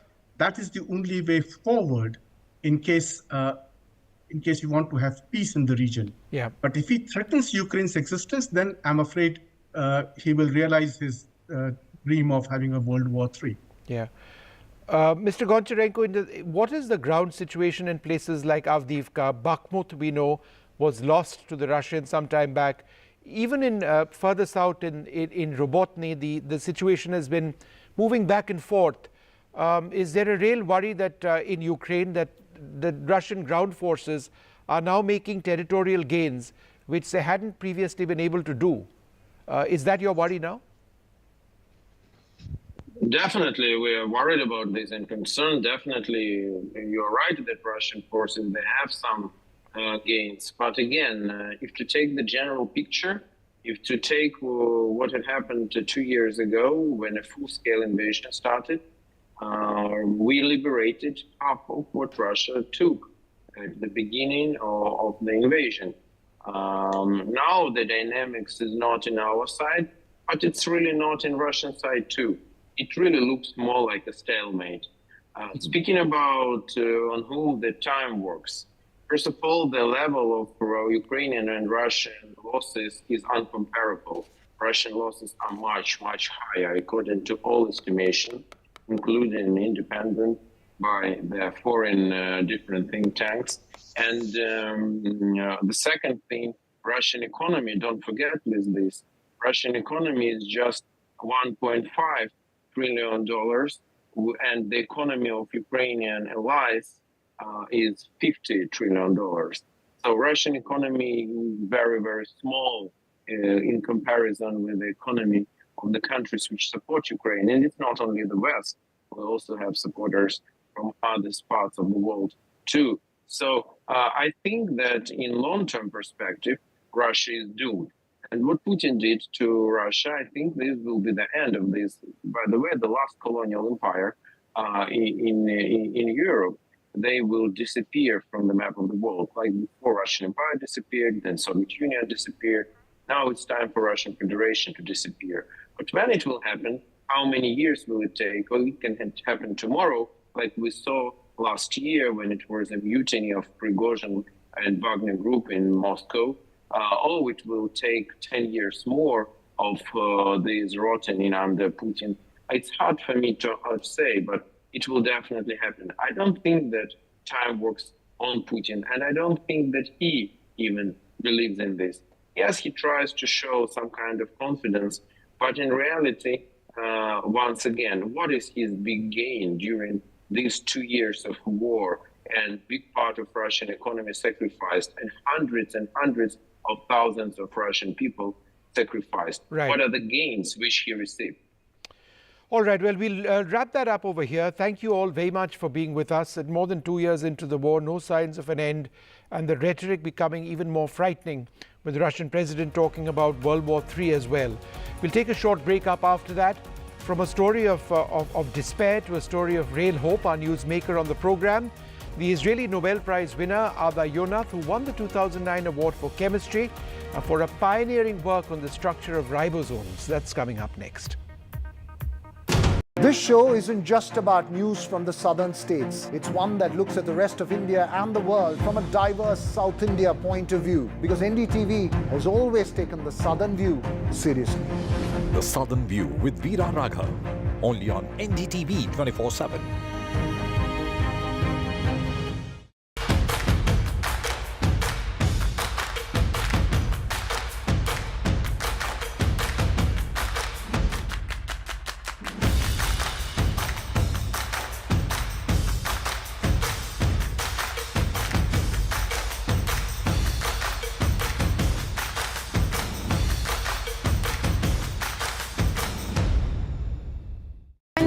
much talking but very little being said. Too many voices but hardly any being heard. You turn to a show that puts you front and center. A show that headlines the stories of the people, by the people, for the people.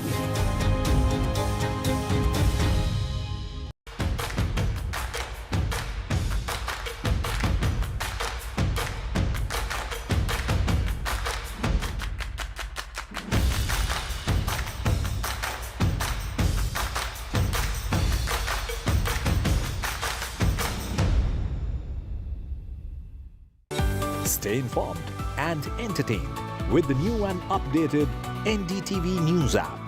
You can watch all our channels live, listen to podcasts, read breaking and exclusive news from around the world and more. Download the NDTV app today and get access to the best journalism and storytelling on your smartphone or tablet. The NDTV app. News that matters to you.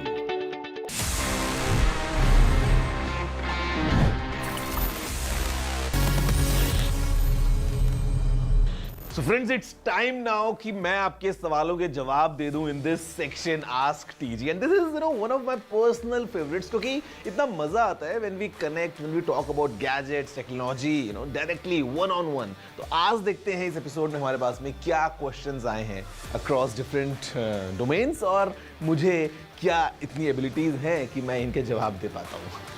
Hi Technical Guruji. So my question is, how can we monetize Instagram posts? Okay, the monetization on Instagram works in two different ways. One is that you enable subscriptions and all that, but I would say the second method is much more effective, would give you much more returns, and this is when you grow at a certain level and then you do partnerships with different brands. आपने देखा होगा YouTube पे, Instagram पे, Facebook पे, all these influencers, they many times collaborate with different brands and वहाँ से you can monetize your content directly. So उसके लिए थोड़ा सा आपको मेहनत करना पड़ेगा. You need to make sure कि आपका प्रोफाइल एक certain level पे पहुंच जाए, and उसके बाद if you approach brands or if the brands approach you, you can monetize your posts, your stories, your reels, basically.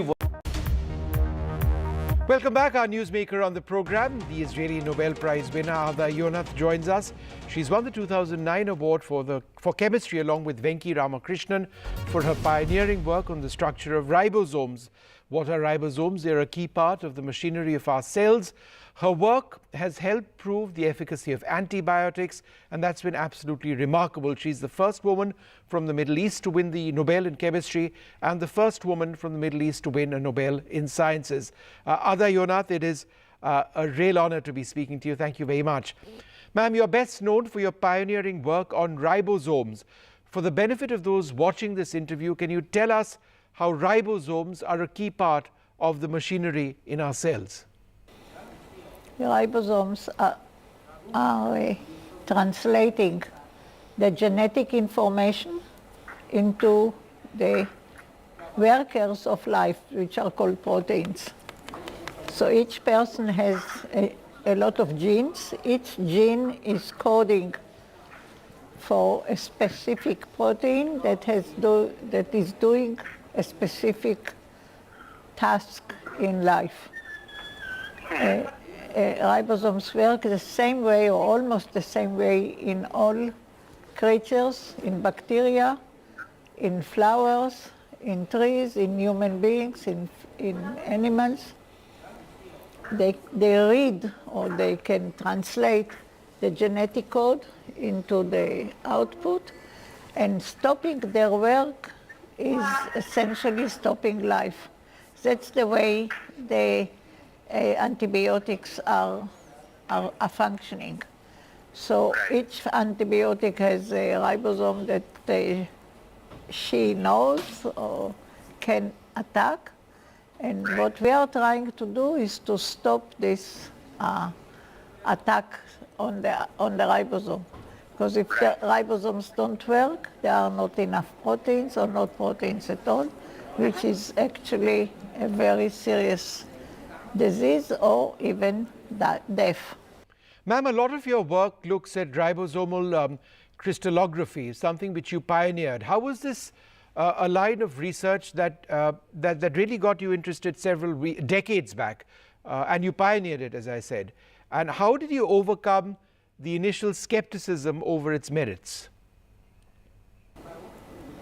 Oh, that's a very long story. Give us the short answer. Could I overcome? But in a few sentences, the problem was understanding the structure of ribosomes and how they function.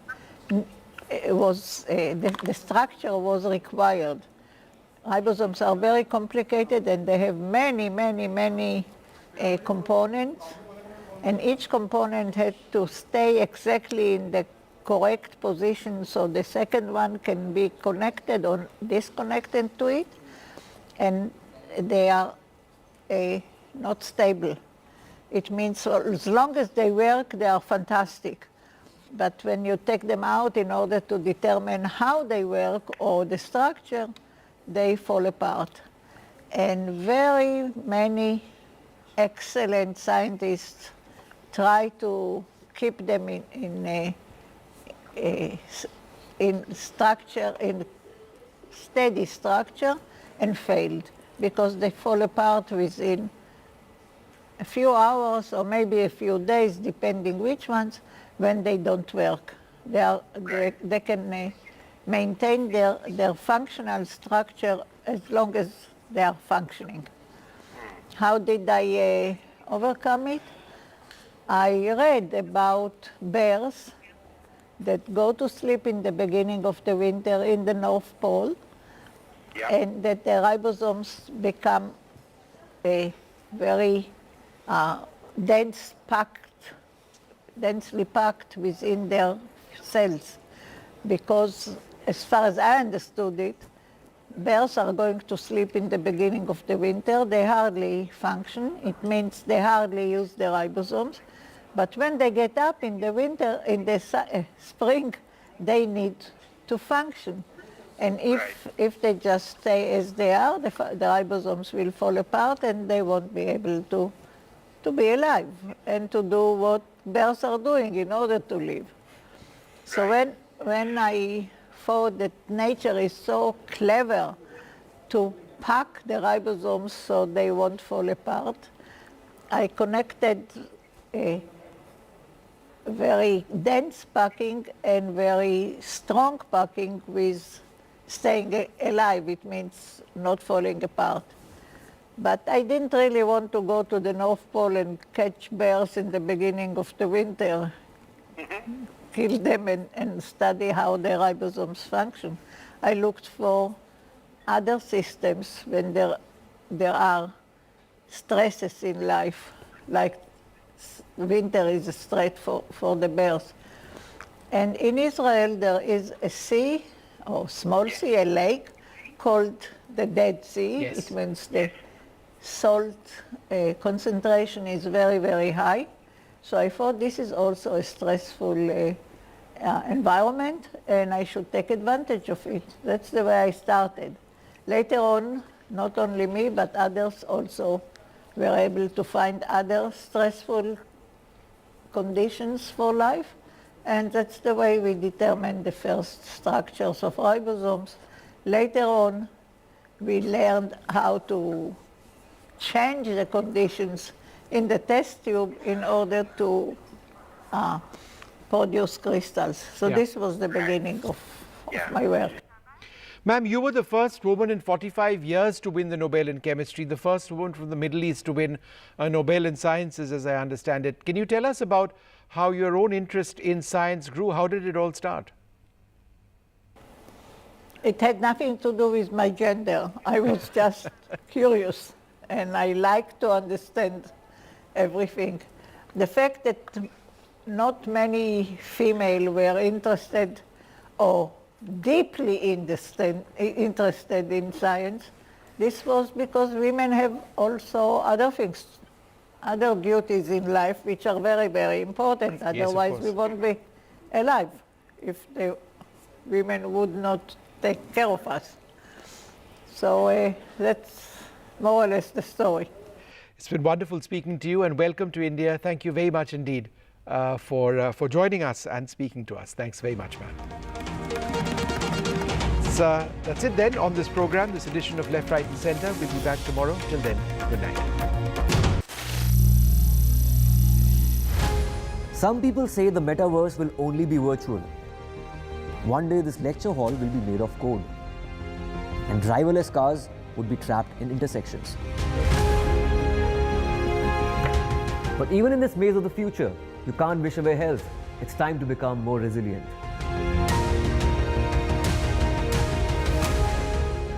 10 years of Banega Swasth India, we have grown and achieved so many milestones.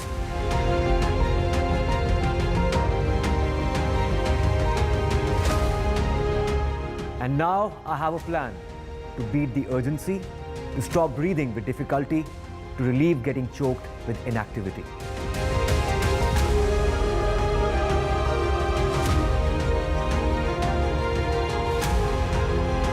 Energize our government, our environment, our society, and ourselves. Everyone, everywhere, every day.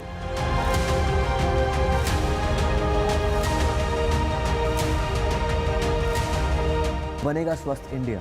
One world hygiene. A debate has many facets. Perhaps no one right answer. Left, right and centre. Conversations that get to the core of the debate.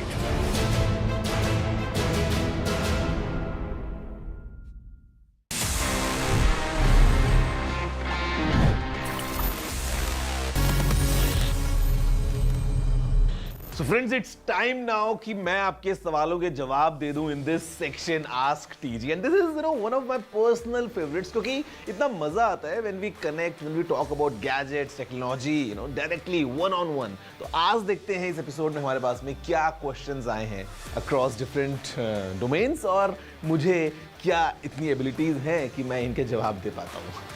Hi Technical Guruji. So my question is, how can we monetize Instagram posts? Okay, the monetization on Instagram works in two different ways. One is that you enable subscriptions and all that, but I would say the second method is much more effective, would give you much more returns, and this is when you grow at a certain level and then you do partnerships with different brands. आपने देखा होगा YouTube पे, Instagram पे, Facebook पे, all these influencers, they many times collaborate with different brands and वहाँ से you can monetize your content directly. So उसके लिए थोड़ा सा आपको मेहनत करना पड़ेगा. You need to make sure कि आपका प्रोफाइल एक certain level पे पहुँच जाए, and उसके बाद if you approach brands or if the brands approach you, you can monetize your posts, your stories, your reels, basically whatever content you post. If you are doing this in a partnership with a brand, you can have proper monetization.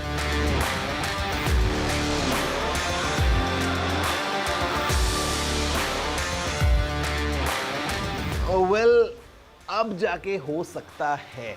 In the beginning, when brands just removed the accessories like chargers from the box, तो उस time पे not everyone had these chargers. और sometimes हम देखते थे कि जो cables हैं वो अलग हैं, कहीं पे lightning, कहीं पे USB-C, कहीं पे micro USB, on the other side sometimes USB-C, sometimes USB-A वगैरह वगैरह. But now with USB-C coming in place and now that it's been 2-3 years जब थोड़ा टाइम हो चुका है, काफ़ी ब्रांड्स चार्जर्स रिमूव कर चुके हैं, तो अब मुझे लगता है कि हाँ इसका फ़ायदा हो सकता है. For example if I talk about myself, तो I have this charger from one of my old laptops और ये आई थिंक 3 या 4 साल पुराना चार्जर है. And even today I use the same charger to charge all my devices. But now going forward जब सबके पास में चार्जर्स हैं तो मुझे लगता है कि इसका फ़र्क पड़ सकता है.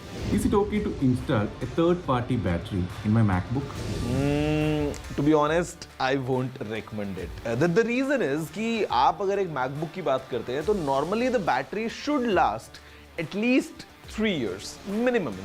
उसके बाद अगर आप Mac को और लंबा यूज़ करना चाह रहे हैं, which the Mac is surely capable of, तो उस टाइम पे if you install a third party battery saving a few bucks here and there, तो उस टाइम पे ठीक है आपका काम चल जाएगा, but then the experience might not be exactly the same और शायद आप अपने MacBook की लाइफ स्पैन को थोड़ा सा कम कर दें.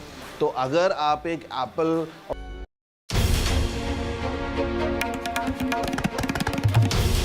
This is NDTV. and you're watching NDTV 24x7.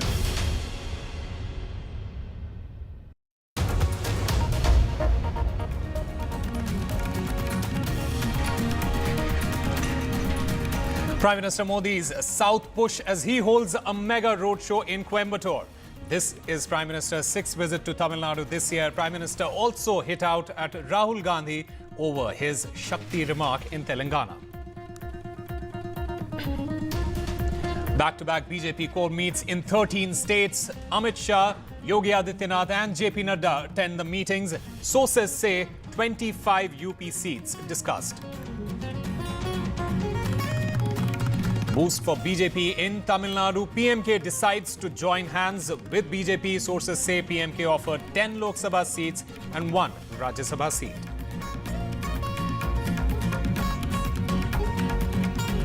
Raj Thackeray is set to join BJP Sena in Maharashtra amid speculations. Thackeray to meet Amit Shah at his residence. Maharashtra Deputy Chief Minister Fadnavis also in Delhi for the meet. NDA seals Bihar seat sharing deal. BJP to contest 17 seats. Nitish's JDU gets 16, while Chirag Paswan's party to fight from 5 seats.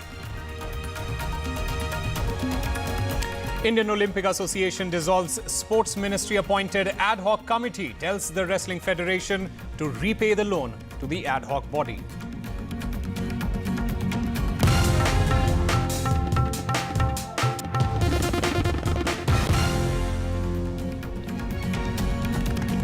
Hello and welcome. You're watching NDTV 24x7. I'm Osama Shah. Our top story: BJP is holding back-to-back core committee meetings in 13 states. Home Minister Amit Shah, UP Chief Minister Yogi Adityanath and BJP Chief JP Nadda, they are attending these meetings. Sources say that 25 Uttar Pradesh seats have been discussed. The National Council meeting of the BJP will set the tone for party's Lok Sabha election campaign. And Vasudha joins us to give us more details. Vasudha, what can we expect from these meetings, which have been going on in full swing? Live from the BJP office, and the meeting started around 5 o'clock in the morning, and these are core group meetings of over 12 states, and leaders from almost over 12 states have been meeting. These are back-to-back meetings. Mr. Amit Shah, the Home Minister, is also inside. JP Nadda, who's the BJP president, also BL Santosh, who's the National Organization Secretary. These are people who are sort of looking at names and curating it. What I've been told is UP, of course, figures in the set of priorities. UP meetings happened first, then Rajasthan, Haryana, Gujarat meetings were on for a while now. Maharashtra is going to be another key state because Maharashtra also there is a lot of discussion on the seats of Mumbai, and of course placating something like the Eknath Shinde Sena, which fought on 13 seats last time. It's hoping to fight on the same number of seats, but of course BJP wants to fight on more seats this time, so that is going to be an issue. So those reassurances are being given, but what I understand is UP was of course the priority, and some seats like Kaisarganj, and Kaisarganj is where Brij Mohan Singh, the Wrestling Federation former chief, who was in controversies because several wrestlers alleged that he was sexually harassing them. BJP does not seem very interested in giving him that ticket, but he's seen as a strong man in that area. One of his family members could be fielded, but he seems quite hesitant in doing that. So it remains to be seen who will be fielded from Kaisarganj. That is one ticket. Apart from that, there are other seats like Balia and Badohi. Badohi is where Lalitesh Tripathi, has been given a ticket by SP on a TMC ticket. So these are certain tickets, certain seats where there is a certain friction. But of course, what I hear from my sources is that there is going to be, there's going to be a lot of consideration to representation, because UP is one state where the BJP won 62 seats last time. It's hoping to get at least 72 this time. So there's going to be, and there is going to be assurances that the party does not take any chance. Haryana, 4 seats were discussed. UP, 25 seats were discussed. Rajasthan, of course, all of them got discussed. Gujarat, again, C.R. Patil, the president of Gujarat BJP, is also here. He, there's going to be discussion on 3 to 4 Gujarat seats as well.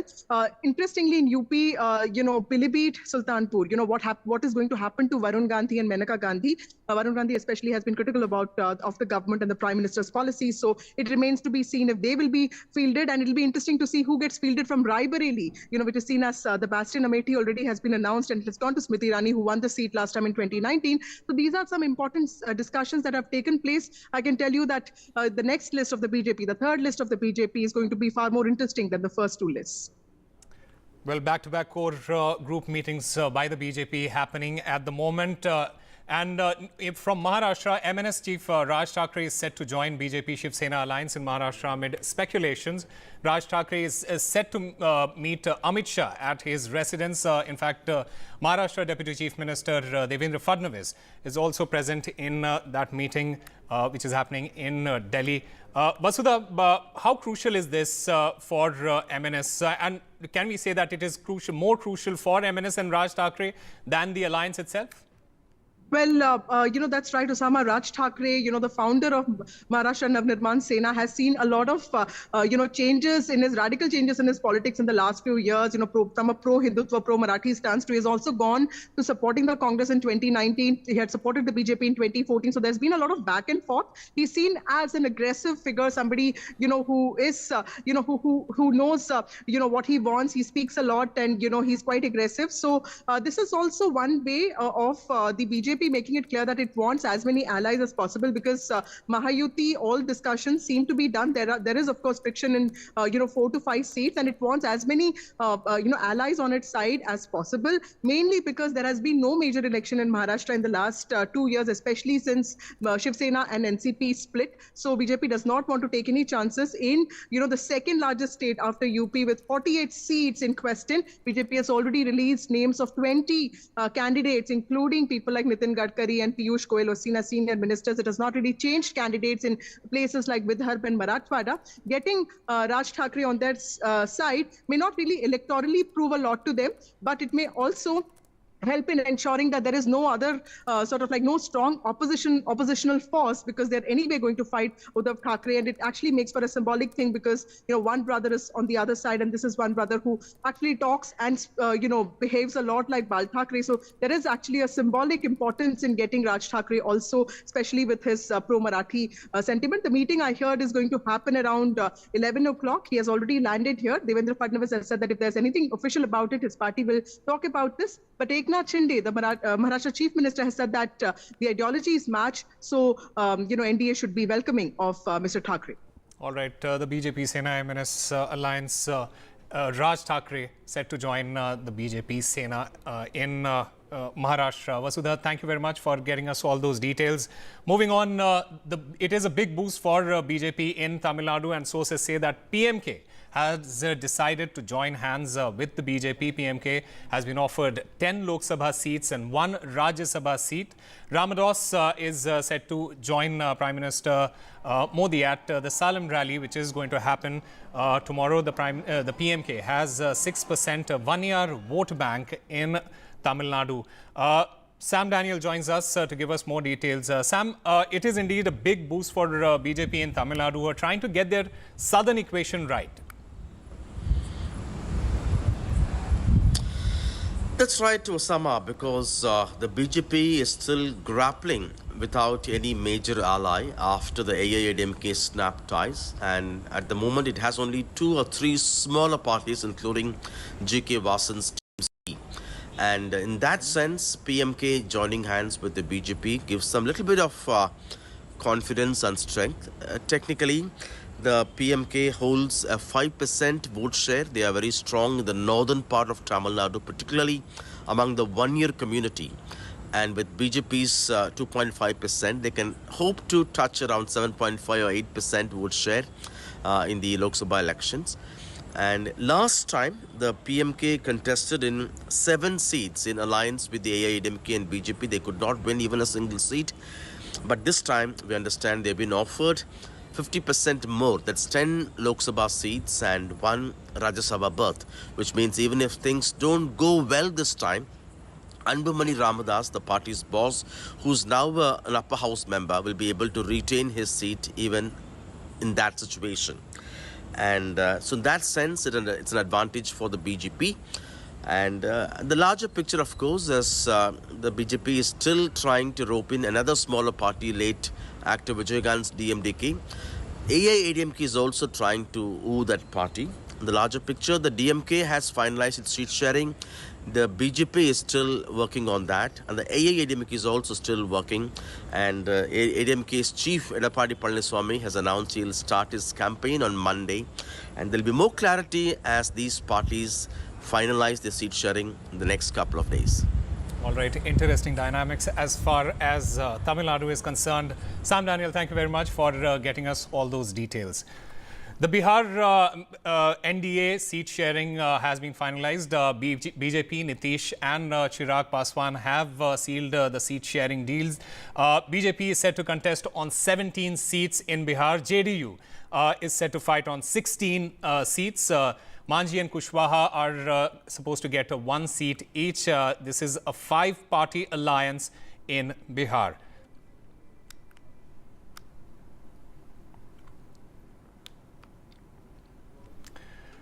And Supreme Court has asked the SBI chairman to file an affidavit by 5 p.m. indicating that all details have been disclosed related to electoral bonds which were in its possession, and no details has been withheld.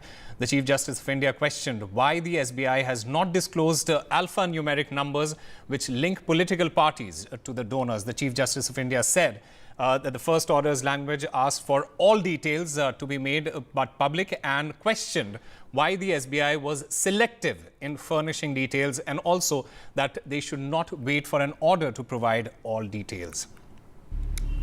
All details of the electoral bonds, including the unique alphanumeric number, have to be made public. The Supreme Court directed the State Bank of India on Monday. The top court gave the bank till Thursday 5 p.m. to submit all the details to the Election Commission and put it in the public domain. The Supreme Court's direction came despite attempts by the business houses, the government and the SBI to try and explain the perils of disclosing all the details. The direction to the SBI to submit details of bracket 1, the electoral bonds purchased, semicolon, and bracket T2, political parties which have received contributions through electoral bonds. Taking the State Bank of India to task for giving out selective information, the Chief Justice said that the State Bank of India's attitude seems to be, you tell us what to disclose, we will disclose. That does not seem to be fair. When we say all details, it includes all conceivable data. All details should have come out. We want to ensure that nothing has been suppressed. The State Bank of India was earlier criticized for not sharing any link between the donors and the recipients of the electoral bonds. The State Bank of India, Chambers of Commerce and the government tried to caution the court about disclosing all details and opening a flood of public interest litigations. Lord, statistics, your lordships are aware, can be twisted in any manner the person wants. Now, my lord, based upon the twisted and other statistics, Lord, any kind of posts are being made. I know, my lord, your lordships cannot control them. The question is, would your lordships, my lord,